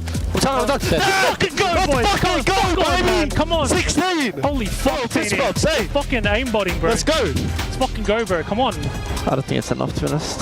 Bro, 20. What did we fucking say before the fucking game bot? Bot activated for the Australians. Well done, as Inner Circle goes from nothing to something again. They were one of our top teams on day 1 to look out for going into day 2. And I'll be honest, leading up to that 6 drop, they were underperforming. Finally, Taylor, they lived up to your hype. Finally, last game, they get the job done. Question is, was it enough to maintain top 7? I don't know, but it is something that goes into LCQ if they do decide to go there. I'm proud of the boys. I really am, coming from the APAC region, beating out a Titan roster like Na'Vi, and then performing as well as they did in the final game. In my opinion, they have not disappointed whatsoever. In fact, I think they've exceeded everybody's expectations. And one team that did not are the Gentlemates. The good news is, despite Gentlemates going out early in this game, they get to play in front of the fans again tomorrow. That's true. Last chance qualifier, but I mean, it was a switch up, right? They didn't go to their usual landing zone. They went from bio to living quarters, and we know living quarters is a blender. We saw VKA there, I believe XO. I mean, there was a lot of teams that were just battling it out and living. Yeah, I was about to say, that was the thing about that opening circle. It was so far removed from everyone's normal landing spaces up over towards Harbor and past that all the way to Factory that, yeah, we had to change our landing spots on the drop. Inner Circle, one of those teams as well, that moved around a touch to get over towards Stronghold. So everyone gets into this really weird mixy opening, and unfortunately for Gentlemates, they couldn't find a way to survive. How many kills did Teeny finish with? 16. Was that 16? 16. I saw 4 on Bray. I mean, these guys were hitting another level. Their shots are connecting, and you have to think, we should just drop there all the time, right? Without a doubt. You know, for Teeny, he's the star-studded player without question. He's been one who's been carrying the team for a long time. I say carrying respectively. The other two definitely do their job, but that's a massive game. Actually, our biggest game, because we were talking about Blast. I'm told we have the numbers here. It's a 1.6 multiplier if you win the game. Let's see where Inner Circle is going to finish. 25 kills as a squad. That'll be 40. That'll be the 3rd highest score, I believe, on the day. Congratulations to the APAC squad. It's not going to be enough, but as you look through the rest of this on the left side, Novo Esports refused to go away. Always in your top 7. VKA had a better game. AG.AL showing that they have a little bit of life before they go to the LCQ. And Virtus.pro, the story of the day. The top squad after winning 2 rounds. They're always in the Final 4. How many kills did they drop this time on us? They had a lot, tell you that much. They were able to get 17 in total for a 2nd place finish. You saw the final where Noobs is just trying to stay alive, but they are putting together some hefty averages, and outside of the 2 wins that they've had, you throw even those games away, they're still in a very comfortable spot, even without those wins counted for them. So they're looking really, really good. I think a lot of it just comes down to their landing space. They've really dominated these last 2 days. The new line at 7th is 100 Thieves, 146.6 points, but you heard from Skullface, we still got some games to play. They are confident they're going to make it to the final day. Why do we love the 100 Thieves right now? Well, because they can consistently dominate. The thing about 100 Thieves, man, Blast, Gabe Kuhn, Skullface, they all know how to bring the energy. And one of the things about Gabe Kuhn, I had a chance to speak with him the other day, and I asked him, I said, what would it mean to you to be a champion? And he said it would mean absolutely everything. This is a guy that's been competing for quite some time, but to be in the championship circle, really to be playing with this caliber of a roster means a lot to him, and I think it's the highest caliber roster he's ever played with. So, and also being represented by 100 Thieves, this roster is stellar. We literally watched Blast on, like, in World Series Warzone, right? He 1v2'd, I think it was Falcons, VP, and like, it's just insane how well he plays patiently, how he plays his ones, but him and Gabe Kuhn, the way that they play off each other, and Skull just making those calls, even in the late game, you always can count on them to be in the final moments. I think the other thing, though, is they have had 3 performances of 12th or worse, and that's because Movistar Koi have beat them on the drop. And you kind of heard it in Skullface's interview saying, we're getting a little too fast. Like, pardon me, they come off of like a really hot game and then they try to frag out everybody. You still put some respect in the fact that Koi is right there being one of the more consistent teams so far this weekend. Movistar Koi very much in contention every single drop, but you can see it's 100 Thieves feeling comfortable going into a day 4. They're pretty much locked up for the finals as long as they can keep playing this way. And so is Virtus.pro. They're the top dogs now on our leaderboard. Falcons will still have 3 more drops. Yeah. But no one has played better than Dongy, in my opinion, on day 2. The man has been frying, Sage has been clutch, and Noob's always there when he needs to be. Yeah, and I think the thing is, Noobs has stepped up in the slaying department today. Sage has been the one really locking down rotations, but Noobs last alive, right in there with Dongy most of the time. He's been really solid in terms of their front force. Yeah, for sure. And I just have to say something in this final game that we just watched where Dongy actually in those final moments, we saw Noobs go down, right? It was Movistar Koi that actually had a res and took down Dongy at the top. But the fact is that he still finds crazy ways to stay alive. And I will continue to say it. With Sage on this roster has championship potential because he knows what it is to win. But you pair that with Dongy, who's just such a dominant slayer. And of course, the experience of Noobs, who was once a part of a Dynasty roster himself. Championship written all over him. I'm so impressed with Virtus.pro. They look to be going all the way. Yeah, these kids are already rich. They're just going to get richer. I was going to say, like, Dongy, his stamina does not stop. And it's like in the elimination leaderboards, you will even see him even have more kills than Shifty, right? Yeah, without a doubt. I mean, Dongy is a star-studded player, and it's no surprise he's performing as well as he is. You go back to last EWC. He was coined Dogwig for a reason by Seymour. The guy knows how to slay out. When you are opposite of him, the chances of you dying is probably about 99%, especially if he has position on you in in-game. Virtus.pro has had the edge over all of the competition here on day number 2, but we're expecting a rivalry to be brewing here at EWC going into the final day. It's between 100 Thieves and Virtus.pro. And Alan, I know you've been tracking them on the map. Yeah, it's interesting because right now I think we've got 4 teams that have dominated in individual spots. You've got 100 Thieves towards Control. You've got Virtus.pro over towards the bottom right side of the map by Chemical. Falcons Stronghold, we know that. But Vision has now stepped up of also playing inside a prison. So we take a look back at the first game of this particular set. This is kind of at the halfway point. You've got 100 Thieves in red. Again, they spawn over towards Control. Then you've got, of course, the other side of this. You've got Virtus.pro inside of Chemical. This is an interesting circle because it does pull, obviously, towards the northeast side. The other team to keep in mind and for where they are is what happens from the prison rotation. That's out of Team Vision. So we'll go ahead and play this one through. The big kind of point here is that 100 Thieves are going to take the long route up to the north side of Industries, whereas you're going to have the side of Virtus.pro trying to play from the backside and try to guard against anyone getting into that space. The thing starts, though, with them getting a read that they have to stop everything coming out of this position inside of prison. So you get that one pick on Division, you pull them back, and now your focus can start to move back over to Industries, where, of course, you can already see it. 100 Thieves have already gotten into the mix. So as you start to speed it up, there's a new issue that Virtus.pro have to deal with. How do we try to get some high ground control onto Industries, knowing that 100 Thieves is playing there? Well, this is helpful because you see the circle gets moved, and you're sitting, all right, we don't necessarily have to play for the backside of Industries anymore. We can just make our move to block that off and make a spot to go over towards the prison ward.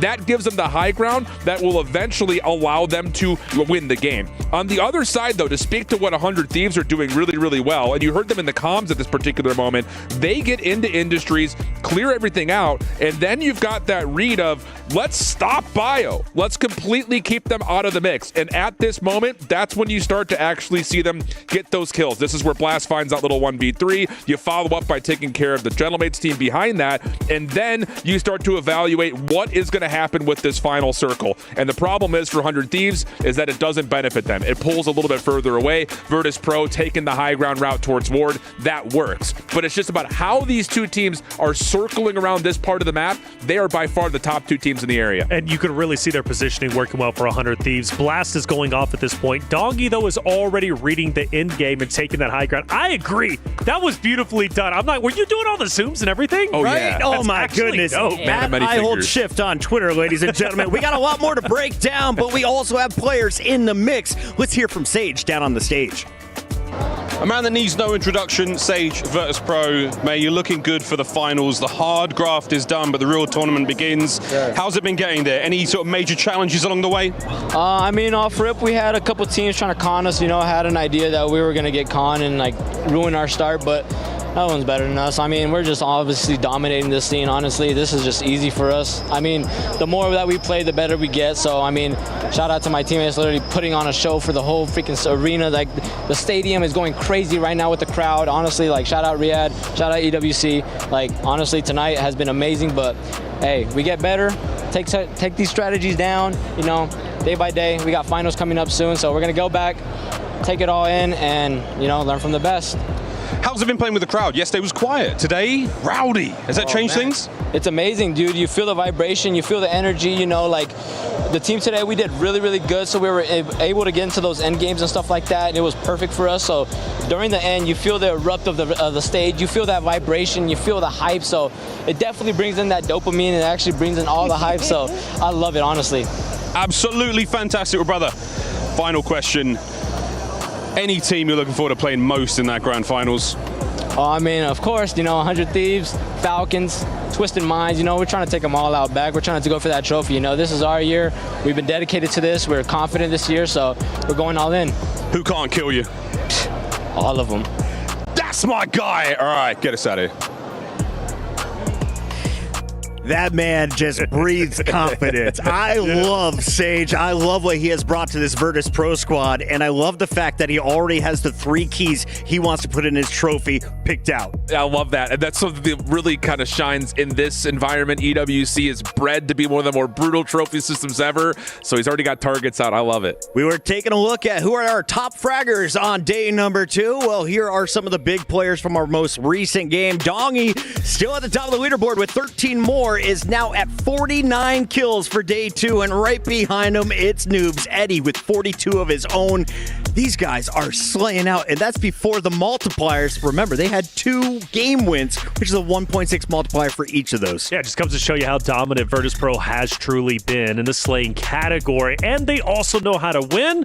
I'm seeing W's across the board going into the finals. Teeny and Obs, though, from Inner Circle, along with Ray, all 3 of them join, and that's probably off the back of their tremendous final game, at least for their group. And the fact that they've played 6 maps. I do want to give a call out, though, that Teeny has now passed everybody at 16 kills for most eliminations in a single drop. The APAC guys that no one thought had a chance, land too, making some noise out here in Riyadh. That's the magic here at EWC, and the magic continues after the break because it's going to be Group A versus Group B. The heavy hitters coming up next. Hey, I'm Goj here at the Esports World Cup with 100 Thieves. You're going to rate some of the other teams in the competition, 1 to 10, and give me 1 pro about that team and 1 con. We've got to start with the battle for your POI. Talk to me about Enko. Pro is that they're dumb as bricks. The con, I would say, is that they just don't know how to play the game at all. Okay, so on a scale of 1 to 10, 10 being your best competition, or maybe you guys, and 1 being trash, where are they at? 1. I'd give them a 1. Yeah, just a 1. I mean, wow, starting off hot here, folks. All right, let's go to 5 fears. Been a lot of conversation around this team. A con is that I don't think none of them have been to LAN yet. Yeah. I'll give them benefit of doubt 3. Okay, 3 it is. Okay, talk to me about all gamers. So that's another funny one. A con is there's no getting better. They're just stuck at where they're at. A pro? Decent anchor spot. Yeah. 1 to 10. 4. Yeah. 4. Okay. Well, we've got to go to the Falcons, obviously reigning champs. How much respect do they get from you guys? None for me personally. They literally tried multiple ways of trying to grief us with Enko, and we killed them literally every single time. Every single time. They're a good endgame team. Yeah. I would say that's their strongest point. Cons, I would say last year for Warzone competitive was just honestly a joke. This year, you know, you have us, Twisted Minds, VP, like actual competent teams. They're probably gonna like have that ego from last year going into this year, and they're gonna be like, oh shit, we have actual people that can, you know, fight us now. I'll give them 5.5, 6. Let's go to Team Vision. What do you think about those guys? Their probably biggest thing is just getting over like the mental hurdle of LAN. People say that Lennon is the best EU player, so I feel that's one of the pros. Rate them 1 to 10. 3. At 3. Yeah. 3. Okay, let's go to FaZe. I say pros, last game play with them, so yeah. hopefully. Hopefully my knowledge of high-level gameplay has it was instilled in his brain. It's still there. So the pro for this team is that you played with them at some point and gave them. Okay, got it. Yeah, sure, yeah. Okay, rate them 1 to 10. 2. 2. Lastly, I want to go to the Gentlemates. And obviously they have Enko, you know, he's a shooter. It's just another filler team. Like, I don't really feel like their presence or like their like aura. Another filler team is crazy. What's a pro for them? They have Enko. Enko. Rate them 1 to 10. 4. 4. Yeah. I guess nobody's in 7, 8, and 9. You guys would rank yourself a 10? Yeah. We hit, the last Rebirth tournament, we hit match point in 3 games. 100 Thieves, very confident going into the Esports World Cup. You're not going to want to miss it.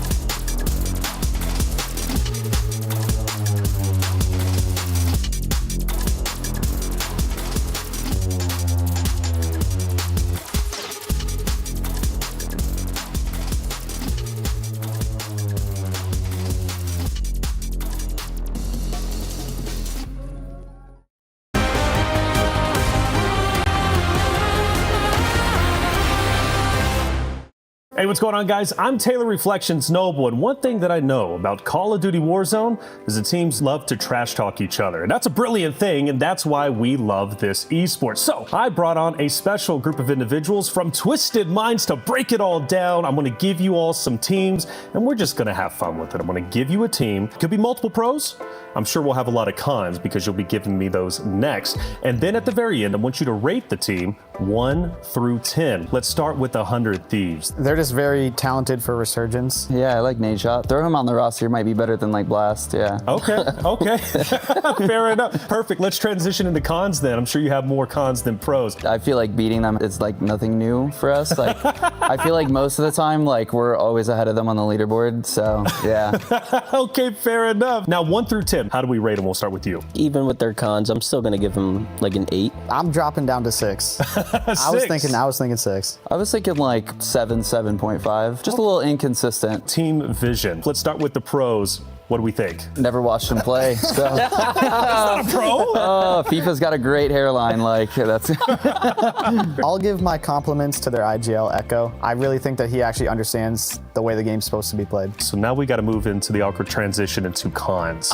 Do we? Come on, I know it's gonna hurt. They just play in the inferior region for Warzone, so they get way worse practice, and I think they're worse because of it. So 1 through 10, if we had to rate Team Vision, what are we thinking? Maybe like 5.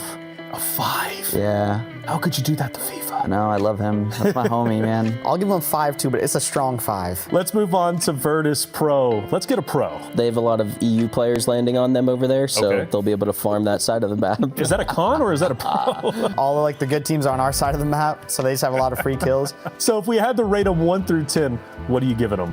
8.5. Okay. Yep. I'm gonna go with the 8. I'm going 8 as well. You're going 8 as well? Yeah. Fair enough. Well, let's bring in one that has a tremendous fan base. We're talking FaZe. Let's get some pros. I mean, they qualified. They're here. Just leave it at that. Fair enough. We had to give them a rating 1 through 10. That's the LeBron of Warzone right here. This guy's got the IQ. I was going to drop it down to like a 2. A 2? Respectfully. Wow. Respectful 2. Yeah, Hey, boys, thank you so much for joining us. It's been a great time. Twisted Minds over here. They're looking to dominate the competition. Let's see if they can.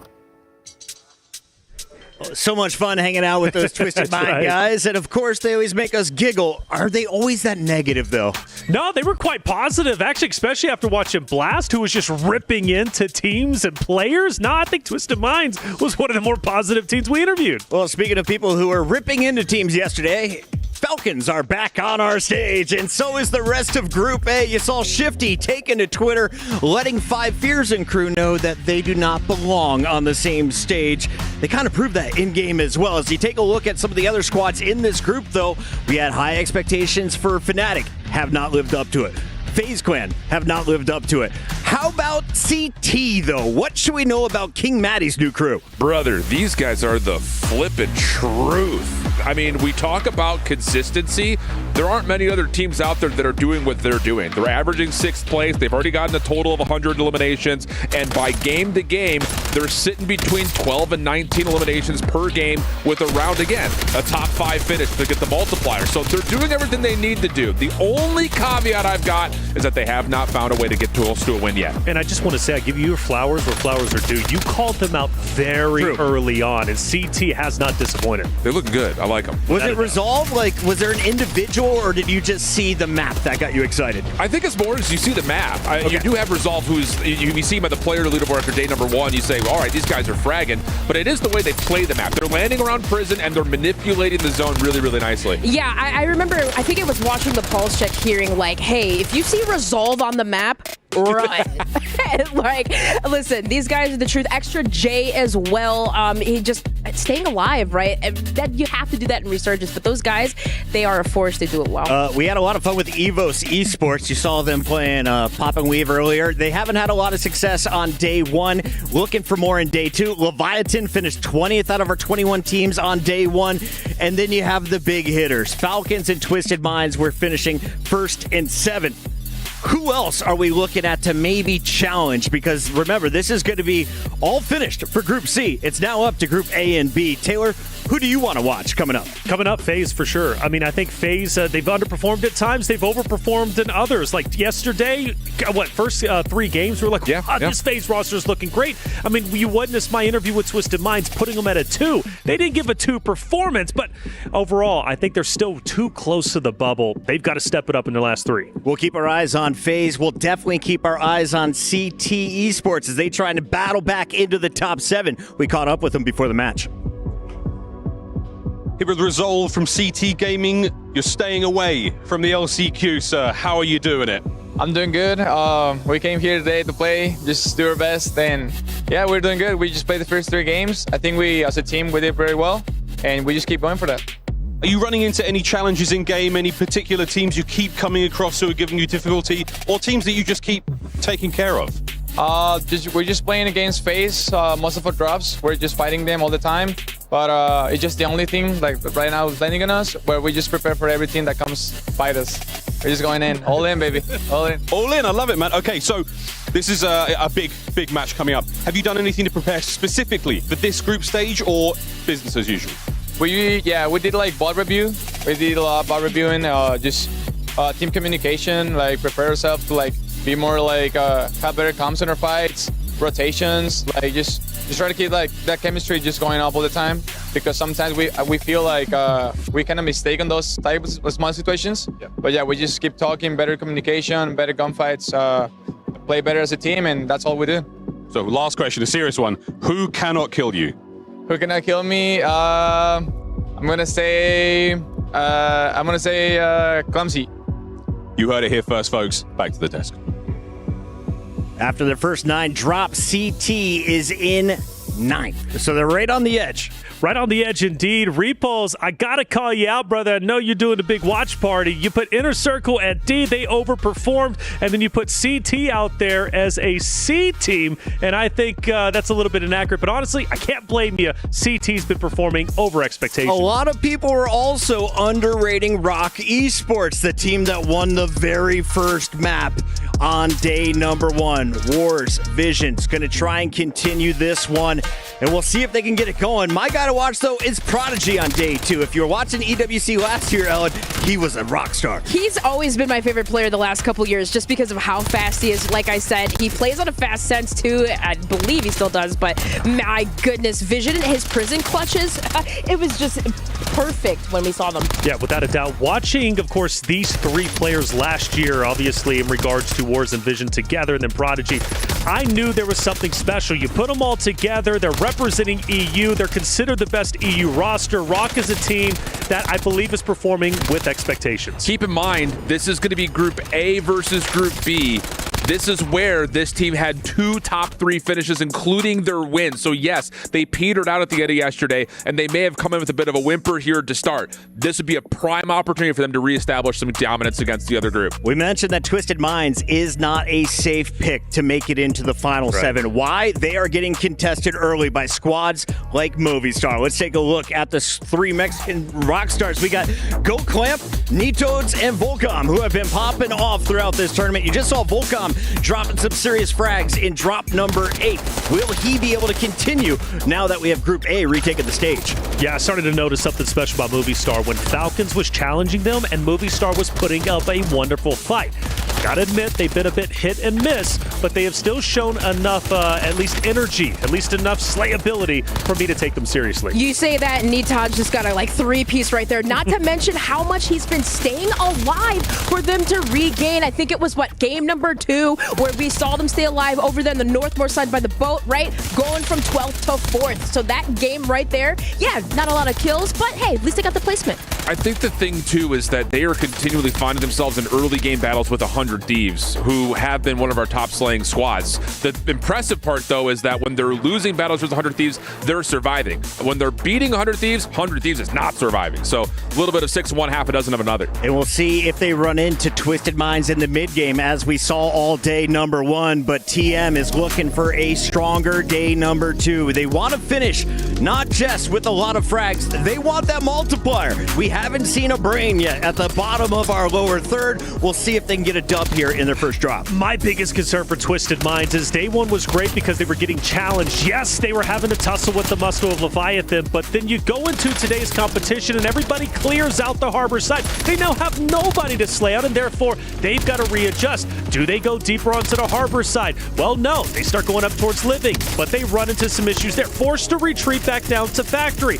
When they do get back to factory, again, nobody is there. They've had glimmers of great games when they're blessed by zone, but Twisted Minds is not getting that hot drop activity that they're used to, and they're wasting too much time in factory, and therefore they're not getting the eliminations to elevate themselves up the leaderboard. Well, yeah, and especially, like you said, when you are at a POI, you have no way to get any eliminations. That forces you outside of your POI, or you have Shifty in your side getting pinched, and that's kind of a thing where Group A did with Falcons, right? Twisted Minds were just getting contested by Shifty too as well at school. Yeah, I think the thing too is Virtus.pro was holding them from rotating the bottom side, but FaZe, when they were hot, were holding Twisted Minds from being able to rotate up. And then the other side of that is you don't want to rotate over to Falcons. That's the trouble. Well, and the thing is about Falcons, they now enter the fold once again. Biffle's already been giving Twisted Minds a tough time, and now that they know it's a reality that Twisted Minds can place outside of top 7, go to LCQ, get rid of that Titans of a roster, Falcons might actually focus them because, let's face it, they're already in a great spot. Do they really care about first place? Maybe the ego says yes, but I think there's more value in stopping Twisted Minds for going straight to the finals and forcing them to battle in the LCQ. You would pull out the scumbaggery right here? Without a doubt. 100%. I would do the same thing, baby. Let's take a look at where we stand in our competition now. And you called out something so important. From 7th to 11th, it is such a tight race right now. 13 points is all you got, and all those teams are involved as we get into these next handful of games. So this is going to be, I think, a really interesting battleground just to watch from 100 Thieves down to Movistar Koi. That's where I'm really kind of keeping my focus. Outside chance, FaZe Clan, maybe. Again, they would have to win middle of prison and take down teams like Twisted Minds to then rip apart the middle of the map. It's a hard stretch pull, but very well may happen. Can I get some predictions here, family? Who makes it? How many teams are getting knocked out of our current top 7? I look at Inner Circle, and I don't think 169 is safe. 156 for Gentlemates is definitely going to be the first team bopped. Yeah, 2 for sure. I'm saying 2. I'm saying Inner Circle, Gentlemates, the rest will stay up in there. That gives an opportunity for Roc, Twisted Minds, and others to enter into the top 7. I think Roc might have a hard time, so we might see a surprise from those teams. Maybe even AG Global, because AG Global is above FaZe.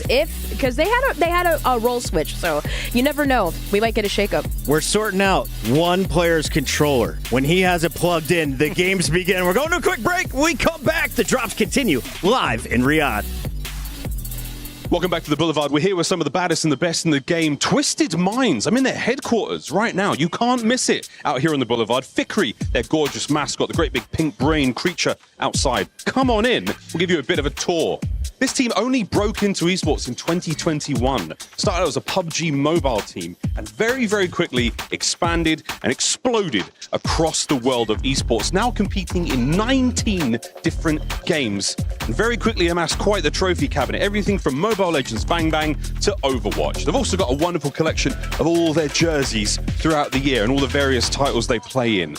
Wonderful place to come hang out. If you're on the Boulevard looking for some fun here, they've got the Twisted Cafe, they've got themselves the Twisted Track, get your racing sim fix on, the gaming center as well, wonderful air conditioning, and a good time for everyone. Can they find success in Warzone though? That's the question. Guys, come on.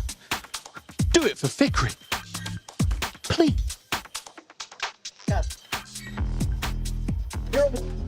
Here on the Boulevard at the Aramco Sim Arena, and although the Budapest Grand Prix only took place a couple of weeks ago, here in Riyadh, we're going to set an F1 trial of our very own. We're changing the tyre. I've got myself Enigma and Dandro. We're going to enjoy ourselves. You ready, boys? Go away. Let's do this.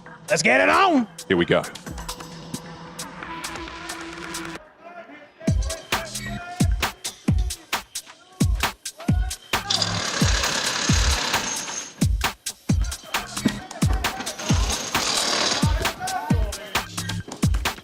How are we feeling?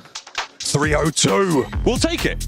Young contract, but we'll take it. It's harder than it looks. It ain't NASCAR, but we're good. All right, get us out of here.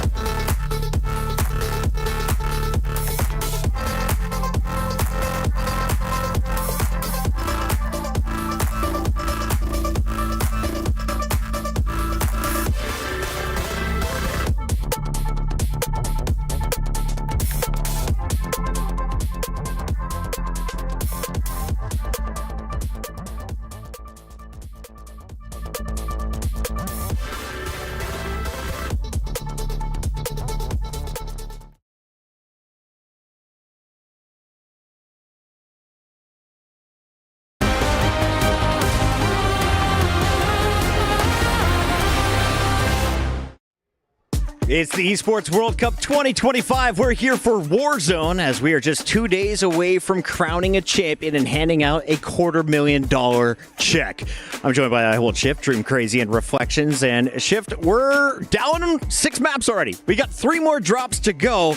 You've already done one incredible telestration, but I asked you for more. What do you got for me this time? Who are we dialing in on? Look, Puckett, you're already an Esports Award Lifetime Achiever, but we're just going to add to your Emmy collection here because we're just going to keep throwing segments together. This is actually from earlier today. A versus C was one of the opening groups. So the maps that we have, or the drops that we have that I really want to focus on, Taylor, you were talking a lot about Twisted Minds, right, and how they have been not contested whatsoever. Whereas we'll see what we're going to get out of Falcons this time around, because for Falcons, they like to do a couple of things. If they're going to load in and play inside a stronghold, they're going to be hanging and chilling. And the thing is, what they often like to do is once they get a read on where exactly their contestants are, they're going to try to find a way to open up space in front of them. So things like moving through, whoa, that's not the way that's supposed to work. Let me go here. Yeah, we're learning. Move through living quarters on their way to headquarters, or find a way to play through control, depending on what exactly they find, and also just what is the circle going to do. Because if it ends up being something in the middle of the map, then they're going to want to clear out the space right in front of them, give themselves a bit of a buffer around stronghold. But Taylor, you're absolutely right. This Twisted Minds team is not being contested at all, and they end up getting pinched out by teams all around them, and that's an issue for these guys. Yeah, without a doubt. Twisted Minds are so used to confrontation. When they don't get it, where do they go? Do they go up to the harbor side? Well, maybe so, but then they end up choosing, I believe in this clip, right, going up towards Living, if I'm not mistaken, which is already going to be hotly contested. Plus, you know the Falcons love to send a player Living. Well, that's the other thing about it, is that you can kind of see it as it plays through, is like, this Falcons team is not just contesting, they are actually dropping into Living. And you're right, you can kind of see it on the screen right now. Like, Factory is just so open. There's nothing that they could do besides try to feel things out if you're Twisted Minds. So you're sending players in almost every single direction just to try to get kills because literally they're bored. And it's tough for them, it really is, man, because one of the things about them is they're not necessarily a team that's been thriving off of placement points. They're a team that's been thriving off of eliminations because of their early scuffles. When there's nothing happening, they kind of go haywire. They don't really know where to go, and in this case, you can see how long they're staying in Factory. That's a problem. Yeah, and I think the other thing about this, and in this lobby in particular, Team Vision is in the mix. They're the ones sitting up top of headquarters right here, I believe. So that's another issue where it's just like you don't know exactly where to go. And I think the thing about this team in Falcons and what we see them when they find big kills is that they're doing this, where you have Hisoka who just hangs out in the back. Right. Everyone else just goes and challenges where they feel like a third-party action is because they've got an advanced UAV more often than not. Exactly. And I mean, Hisoka is going to stay alive. You can always count on him to do so. But I mean, when he needs to go out and get kills, he'll do it too. Yeah. So it's interesting because I think in terms of like how Falcons play the map right now, you see Virtus.pro trying to do the same thing, but on the other side of the island, where they're just anchoring over Chem and then they're rotating from POI to POI. Right. But for Falcons, it's we've got our base of operations. No one's going to challenge our anchor. Let's go third party, and then eventually when the circle gets to late game, we can go and find the high ground win. I found a very special guest roaming around, and I forced him to come join us on the stage. We're going to share our microphone here. Dandro, I wanted to start some beef because I was following the chat, and we've been hyping up APAC. The Australians think they're as good as North Americans. Uh-oh. The Europeans think they're better than North Americans. Can you tell me right now your honest opinion? Who is the strongest region, and what is the difference between each? I'm glad you picked me for this and not Enigma. Without a doubt. I'm glad you picked me because, see, here, Enigma would love to sit up here and tell you that EU is just absolutely, we can hold our own. The fact of the matter is, it's just not even close. Listen, Mr. Chris Bucket here is Call of Duty history from the beginning, and COD's a North American esport, right? It's in our blood, it's in our veins, it's in our history, it's in our bones even. And so North America, I think that's the reality is we have more competition, we have more tournaments, there's just more reps. And that's not to shade EU at all, right? They just don't have the same opportunity, I think, as North America do. So when you look at it, like, yeah, EU, I think, has probably like 3 or 4 very, very talented teams. The reality is that, like, sometimes it's like the top 30% of North America is even better than some of like the mid-pack of EU. I will give some credit though, because I think this is the first year we've seen some real competition come out of our expansion regions, right? So it's someone like Inner Circle, who they even said themselves, like, our qualifier was a Mickey Mouse qualifier, right? It's like, okay, well, the fact that you're able to come into a lobby like this, you traveled 14 hours to get here and still managed to put up the numbers that you do is impressive, right? Over some of the teams from North America that we know and love who are kind of not doing great right now. So with that said, can we go back to our standings? And I want to highlight some Europeans that need to be called out here, chat, because we had high expectations for AG.AL. We had high expectations for Movie Star Koi. We had high expectations for huge squads like Gentlemates coming in. I feel like the Latin American teams are outperforming Europeans. Am I wrong? Well, Movie Star Koi is the Latin American team. Right, that's what I'm saying. They're playing for Mexico. They're doing way better.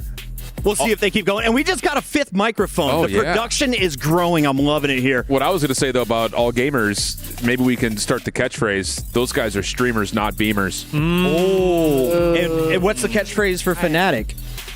Same jerseys, different team? Same jerseys, worse results. I think that's kind of what it is at the end of the day. I don't recruit better. I don't know. Wow. To say, I don't know. You're bringing out the spiciness. I really joined the desk and everything just goes to hell. I think with the Fnatic roster, the one thing that's really interesting to me is like obviously we had a last minute swap out with a team coming on in, right? Where that team that got swapped out was landing was that ammo shack side, right? And they were kind of controlling. They actually would do a really good job of sort of keeping the control center teams at bay, keeping the bioweapons teams at bay, and they wouldn't really let anybody rotate through their area. We don't really see that as much this year, which is surprising because this Fnatic roster played last year underneath Vitality, and that's exactly what they were doing, is they just held that line. So now it just feels like I'm like, okay, why didn't you kind of go back to your strategy, knowing that this year there's a lot more control teams, there's a lot more bio teams, and you might be able to sort of kind of flex out of your POI and pick up some kills. I wonder if there's a level, though, of like, after we saw the top 3 teams from last year, DWC kind of play like a 1-person anchors, 2-go frag. If everyone's trying to replicate that, and reasons why like Inner Circle are doing well because they're like, we don't care. Like we even heard Navi say like they don't play the game right, and no one knows how to deal with it. It's something even the death ball. Literally the death ball. Yeah, it was for something real. I talked to Huskers last year about it because that team, they didn't do great, and he was just saying like, and we were trying to play 2-1 through all the first 2 days, and then it wasn't until we basically moved to death ball that we actually started getting points. And so it's kind of weird, and that was something I was very curious about. I was like, for these first 2 days, we were going to see a lot of 2-1. But then at what point do we see teams start to just morph into that death ball and start roaming as 3? And with teams like Inner Circle finding a lot of success, maybe they'll do it. But Coach was telling me, maybe you heard the same thing, that I guess the narrative yesterday was teams needed to come out really, really hot and just slay out as much as possible. But now I guess the narrative for day 2 is kind of slow things down. They don't necessarily need to be as slay heavy as they once thought they needed to be. I don't know if it's necessarily you have to be as slay heavy, because like playing like I know we call it the death ball, but it's also about like just increasing your chances, I think, of staying alive. Because I think teams are now, what they're realizing is that even like Falcons, for example, if you go back and watch some of the maps from yesterday, it's Soka just by himself, his stronghold. All it takes is one team to realize like we can just late float out a plane and triple land on Soka, and all of a sudden Falcons are now in a blender. I will say we saw visuals kind of get taken out earlier by the Falcon squad as soon as they spotted FIFA up top. They're like, okay, we got to go after this one. I don't think I've seen Virtus.pro sitting back. I don't ever see one man who's out of the mix. And if he was, he's always in a transition once the team fight starts. Is there a difference in communication across our top squads right now? Does anyone have an advantage in this tournament?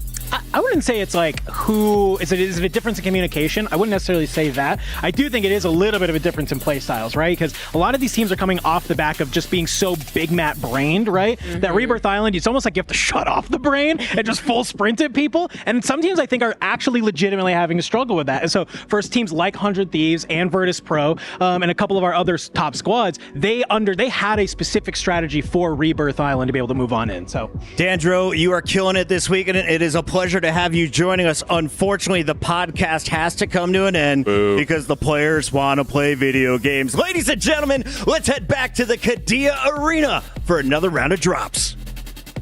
Woohoo! All right. Hey, congratulations, analysts. That was a great segment all the way through. As an EU man, it was not a great segment. I hated it. Well, our game is about to get started. We appreciate everybody at home for your patience. We were talking a lot here in the booth. We had a lot of time as well. And one thing we noticed was that 5 of the top 7 teams as of current are done for the day. And like Alan talked about, it's a great shout. 7th all the way down to 11th are very close. 8th through 11th are a spread of 4 points. All of those teams jockeying for position with each other and the teams that are done for the day in the top 7. There is a lot of folks that are going to shift on this leaderboard in these next 3. I mean, we were having the conversation on the desk about there being 2 teams in particular in a little bit of trouble here. But for me, honestly, you're going to have Thieves in that conversation. They still need to play out. They still need to play well. The teams around them, or also just beneath them, have a few good games. They get in that conversation of being outside of the top 7. Team vision of the other team, they will be unfortunate right now sitting at 184, but they can be caught. Absolutely. It will be difficult.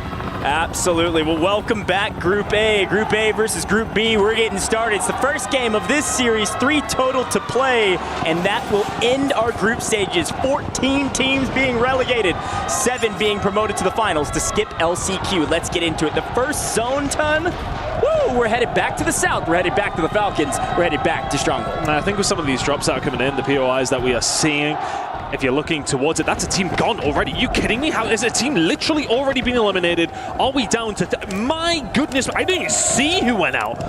I believe that was team 14. That's going to be 9Z Globin out immediately. Oh, well. I want to say it was on the hands of Robstar. They might have dropped together. And speaking of the death ball, it's a high-risk, high-reward scenario. Yes, you could stay alive with all 3, but if you play together, you could be wiped together, and you could be out before that timer ends. And I wanted to kind of make a point about the positioning of Twisted Minds. We'll get there in the end. But for me, that is for some of the teams who are trying to catch up into that top 7. That team dropping out immediately is a disadvantage. That's less bodies on the map that you can start to farm.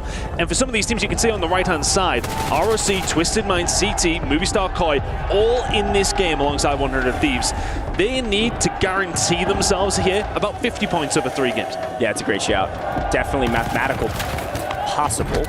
Mathematically difficult, but definitely possible. So we swing over to a couple of the key fights. Obviously the fight for control, this time a little bit slower between 100 Thieves and Movistar Koi. Inside of Prison, that's going to be FaZe versus CT. You heard it in the interview. Both of those 2 fights are going to be going on for a while, but they're important ones. The trading of blows yet again. A couple folks maybe lurking to get involved in third party. Novo is not playing right now, so you will not see that third party push from the boat. You will see this fight over and over and over again. And like you said, 100 Thieves, not 100% safe, especially if they lose this fight. Here we go. Blast swings through and decides not to take shots. Instead, finds another angle because Skullface gets cut down. Netods, Volcom, they're backing each other up here, playing this nice and slow. It's a slow play, and the only team close by is VKA coming from boat. They have replaced Novo on boat to potentially third party. Just have a look at Twisted Minds here. From the start of the game, they got Factory for free. Nobody over towards Harbour. Chemical Engineering only partially occupied. They may have moved up all the way over towards Headquarters, so keep an eye on that as things do continue. But fights going on here. Here's Biffle will find 1 of 100 Thieves. Netods trying to get in amongst the action as well. 3 different teams fighting, and who comes out on top? It is of no surprise to see Biffle and Shifty. You heard it in the interview with 100 Thieves. You heard it from Alan in the Telestrator segment. 100 Thieves is in trouble when the Falcons come swinging up to control. It happens all the time. They either go living quarters or they go control, and they found control and they found several kills. However, Volcom's actually traded one out in the smoke. Does finally get cut down, but at least trading Biffle out means that control is not entirely given to the Falcons. It's actually likely going to be this Team 13 Kazu that comes swinging in, VKA. And for all that we feel like it's been a little bit of a slow start to the game from our POV. 2 teams already dropping. Fnatic out again. That flash in the pan of map number 1 of the entire tournament truly was a flash in the pan. Had a stinker of a time since then. Really are sitting towards the bottom end of things. Will not be making it into the finals at the first time of asking. LCQ does beckon, as does the, well, second circle, which is coming in 35 seconds. Well, an interesting note here, by the way, obviously you can see inside of Prison, Roc still here in Prison as per the usual. On the other side, CT fighting Prison as per usual. FaZe not here. FaZe is like to play the north side. Jawad comes in thinking Prison's free. It definitely wasn't. CT's been here since the beginning. They're going to trade blows. Roc finding the other angle. Twisted Minds board down in Factory. Says, can I get into it? Oh, guess what? There's another team. Prison, always a blender. This time even more so than usual. And another team who's actually made their way there very, very quickly is Twisted Minds. They've seen the fact that it was very quiet down to Factory. They don't need to get moving. 136 points. As mentioned, they need to continue. Another team is gone now. Squad number 10. That, of course, is Movie Star Koi. They need to have themselves a very, very good game. Another team who need to have another good game is Twisted Minds. Let's go for a listen in with a squad. Quick, get him. Cracked. Dead. Nice. They're both living. They're both living. We're good. Okay. Let's fucking go, baby. Keep cooking, Aiden. Yep. I'm gonna grab your guns now, Smith. Yeah, you're good. Ben. Give me my money. I had an 8 attachment too. Yeah, well. Yeah, okay. I dropped you my money, Ben. Okay. I could grab you, Ghost, if you need it. Wait, oh, no, somewhere. I hear him. Yeah, metal roof. Low. On the buy. On your loot. I want, he knocked. Oh, I got knocked. Yeah, one. Basement. Hold up. No, I'm coming. Stay up. Right. He's running. Come on. Rest him. Still near the bike too. Yeah, I'm going to hold your stairs. I have a plate box. Yeah, one's gonna go to the boat probably. Plate box, cement plates. Yeah, heard. Yeah, he's on the boat. He's on Crater boat. Crater boat. I can't tell. He's pinging over there. Yeah, I need loot. Could someone help me work down? Yeah, low. Let's go. Hold on, let me try to ping his teammate. His teammate's still deep side right, on the right somewhere. I'm gonna try to get a UE. Top boat. I hear a basement, I think, again. I'm coming. I'm getting UE. He's not ghosted. Here. I'm good. Basement. I'm with you. I'm stacking his teammates. I only have an AR. I'm holding right. He slid out. Twisted Minds elite comms, but a bit frantic trying to track down this FaZe roster. The FaZe roster has come all the way down the east side of the map, and it found another angle. Clumsy swings up, picks up another one of the Twisted Minds. They are on their heels right now, Ton.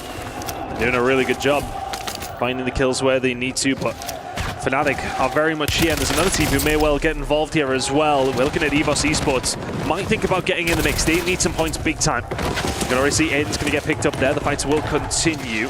Twisted Minds surviving for the most part, as do Fnatic. Another fight, actually, I just kind of want to point out as we were watching things kind of unveil through there. Over towards the boat on the dock side of the map. There's a lot of teams doing quite well over towards that. VKA have been lighting it up, and Control is where a lot is going down as well. Let's see how they can do over towards this side. Gabe can't now find it. VTAT again. VK need to have some good games here, extremely good games if they want a chance. 114, I mean, you're talking a 30-point average over these next 3 games might give them a chance. Well, if anything, they're playing spoiler to 100 Thieves, who absolutely need these points. Enko being out is huge for them. Another team that's breathing down their neck, literally in this map and on the leaderboard. Roc, obviously right there on the bubble, was 8th showing going into this. Likely a team that will go directly to finals if they have a couple decent games. So far, so good for them, winning out for the most part on this side of Prison. They're going to swing up over towards EVOS. Blast. Finding a couple of different ones there, sorry. Shifty finding his way through. Blast finding 2 kills though. Over towards Control Center, but who is sweeping in? It is going to be Falcons, but over towards this, ROC finds some more kills. And that's another shutdown going through EWC Esports. Just about surviving, but kills across the board. Alvin finding the kills over onto Fnatic and just about cleared Factory there. So Twisted Minds come out the better end of that one. But we were just talking about our team and VKA, who are having such a good game. They get themselves wiped. Yeah, I don't think they can really threaten for finals. They absolutely can play spoiler, but not in this map because the Falcons have taken them out, taken over control as per the usual. We saw a quick look at that map. You see the Falcons have control over the west side of the map right now at control. Everybody else is going to be on that southeastern side, except for this final fight here in Prison, and you can hardly even call this a fight. Roc Esports have won out on the entirety of Prison, which is a massive feat for them and likely will put them well within the top 7 after this map. And I think their only problem is they don't know how much room they have at Prison right now. We can see in the top left corner, Prison is entirely dead. They are literally the only ones there remaining right now. They can loot themselves up, but look at the concentration. I know you guys can't see the map, but over towards Living Quarter, 1, 2, 3, 4 different teams in and around that area. Things could get spicy in just around 20 seconds when this circle does eventually start to tighten up. Oh, classic Robstar said that he wanted the tower, and he'll have the tower regardless of where they're at on the leaderboard. Here's the fight in Living Quarters you were talking about. Shifty's found an angle. Anxiety has nowhere to go except for back in the lobby, potentially. Scythe in trouble by himself, waiting on Biffle to come for the cleanup. He's actually going to throw down some covering fire, trying to grab a wallbang, sure, but also cover the footsteps of Biffle tracking down his quarry. Unfortunately, Biffle gets tagged up from behind. That's actually going to be Leviathan that's behind them, tagging up Biffle. They swing back. Leviathan now flanked by flanked. FaZe coming in the right side. Falcons have to back up and can't clean up by Fears. A little bit of breath of fresh air for Scythe to stay alive. Oh, good shots coming in from Shifty. Biffle there to back it up as well. They've just about managed to squeeze out of what was a very awkward situation.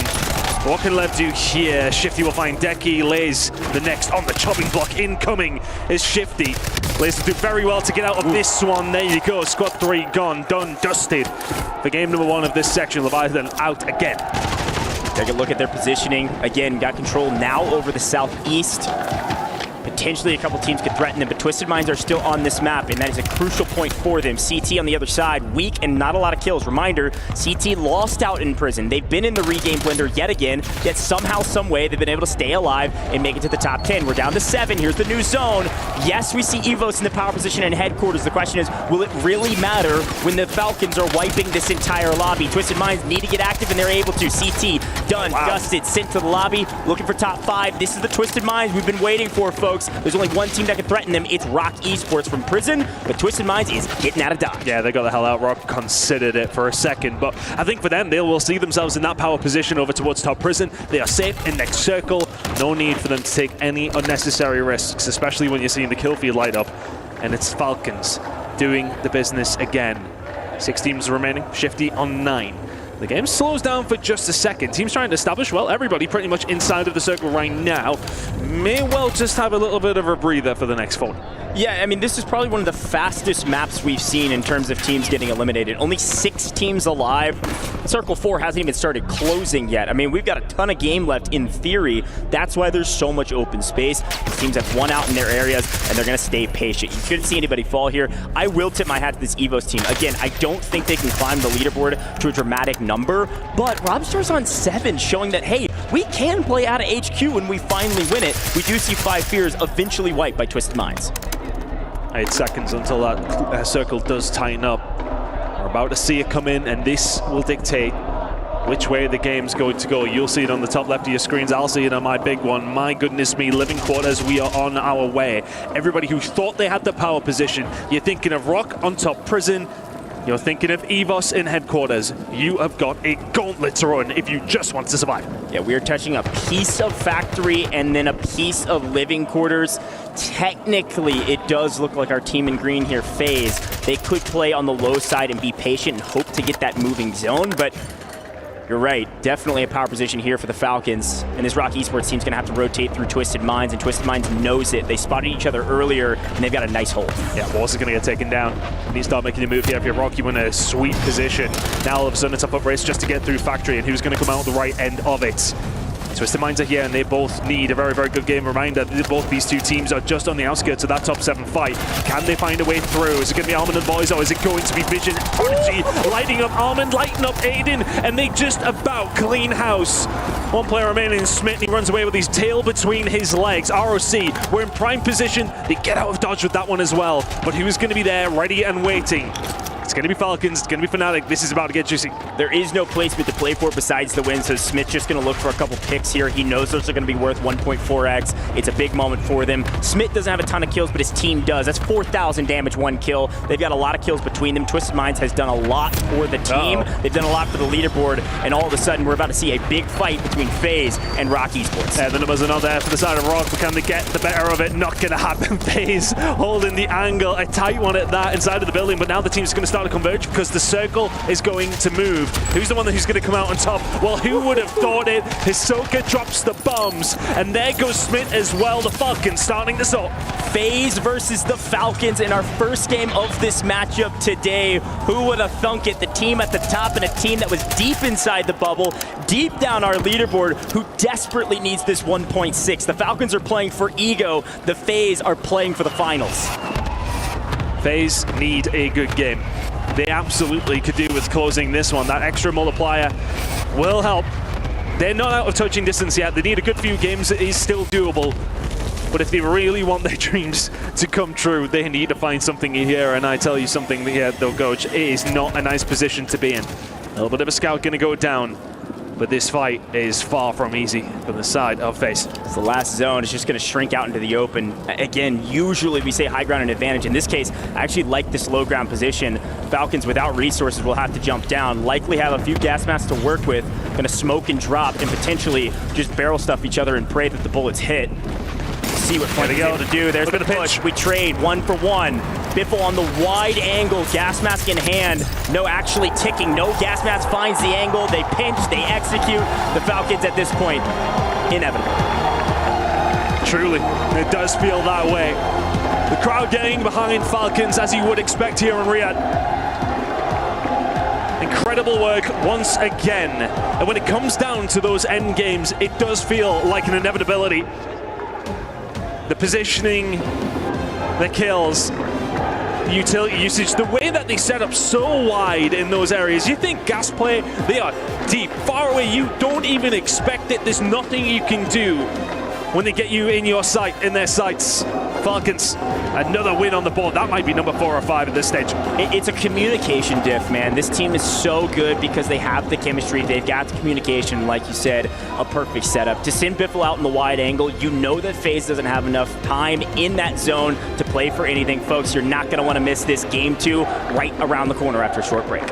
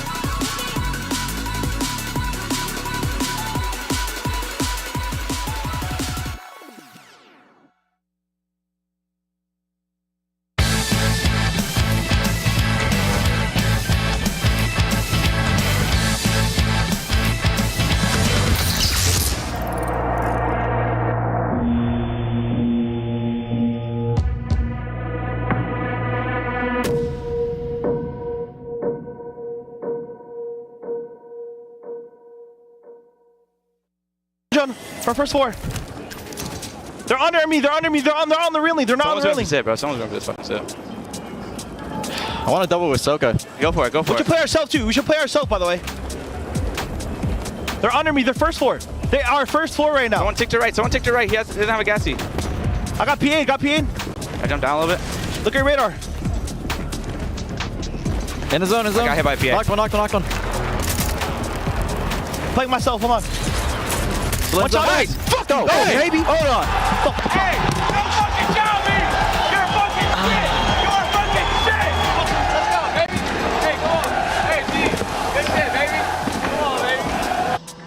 them a bunch of dogs is rude. We're going to see what's going to happen here with them Falcons as they continue to soar in the Qiddiya Arena. And you heard Tun say, this is like their 5th win. It's actually just their 3rd.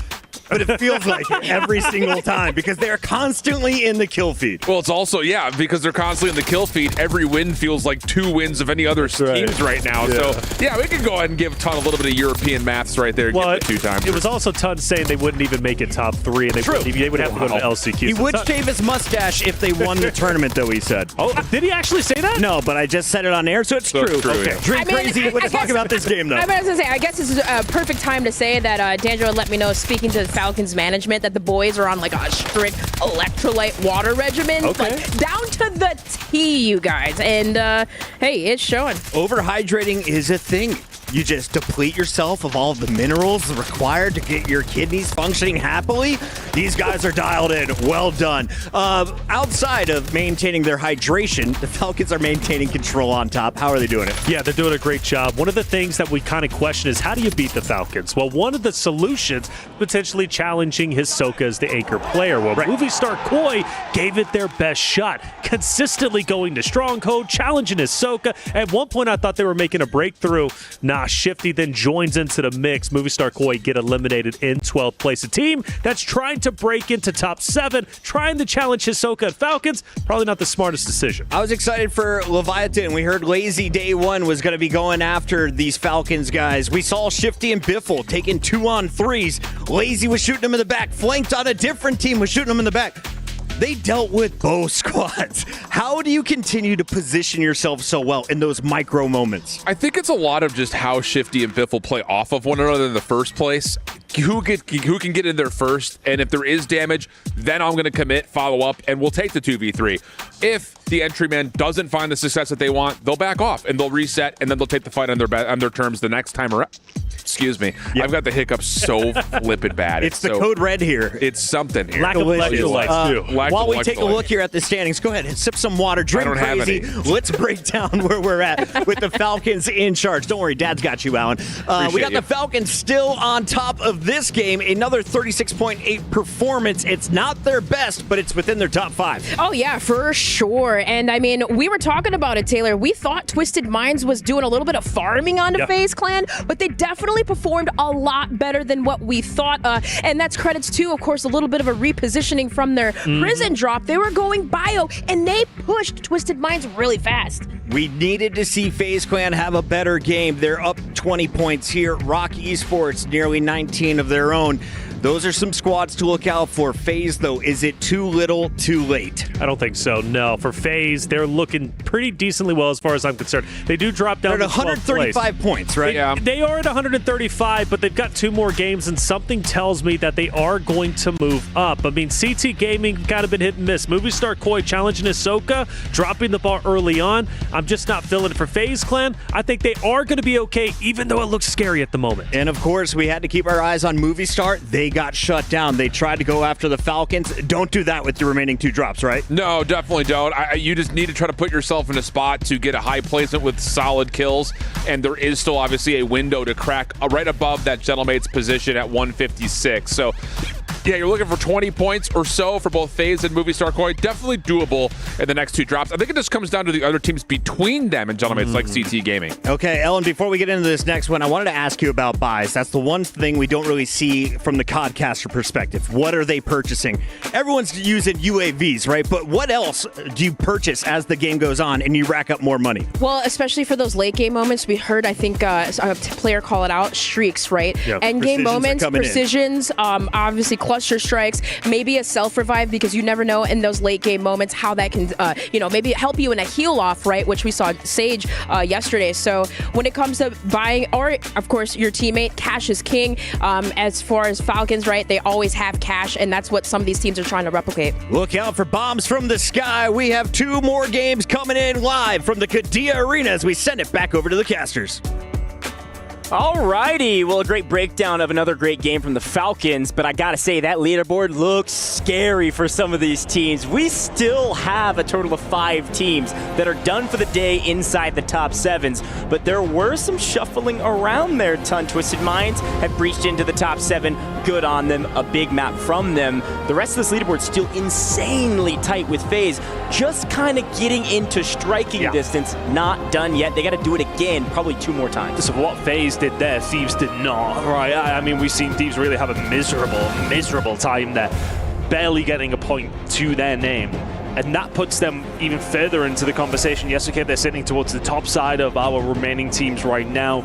We'll flick through that leaderboard as time does go on. There are only 2 games remaining to see who is going to manage to make it. Gentlemates, for me, are done. They will undoubtedly get surpassed. But you look at it in a circle, Team Vision, they will be counting on someone like Gamax, Fnatic, Leviathan to actually have a good game. They need some teams like that towards that bottom side to come out and have a stormer if they want a chance to stay in right now, because the points are only going in one direction, and that's the teams who are just outside the top 7. Well, I gotta say, I mean, it must be an ego play. The Falcons want to be the top of all group stages. They still have to take down Virtus.pro with about 29 or so points combined in the next 2 games. Well within reach for that team that just dropped well over 30 points with that win. But because the Falcons are maybe playing for a group stage win, they are soaking up a lot of points that some of these other teams need. So I don't know if the slaying power from the Falcons is helping teams or hurting them, but we only have 2 more maps to find out here, Ton, and we are dropping into our penultimate map of the day. Well, here we go. We're going to be starting to make another hefty circle over towards bioweapons, chemical engineering. It's cutting off headquarters, factory, living quarters, stronghold, and control, about half of it. This is a heavy northeast map. Gentlemen, would probably be screaming for something like this right now. Unfortunately for them, they've got to sit and watch to see if they could somehow survive. I just don't feel like it's going to happen. But we're into the game. Teams go into their regular spots for the most part. Big fights over prison, though, and that's going to be a nice one for a lot of teams to keep an eye out on. But for the side of Falcons, it's going to be a farm up, see what they can do to Stronghold. They'll start making the move shot. Yeah, as we watch Roc Esports, see where they are on the leaderboard. They're in 8th currently, but only a point behind Gentlemates, who are done. So Roc Esports most likely making it inside the top 7, pinning the teams behind them. Watch out for some of those fights. Now, a big shift here, 100 Thieves. This is the story. 100 Thieves has been struggling. What do they do when they see an extremely northeastern zone? They drop Bio, completely shifting this map on its head, and said, fine, Imkoy, you've kind of chalked your own game, you've also chalked ours, we don't want to deal with the Falcons, we're playing opposite side of the map. And the team they're going up against is a team who have been here for what feels like the majority of the day in Fnatic. They are a team who've struggled over the entirety, let's be honest, and they've struggled over towards bioweapons. It has not necessarily been a good playground for them, and now they have got a team like 100 Thieves to try and deal with. It is a tall order to see what Fnatic can do. Yeah, the other shift, by the way, it happened last map as well. You were wondering probably where FaZe was landing. Chemical is wide open, so FaZe has landed at Chemical. They will likely be the first team that interacts with that Fnatic and 100 Thieves fight up in Bio if FaZe decides to leave. However, this zone won't necessarily pull to the submarine like it did last time we saw this one. It could pull to the Kim side. I bet they stay patient while we watch this fight here in prison. There we go. Twisted Minds get themselves inside of prison pretty early. You can already see one player already drop back, making sure that this aggression isn't going to be, well, necessarily punished too much. But here we go. Padzuka, can he find much here? He's already found 2 kills to his name. But Thieves will find the break. Fnatic Sanka sticking over towards the sub, and we'll keep things going here. But yeah, getting interested on not just Fnatic, but FaZe Clan, who have come to join the party. I thought they for sure would be patient, but I guess when you look at the leaderboard, you know you can't be. You got to get active. 100 Thieves, a team ahead of you on the leaderboard. You're sending 2 out, and they're right. There is no one over at Kim. They can keep their anchor over there. This is reminiscent of the Falcons' play style. Keep one slow, send the other 2 out. J-Tech picking up several, and now Blast on the run. Blast alive momentarily. It should be pretty short here if he can continue to survive. Falls and wipes. Falls and wipe. Let's see, did anybody actually spawn up on the map for team number 8? I'm looking. I can't see a goddamn thing. 100 Thieves out. Another miserable game. They are in big trouble. I thought it was such a good play to come up here, and I think it was. Fighting Fnatic, who are now getting wiped by FaZe. FaZe is flipping this map on its head. FaZe has gotten risky, and it is paying off. They flipped the coin, it landed heads, and now they're on top. This is unreal. Those kills coming up against 100 Thieves are worth their weight in gold. That wipes an opposition out. Thieves are outside of the top 7, will still be outside of the top 7, and FaZe Clan can close that gap a significant amount. Fight starting to go on, of course, over towards the other side of the map. Living Quarters is going to start to get a little bit mixy here, actually. 30 seconds, the circle is closing. There are 3 or 4 different teams still outside the circle. Again, northeastern zone. That means the Falcons get on the move very quickly. All 3 of the Falcons, by the way. This is the zone that they struggled with, the only map that the Falcons have struggled with, and they might struggle again, especially getting pinched here for Twisted Minds. Z-Smith's going to come down from on high. They're going to try to wipe this entire team if they can get a handle on him. Question is, have they found out where Shifty is deep inside the zone? Could he sneak in late and potentially play spoiler? I doubt it. Shifty's the last one momentarily. Biffle will find himself coming back up. They did find Hisoka. Shifty now can get a little bit active. Can he find anything on the way out? Arm will be first to drop. Smith will be there for the trades, but the reach out comes through. You manage to get yourselves back up and running if you're Falcons, if only just by the hair on your chin. But look at what's going on over towards this side as well. Teams fighting all across the top of prison. Top of the prison now belongs to EVOS Esports. EVOS getting a little mixy here in the last 3 games. They say, don't worry, you might see us in LCQs, but we're going to go out with a bang regardless of this leaderboard. By the way, off screen, what you missed, Roc Esports, also one of the teams that are out. Of course, they were in a pretty good position on the leaderboard, but dropping a map like this, 100 Thieves dropping a map like this, there is still a lot of breathing room going into this last map. This leaderboard is going to be wide open going into the final one, pending the way this one ends. So let's get into it. Falcons, again, regain Blender, however, still alive. This is the one zone that has caused them a bit of concern as Almond's trying to hold, potentially find out where Hisoka is and hold this team. Another team you want to speak of how this is all played out with and how this is good for is got to be TM, especially if you're finding those gunfights. If you're Almond, you'll take your second of this map, no problem against Hisoka. But at this stage, yeah, for TM, they're a team sitting in that top 7. Teams just below them, dropping out like flies. I mean, what, we've lost 3 teams, 3 of them all in contention for that top 7. Yeah, 5 Fears moved over to the harbor side, now holding Twisted Minds. The gunshots in the sky with a signal flare that they have an opportunity to play edge of zone. And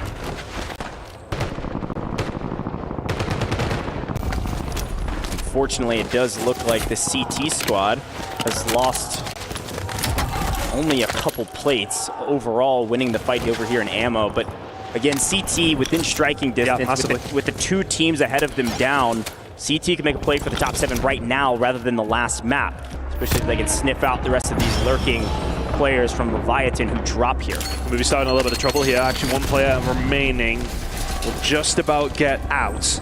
So teams who are really on this bubble are not having a good time, but some teams that have to be a team like FaZe. They were way out of the conversation and are talking very loudly right now. They're well and truly being talked about throughout everybody else. When we get into segments, they will be in and amongst it if this game keeps playing out the way it has done. Okay, off screen, take a look at this. Now on screen, J-Tech flank both sides of this team of 3 being chowed right now. 5 Fears takes out the anchor. On the other side, it's Patzuka and Fnatic who have pushed out the remaining players of FaZe. Luckily, 1 player in the air floating. FaZe is not out of this map, but they are in a blender right now. It's going to be a hard regain from where you are as well. A lot of teams in and around them. We'll keep an eye on how things are going there. 5 Fears, though, they were a team who surprised us towards the latter stages of yesterday. Okay, yeah, they're not really going to be anywhere near you would like to think. It would take something quite spectacular to get themselves up into that point where they can put themselves in that final day. But looking over towards the transition, we can see TM starting to make their way through Harbor. We're on board now with Falcons, who have had to stack together just a little bit. It has been a case of fighting with their backs up against the wall. They've come out swinging. Not necessarily too many kills, but they are surviving. Well, you ask Gamex, maybe step up for some of our other teams to give some breathing room on the leaderboard. And so far, I think I just saw T-Nex pick up 3. They're kind of in a blender as well, split, but we're finding kills together inside of prison. Sukra doing a lot of the same, but on screen, the Falcons lying in wait, playing this prison side. Now, if I'm the Falcons, I'm playing for a win. I want to prepare for the finals. I've already made it there. They want to continue to prove that they are the best team here, and they want to make sure that they can practice whenever they can of getting a win. But unfortunately, on the rotation, it looks like CT has another plan in mind, which is pick off Shifty and make their lives a little bit more difficult. Yeah, Result was all on his own there over towards top water tower. His team are actually down towards the dock side of things and are trying to continue to survive as well, but they do catch Falcons off guard. Fights going on here still over towards bioweapons, and it still is the regular customers over towards this side of the map. Yeah, the only new customer is going to be that Movistar Koi, who's come all the way up from control. We lost Falcons two are going, members. Falcons are going. They regained, and you're right, Falcons swinging all the way to Bio. You see one remainder in Industrials while this fight's happening on your screen. A big fight for CT, because this is one of the teams on the bubble looking for a play. Pick up one who gets a buy, but Azen, they cannot stabilize. That VKA squad is in trouble. A lot of kills going down. Not many teams dropping. It's getting very mixy over towards Bio. You can see two teams actually making their way up from Chemical, but here we go. Inside of Bio, as Netox cannot find the second. Hisoka is there for the trade. Teammate alongside of him, but there are a couple of other teams who probably want to get into this mix. 5Ps, not too far away, looking to try and hold over towards where Falcons are. Biffle finds Padzuka. Fnatic find themselves in a little bit of a bad situation. Clubsy's going to have to drop in here for the side of FaZe. They need to continue to survive, and they've dropped straight into the Lion's Den. Falcons are very much here. Biotin getting wiped almost off screen by Evos. They picked up several. J-Tech is on 8 kills, so the FaZe team does put up a decent amount of points this game, even if they don't even make top 10. You say top 10? Yeah, we still have 11 teams alive. This one playing a lot slower than the last. They're Shifty into the mix. They've taken over Bio. Clumsy trying to find an angle to get in. The door only open for a moment as several teams are in the area. Zakar goes down. The Falcons maintain control over Bio, and Fnatic is holding on for their dear life on top. Yeah, FaZe are a team who are in the water trying to survive, and there actually seems to be a pistol fight going on. I believe that's VK actually getting in amongst it. We'll keep an eye on how that one's going to go, because if FaZe go out, this was a huge opportunity for them. But right now, Falcons are playing spoiler over towards Bio. We'll see you later, Fnatic. They have just gained control of that side of the map. But you can see in the top left corner that the zone is moving in a different direction. We'll cover that in a second. But the fight over Industries right now, currently belonging to the side of CT. They are in a prime spot to put themselves in this top 7. I'm really impressed with this CT squad to be able to rotate out of prison, get pushed out, regain, get into Industrials, win the fight. They've pushed 5 Fears completely out, and now they have the entire building of Industries to themselves. Now you can see it in the mini-map. Most of that building is not going to be in the zone, and they're going to have to rotate out. Now, we do see Twisted Minds off screen. They pick up a kill on a squad that really hasn't threatened them, but those are big kills for Twisted Minds to make sure they maintain a top 7 position. I mean, just seen Falcons actually pull out of the fight somewhat. They didn't like it. The fight over towards Industries was not working out for them, but on screen right now is center zone instead of chemical engineering right now are Twisted Minds. They can put some serious gap, a serious amount of breathing room between them and the competition, still fighting for that top 7, and Almond is adding to the tally. Shots coming in. Squad number 9 has been wiped. We will see no more of 5 Fears in this game. We may well not see too much of the side of Leviathan if they keep getting picked up here by Almond and Co. But the fight now starting to make a move. That circle once again is starting to shrink towards chemical engineering. Falcons have got to try and make their push over towards that side, but currently they're holding over towards Industries, who are CT right now, trying to get themselves out, but they've got a few different teams staring their way. CT once again not getting the zone pull that they would like. Gonna have to rat their way forward. Luckily with the full team of 3, they can try to play this. Unfortunately, it does look like the Falcons absolutely know where they are. The Falcons are going to move themselves. Oh yeah, the Falcons are just going to rotate out. They don't really care about wiping the squad. They're going to try to get to position. Reminder, the Falcons want to win this game. They want to prove that they're the best. And over in Chemical, we've got 3 teams stacked on top of each other with Twisted Minds. Virtus.pro out of this lobby means that Twisted Minds can breathe. They were breathing underwater before, but now it's just oxygen. Wow. Filling their lungs full. There are now 3 teams inside of Chemical and more joining them. CT take the bottom. Talk about a layer cake. We got as many layers as you can possibly think of. And look at how Falcons have managed to find themselves on top of the roof. Nobody was in control of that whatsoever. Koi not on the roof, in the opposite direction. Lace is being taken down, but you're in the water of your movie star. Koi by name, Koi by nature. They're just trying to survive underwater right now as the rest of the team's getting it on in chemical engineering. Twisted Minds versus FaZe, likely the next fight that we will see. I expect CT to play nice and slow, but look at the zone pull! Unfortunately, Robstar and Jawad, you got the zone pull, but it doesn't matter. You got a cluster strike right on your head. Like the analysts talk about, in the late game, these streaks are everything. Jawad, Robstar in deep trouble, and the question is who goes early? It's not going to be Shifty. Twisted Mind finds one. Oh my god, Twisted Minds have fallen, though. 2 of them, 3 of them gone! Clumsy and Flank finding it, and who's finding it? It's FaZe, time and time again when they need to. 3 teams remaining in chemical engineering, and now they need to start moving. 30 seconds of the zone closing. Netots will fall. We are down to 4 teams. Down to 4 teams, and many of these teams need it. Many of these teams are on the bubble. Jawad and Robstar have been saved. They have the zone pull. They could potentially win this as well, but CT not going down without a fight. They might be last to the party, but it doesn't mean they won't be the last to leave. Here we go. Jawad inside of technical zone. We're able to play it, but no cover to work with. Double push. FaZe. CT almost seemingly working together, but Robstar wins it. Robstar cleans them. FaZe off the map. It's just Diaz Biffle by himself. And somehow, some way, Robstar last alive for his team, lying in wait for the final player to die in zone. King Matty, will you give up your life or will you take Robstar's? He will give it, and somehow, some way, Robstar and EVOS have won a map. Unreal. Incredible. When you see them on the corner wall next to Harbor and the cluster comes in, I'm thinking chalked. I didn't even consider that they would be in the equation, they would be in the conversation. They close out the game. But the real story for EVOS isn't really about them. The real story is about some of the teams who are fighting around that top 7 having a disastrous time. CT Gaming will close that gap further. FaZe Clan will close that gap further. Movistar also within that top 5. If you're Roc, if you're 100 Thieves, if you're Twisted Minds, you're looking down and it ain't pretty good. Look, I will say one thing. EVOS, of course, not within striking distance of top 7, but absolutely should celebrate that win. Very well done. We're going to head to a very short break before the final map of the day.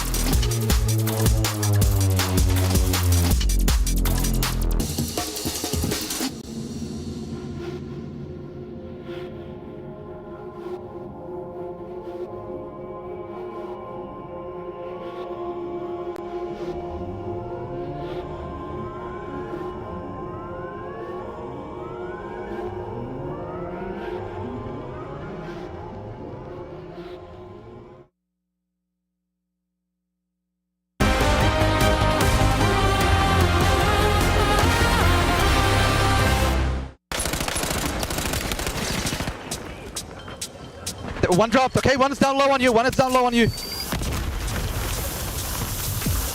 There's kids in harbor already. He's here on me, on the wall, Nice.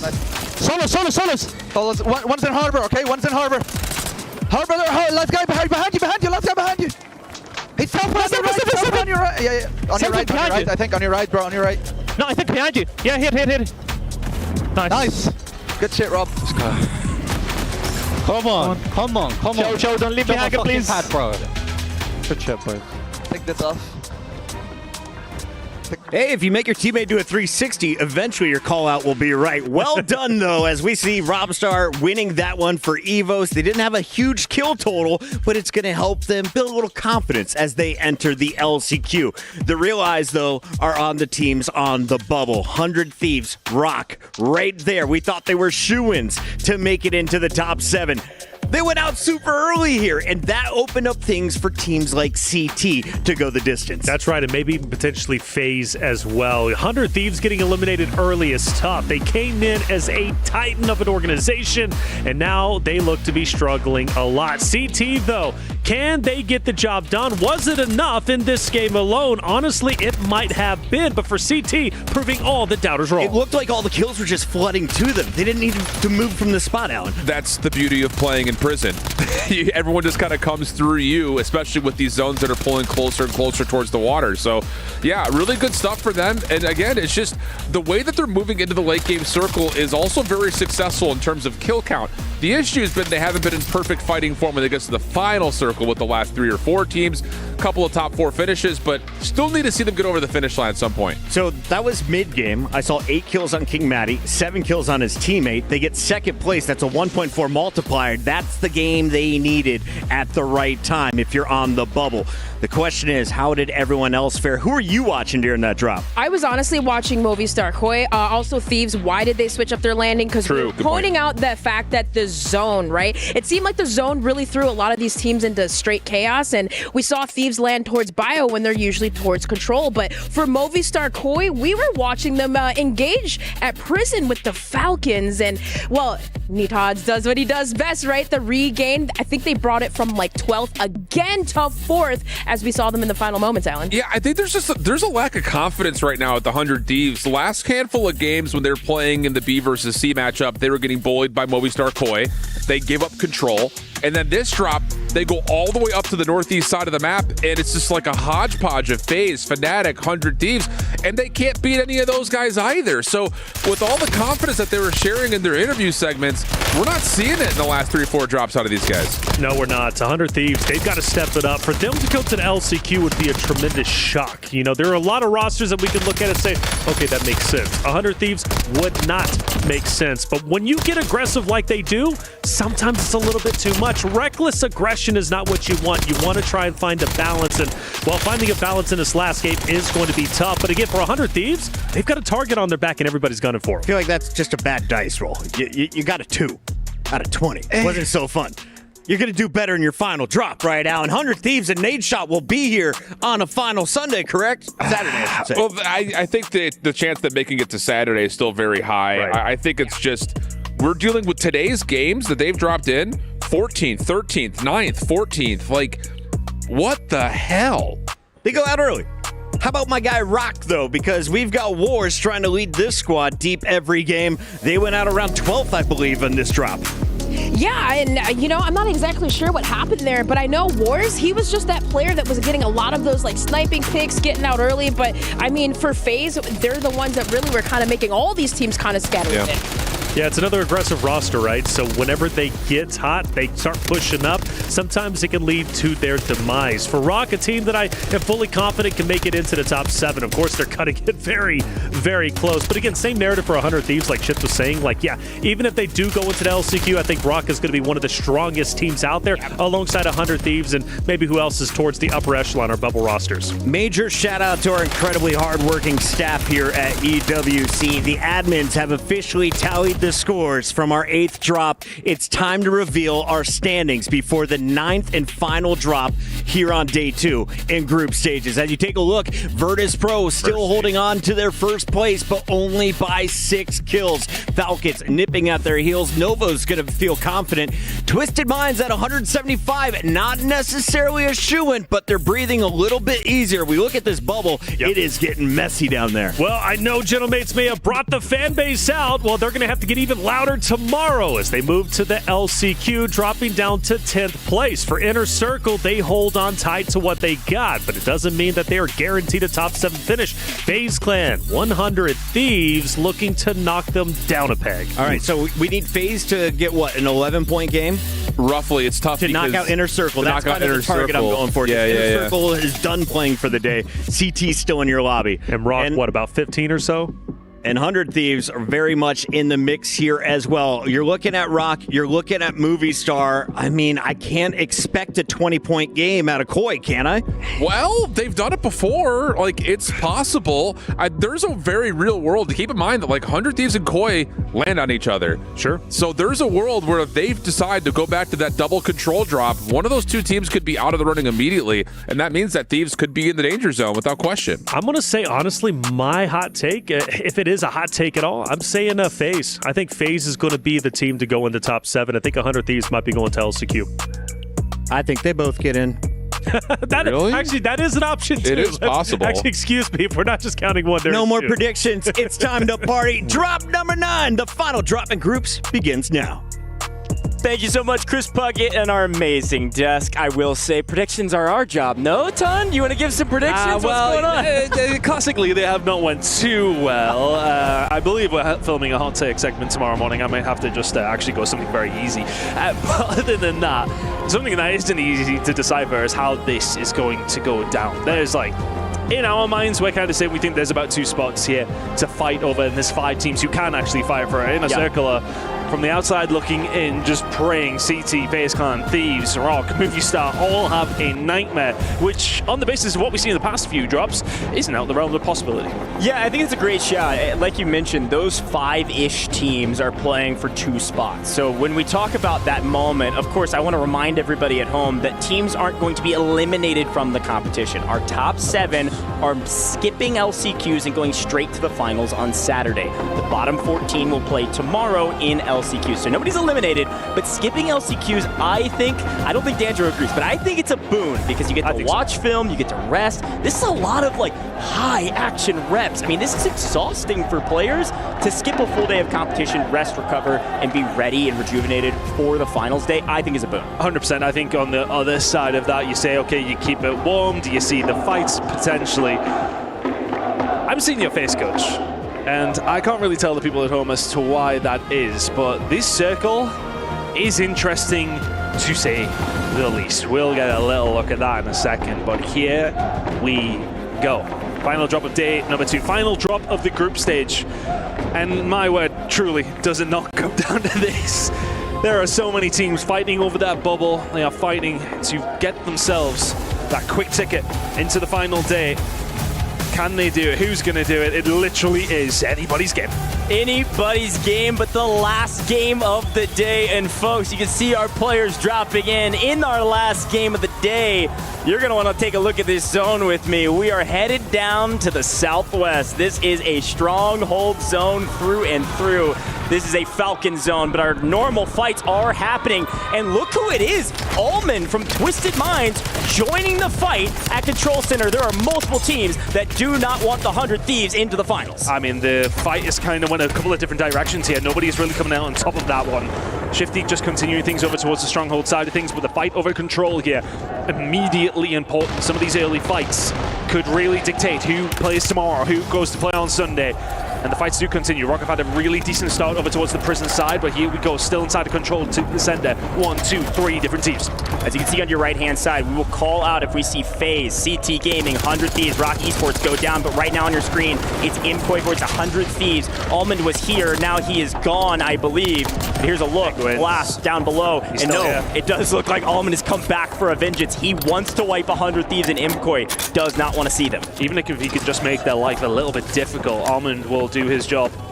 Can he find something here? Shot's not quite good enough, has to back it on down. But he's just being awkward, just causing issue. Squad number 12 being wiped. Squad number 12 being Roc. Are they out? Way. Are they done?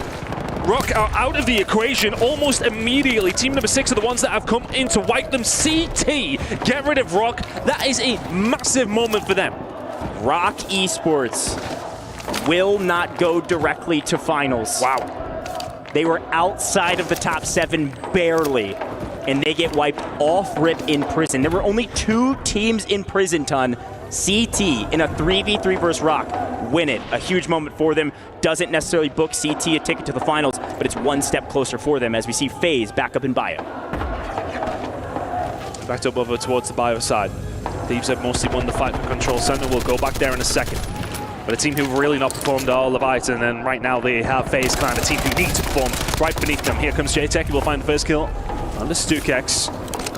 They will linger around and try and find others. They know they are really deathballing in and around this area over towards bioweapons. Can they continue to find something? Squad number 10 wiped. Are you kidding me? Movie star Koi. Oh, God. Imkoi gone. Roc Esports gone. 2 of our teams on the bubble out of here already. The golden ticket's looking shiny for several squad. 100 Thieves in trouble. Well, guess who it is? Our last map winner. EVOS Gaming continuing to make a statement that LCQs aren't going to be easy, and it might not be easy for 100 Thieves, depending on how this fight goes. Gabe Kuhn able to stay alive, dance and dive and duck and dodge inside the smoke, eventually cut down, but not before his teammates are back onto the map. Oh, that is so clutch from Gabe. He just manages to survive through the smoke, the fire, the flames. Gets away with it, but Skullface drops straight back onto it. Shifty is already here, and if you are Thieves, you need to get away. Blast with his tail between his legs will go for a swim, will keep things rolling, but everything else still continuing over across the rest of the map. Twisted Minds having themselves a very decent start here, but King Manny from CT wanted to keep things rolling here inside of prison. Momentarily was on his own, but he's back up and running. Yeah, CT having a game right now. They're going to make sure they solidify themselves here into the finals. So far, so good. As the team on the bubble, as the 7th place team, they're the ones holding the line. Look at the circle already. Could even jump some of their opposition. But you're right, a long way to move, because like I said, we are headed to Stronghold most likely, and we check out another member of CT. Extra J finds one. Swing back over to FaZe on the other side of Industries and finds a couple himself. 2 of our teams in the bubble frying out this game. That was how we seen Movie Star Koi crash out. It was how we seen Roc crash out. The replay comes through, but the circle now starting to close, so we will center at around living quarters, if you like, just towards the south side of the center of the zone. But fights ongoing on the outside. A lot of teams not quite safe as they would like to be. Big kills coming through for Twisted Minds. You see plenty of teams starting to drop down, and that was FaZe Clan falling to the sword. They still have a member over towards the south side of the map just about surviving, but he has company over there. We'll keep an eye on how that's going to go. Twisted Minds having the game they needed. This kind of situation should secure them a spot in the final day. Yeah, pay attention, top middle of your screen, only 2 teams out, 2 really important teams. Of course, Roc Esports out and Movie Star Koi out for our bubble squads, but everybody else technically still with a player alive and maybe a couple more players spawning in. 5 Fears trying to hold on to something deep in the water. Flank sees Big Man and wants to pay him a visit. A pistol battle in the water unfortunately goes to the side of Big Man with a trade from J-Tech. Was that worth your life? Don't think it was. That was wild. Because there's actually somebody from CT over towards this side as well. He could get involved. The rest of his team over towards prison. Do you think about getting in amongst it? We are now over towards prison and figuring out what these guys are going to do over towards this side. A little bit of company. Yamax Esports over towards this side. Clemens is actually fallen from FaZe, so that's something they're going to have to worry about as time does go on. The Alarm's going to have to back them down as Shifty continues to farm away. Thieves have not been in a good spot the majority of this game. They are not getting the kills they need to. They are very much still on that bubble. Kills can come in the end game. You've got to get there, hopefully with some sort of an advantage. Off screen, we do see 100 Thieves in that blender from Biffle, from Shifty. The Falcons have a goal in mind, there's no question about it. GameX trying to make a play, and he's able to do it. Welcome back to the party, gentlemen. You might be near the bottom of the leaderboard, but that was a high leaderboard position play. Squad number 6 wipe. CT are gone. CT are gone. I do not believe it. These teams who need to stay alive are falling like flies. I cannot believe it. CT were in such a good position. They've had an okay game. They put up decent numbers, but they are gone. 3 teams out of this lobby that were all on the bubble. The mathematicians behind the scenes are going to be doing God's work here in our final map of the day. FaZe, one of our only remaining teams that are left on this map. with CT Gaming gone. 100 Thieves still alive, barely. J-Tech's gonna have to go huge and is able to do it. Down goes Shifty, and it looks like Shifty was alone. That's huge. FaZe are in a prime position here. They are the ones who are actually finding the kills. They are the ones who are continuing to survive. If you look at the other team like Thieves, they really haven't got anything going. There's one member currently remaining. Another about to drop back in so they can get themselves back up and running. But the bubble teams are struggling severely here in the final map of the day. You see that blue 8 flying by. That's 100 Thieves just holding on for dear life. By Fears in the Salmon. Not a bubble team, but could play spoiler. J-Tech shot down Shifty once, and he'll shoot him down again. These kills, these mid-game kills actually mean everything for this team. It's going to make their multiplier count if they can get to in-game. Our first multiplier about to come through in just a moment. A little bit of a southwest pole. Stronghold seems like the likely destination for the final moments of this game, which are going to have repercussions whether or not you're playing tomorrow for many of these teams. A squad who have significantly stepped it up. Let's give them their props. Have been 5 years. They're still over towards the bottom side of things, but hey, things are looking better than they did after the first 3 games, right? There's no question about it. I mean, they've actually got a great setup here on FaZe, and they know it. Clumsy's going to have to back out. Can I just interrupt? How many kills Falcons are finding against Thieves? They are hunting. I promise you that's exactly what's happening. We take a look down in Stronghold. It looks like 100 Thieves decided to locate Hisoka and try to make a play. Unfortunately, the Falcons, their communication, very clean. Shooting bodies, saying, guess what, boys? We're going to try to make sure you don't qual. A lot of ferocity between these two teams, a lot of animosity. Friends in some manner, of course, but not on the battlefield. He's in trouble. Gabe survived last time, has survived long enough. Teammate will be back into the fold, but Gabe not first read. Thank you very much. Shifty will find it. Does he actually see the player in the sky there? You can already see. I think that might be Blast just getting the hell out of dodge. Aiden and Cole from Twisted Mind still continue to farm them. They're having a really good game. They are pretty much secured. CT have fallen. Gentle Mates, of course, were in the previous game. They are gone. Inner Circle, under threat. Roc Esports, gone. Movie Star Koi, gone. This is between FaZe Clan and 100 Thieves if they can manage to beat CT in Inner Circle. And it's been really, really difficult for Thieves to get anything going. Right now, FaZe Clan look like the favorites to go through. Biffle just keeps killing 100 Thieves, but they will not fully fall. Holding on for dear life, back at the position they started. The POI is technically theirs, kind of. As you see, it looks like our Falcons still hunting 100 Thieves, but also hunting FaZe off screen. They are trying to make sure these teams stay out of the map. You see Alado get wiped. The Falcons reaping teams. They are really running this lobby. But this feels like for the first time that Thieves are actually going to manage to find themselves with a setup. Biffle wants to play with that. Hasn't been able to do a great deal, but still, look at FaZe just surviving over towards that side. Thieves, though, in a good position now. They have all 3 members up. They have control of control. This is now the moment for Thieves to try and step things up.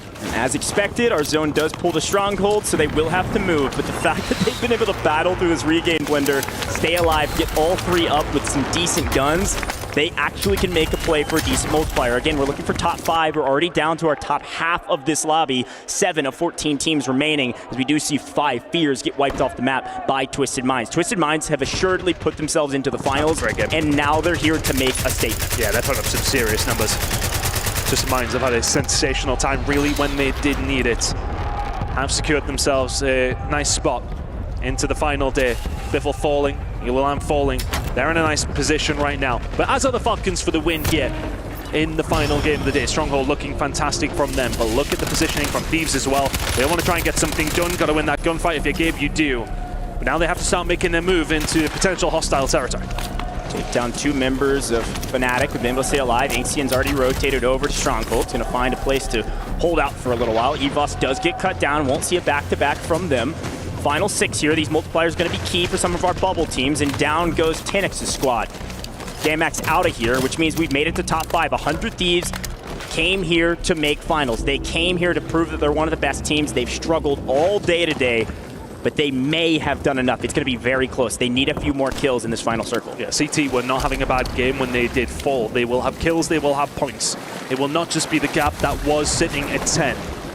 And right now, Thieves do not have themselves a great deal to play with. That circle is getting smaller. Thieves are not in a bad position. If Thieves can come back and win this game from the positions that they've been in, from the bullying that Falcons have done to them, they fully deserve to be at that final day at the first time of asking. But who is in their way, who has been there the entire game, is Shifty, is Biffle, is Hisoka. The kills are flowing. But Thieves, what can they do? Can they repel all this aggression that Falcons are just starting to throw down on them? I was going to say, 100 Thieves had the tower position. Unfortunately, Hisoka has a tower deep into the gas, raining terror on these boys. A perfect setup. The Falcons have pinched. Shifty comes in from the side. He's going to clean up the 100 Thieves. Skullface is going to have to go massive by himself, but he finds an angle. Shifty goes down. Blast falls over to the left-hand side. Biffle by himself trades one. Can Skullface find anything? Twisted Mind says, these are free. The signal flare's in the sky. We wipe them. They're out of here. 3 teams remaining. Twisted Minds here would love this game. They're in a really good spot to do so. Hisoka starts to creep. He got so aggressive over towards Thieves. He put themselves in a bad position. FaZe come to the party. FaZe may well get wiped. 1 player remaining from that side. That will be flanked. But the real fight is between TM and Falcons 3v3. Everybody wanted to see Twisted Minds versus Falcons. Yeah, we don't care. Flank's in and amongst it. Let's see this 3v3. Flank's gonna hold on for anything he can find, but right now Almond's got the angles. He's got the high ground, but no, Aiden gets cut down from a distance. Smith's on double digits as well. Both of these two teams are fragging out, and Flank comes in and picks up a single kill from behind to spoil the party. It might have been a 3v3 for a moment, but Flank's in the mix. He does get cut down. Z-Smith's on 15. This is the Z-Smith we were waiting for. This is the Twisted Minds we were waiting for. It is a 2v1 against the closer. Can our closer do it? Can Hisoka do it alone? The 1v2, Smith tagged up. Almond gets aggressive. The angle is here. When they need it to have a good game, Twisted Minds say, yeah, bet. Well, can they do it? Hisoka, oh, he can't manage it nearly in the end, but TM get the job done. What a final game between all these squads. Throw expectations out of the window. That's what you come to expect when we talk about Warzone. Incredible final game. Twisted Minds will secure it. Other than that, I am going to goddamn clip. Resilience is the word that comes to mind for this team. Battled all day today. Couldn't get going what they wanted. The same could be said for FaZe. The same could be said for 100 Thieves. That's what makes a great team. Resilience. Battle against all odds. Push for the final moment, the final kill. The mathematicians are going to figure it out. But that was that one kill from Flanked in the final circle, worth 1.4, it could be the difference maker. It really could. I think if you're a team like CT, you may well be kicking yourselves. You went down in like a 3v3. Yeah. It happened so quickly. We'll have to review because we didn't really see it on screen, but it looked like there was a moment where they were in a great position. They wiped, I want to say 2 of the different teams that were in their bubble. They got in and amongst it, they killed the teams they needed to, and then dropped so quickly after. Oh my word. My feeling, my true feeling is here that FaZe Clan and Thieves may well have made it.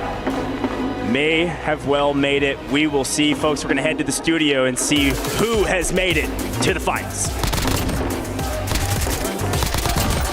Preview of our Saturday closure as it is Twisted Minds going up against Falcons in the final fight. Flanked and crew battling deep in it to keep FaZe alive with hopes to skip out on the LCQ. Craziness, but I love how TM takes matters into their own hands, saying, you know what, we are not playing tomorrow, we're going to be doing VOD review. Well, it's not even just that, it's how they drop into this lobby. They're not just sitting and hanging around until someone comes to them. They're now taking the fight like Falcons would, dropping onto teams, trying to get more eliminations early with 1 or 2 players, and then you fall back. You've got Factory for free. We love it. We have so many scores to look at here, Dream. Do you think Z-Smith set the record, or did Teeny beat him by 1? They were 16 and 15, I think. Yeah, I think Teeny may have beaten him, but MVP for me from Twisted Minds that last game, as Alan called it, it's got to be Almond because we saw him pushing control solo by himself, trying to grief 100 team. It's a great take. Look, 100 Thieves had a struggle throughout the entirety of this game. We were watching them just constantly trying to even land constant regame opportunities, and they could not regain. They do get third place, which should put them up in the 7th, but I don't know if it's enough because also FaZe, third place, I think they did, but CT, I don't think they were able to close it out. Also for Inner Circle, they have to helplessly walk on by. I don't know if they were able to do it either. Now, we don't have any official numbers, guys, so don't look at us like we have the answers. Puckett Math is telling me CT's good. Whoa. Really? They were on the edge. Okay. You know, that's a good shout, though. Is not good. Because who was moving up, right? Movie Star was not a threat. They got knocked out early. Yep. Right. Roc, 100 they got Thieves, knocked out early. Not a threat. They got knocked out early. Roc knocked out early. But CT so FaZe well. is really the only one that's going to jump up there because CT was in 7th as we went into that final drop. Okay. The gap was 3.5 points, I think, between CT and Inner Circle. So there could have been a bump there. It just comes down to what the math looks like, really. And so when we talk about these little fights, when it was a little pistol off in the water, was it worth it? I feel like every kill in that 9th game mattered. Let's take a look at some of the big moments throughout this game and talk about some of the big rotations. We talked about the difference in drops. Did you see any early fights this time around? Yeah, obviously the biggest one for me was Almond, like landing control on that one, because that's really what made 100T like uncomfortable, and that's the team obviously we're looking at. But you mentioned big ones, and it's for me, it's FaZe. It's J-Tech. He won a huge one over at Grandma's to even allow 100T to, you know, survive in the late game moment. And hey, the 1.432 multiplier, it'll make a big difference. Yeah, without a doubt. I felt FaZe was in constant survival mode for a lot of the map, but it ended up paying off towards the very end. Again, same thing, at least as far as I'm concerned, for 100 Thieves. All eyes are on this squad right now. They were our 3rd best team after day 1 shift. They come in, all expectations that they're going to be one of the big 4 going into Saturday. Yeah, and I think the thing that's really, you know, again, an indicator for what 100 Thieves are going through today is that they drop back down onto control again here and challenge Koi, and this time they beat them off the map. So again, it's just, there's just these levels of who's contesting these more central POIs when it comes to things like Factory, when it comes to things like Control, when it comes to things like Headquarters. Those have been the hot spots or some of our teams that find themselves on the fringe of being possibly a top 4 squad this weekend. There's so much tension in here. I love it. All the players just staring at my ugly mug on the monitor like, show me the scoreboard. I just want to show me the scoreboard. It's killing me. Show me the scoreboard. I'm going to make you wait. Before we get to this moment, as our admins are making it 100% official, any surprises to see Virtus.pro at the top for their group, and now the Falcons in another fight. They almost won this game. We should remind everybody, they were in that last fight. Right. I love the fact that we do get Virtus.pro performing as well as they did. For me, it's irrelevant who gets first place overall in the group play. Obviously, it's bragging rights, but it comes to show me going into the finals, Virtus.pro or Falcons have the ability and the shown ability to win games and obviously perform well. And the big thing about those two rosters is how fast they accumulate points. 135 is the point threshold. They can reach that in just 4 games. There's a level, I think, and we'll have this conversation on Saturday. The finals could be a coin flip for where the final circle is. Is it on Stronghold side or is it on Bio side? That may determine this final. And then, of course, we did see Twisted Minds winning, finally. Sure. Something they didn't do all day 1. We see it here in the 9th drop. Are they the true threat? They believe they are to win a tournament here at EWC. Yeah, and I mean, we say this a lot in the community, adapt, and it seems like they did that really well. And even for Inner Circle, like depending on what happens if they do go to LCQs, you got to give your flowers to Bray, like this being, like, I believe he's the youngest player in this tournament, just turning 18. As you play more on LAN, you get used to, you know, how everything works. It does feel a little bit different than home, and I think for these players going into the LCQ, it's just going to get more competitive. Yeah, I think for me, Bray is a great example. Teeny obviously performing as well as he have. I mean, all 3 of these members coming from the APAC region. This is their first ever LAN event. They had high expectations. At least in my mind, they absolutely delivered. Going back to Twisted Minds, though, good call on them. They take the win, and they have been improving. I think as far as adversity goes, in my opinion, Twisted Minds probably had to face the most adversity out of every single roster. Aiden's discipline. I like this call out. Well, Twisted Minds are done. The big names are done. But who will be joining them? The top 7 move on to Saturday, and we have Barney Banks down on the 4 with our 7th place winners. Ladies and gentlemen, after a hard-fought 2 days of the group stage, we obviously have 7 teams that are going to be going automatically through to our finals stage, which will be on Saturday. And then The remaining teams will be fighting it out in the LCQ tomorrow. And so I'm just going to get confirmation of who our 7th place team is going to be. Okay, our 7th place team making it through to grand finals from group stage is CT Gaming. Woo! Okay, you're going to stay here with me. Resolve, commiserations, gentlemen. Really hard, well fought, but tomorrow we're going to see what you guys can bring to the table. Resolve, how you feeling, my man? I'm feeling great, man. This is I'm so excited. I came here to play and show everybody like Latam has talent and really does. We have good players and yeah, I'm excited. I can say some words in Spanish. Yeah, of course, man. Quiero agradecerle a toda la gente de Latinoamérica. Les mando un fuerte abrazo por todo su apoyo. A los que confiaron, muchísimas gracias y que sepan que vamos por todo. Resolve, you've also got a day off tomorrow, right? Ultimately, you're going to be tuning in, you're going to be watching, analyzing as well, but what's the plan? I know that you probably don't have a plan right now, but tell me what's going through your mind. What's going through my mind is we got to focus. Tomorrow probably bot reviewing, just getting prepared for the finals. It's not a day off. We got to be prepared because the last step is just coming closer and we're going to give it all, bot reviewing, just talk and practice. That's right, Resolve. Congratulations once again for making it through to the final stage. Wait right there. But for now, we're going to head back to the studio to talk about what we just witnessed and, of course, getting ourselves prepared for LCQ tomorrow.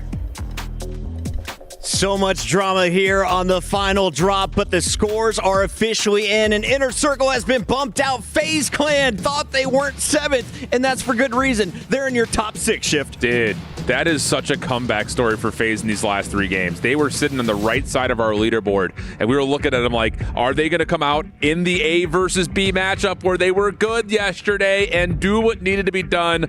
Yes, sir. That is unreal stuff. And just talk about just 100 Thieves. Yeah. Choke City, bro. Cannot get through that hurdle. That's tough, isn't it? And I know that hurts. You could see how angry Blast was with the results, and they're going to have to come back even stronger during the LCQ. Inner Circle also falling down. Roc, Movie Star, Koi. Puckett, I felt like we were creating storylines the entire day about those very rosters, and they fall just short. But good on FaZe Clan to skate by, because they started, I believe, our final 3 games like 12th or 13th place. A lot of question marks. And I want to call out, remember, it will only be the top 14 playing on Saturday. 5 Fears was in that 14th spot. They will go to the LCQ with all the other bottom teams.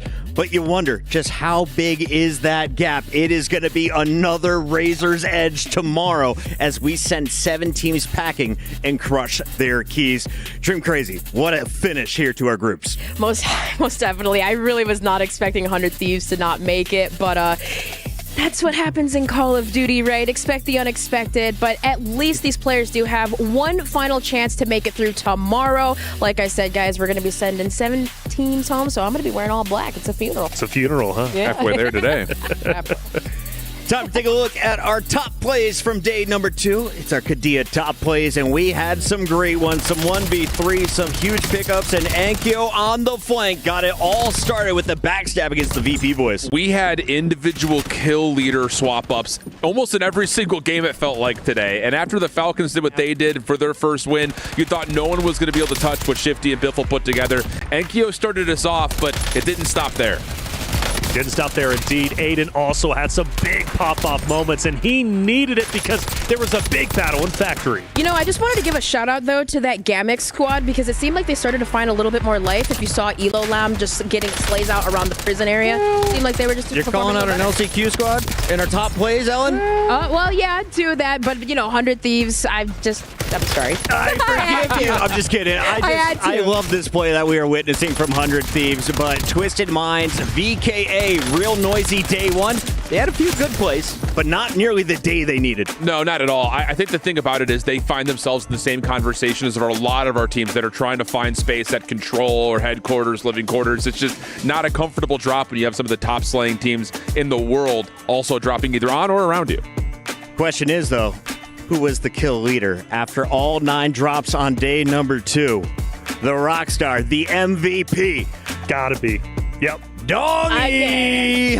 49 with 13 as his best in a map. He did that multiple times today as Dongy and Noobs were fragging out. Virtus.pro looking like a ferocious team to contend with. They challenged Falcons for the top spot all day on our leaderboard. And the thing is, they do it in a different side of the map. Again, that's what I think we're going to talk about a lot on Saturday is where does the final circle end up? On the Falcon side or on the Virtus.pro side? Because both teams have immense slaying presence and they're both dominating all the other top teams that fall around them. So Dongy definitely showing up in a major way for VP in their 2 wins today. Yeah, not to mention Noobs getting into the mix with that, right? Like these guys, obviously we know what Sage brings into the table, but he was really a factor, especially when sometimes we see him play a little bit slower, but pulling out the LC10, getting into the mix, and Dongy, I mean, Dongy does what he does. And the thing about Dongy too is his positioning is wonderful in end game and therefore could secure wins going into match point. That's one of the big things I'm looking at for him. Yes, he can slay out, but he also knows where he needs to be in the final moments. I'm looking at these highlights. Exactly. This is a guy you don't want to run into at short range, right? He's got some medium range kills in these highlights, but whenever it's a multi-kill,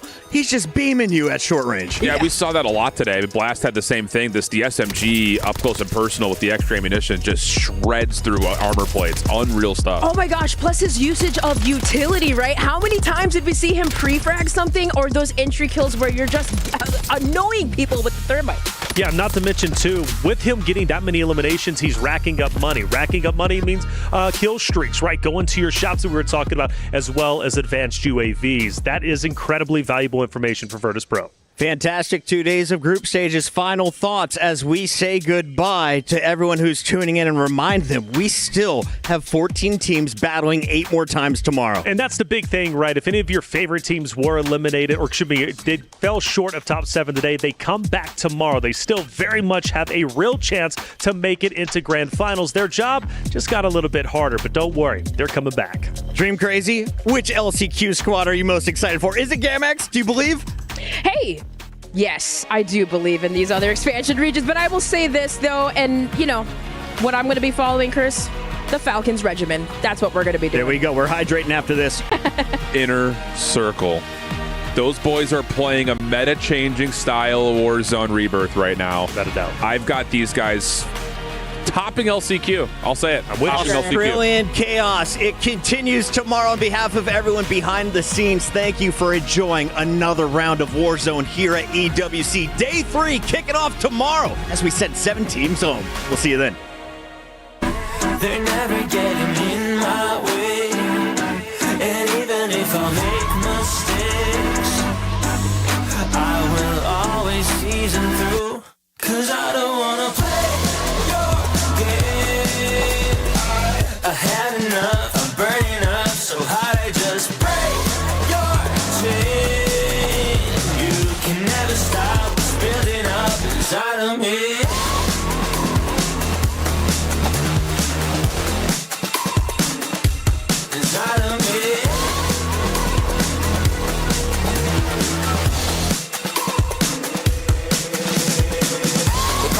I guess I don't fit in with the imposters. I'm taking the mask off, prepare your conscience, prepare for honest, cut off all the nonsense. I'm all in your shot, girl, wonder who shot you. Go call the doctor, boom like the chopper. Don't you get chopped up, I'm here to stop you. Whoever wants smoke like a roster, break you off proper. Things they say, they're never getting in my way. And even if I make mistakes,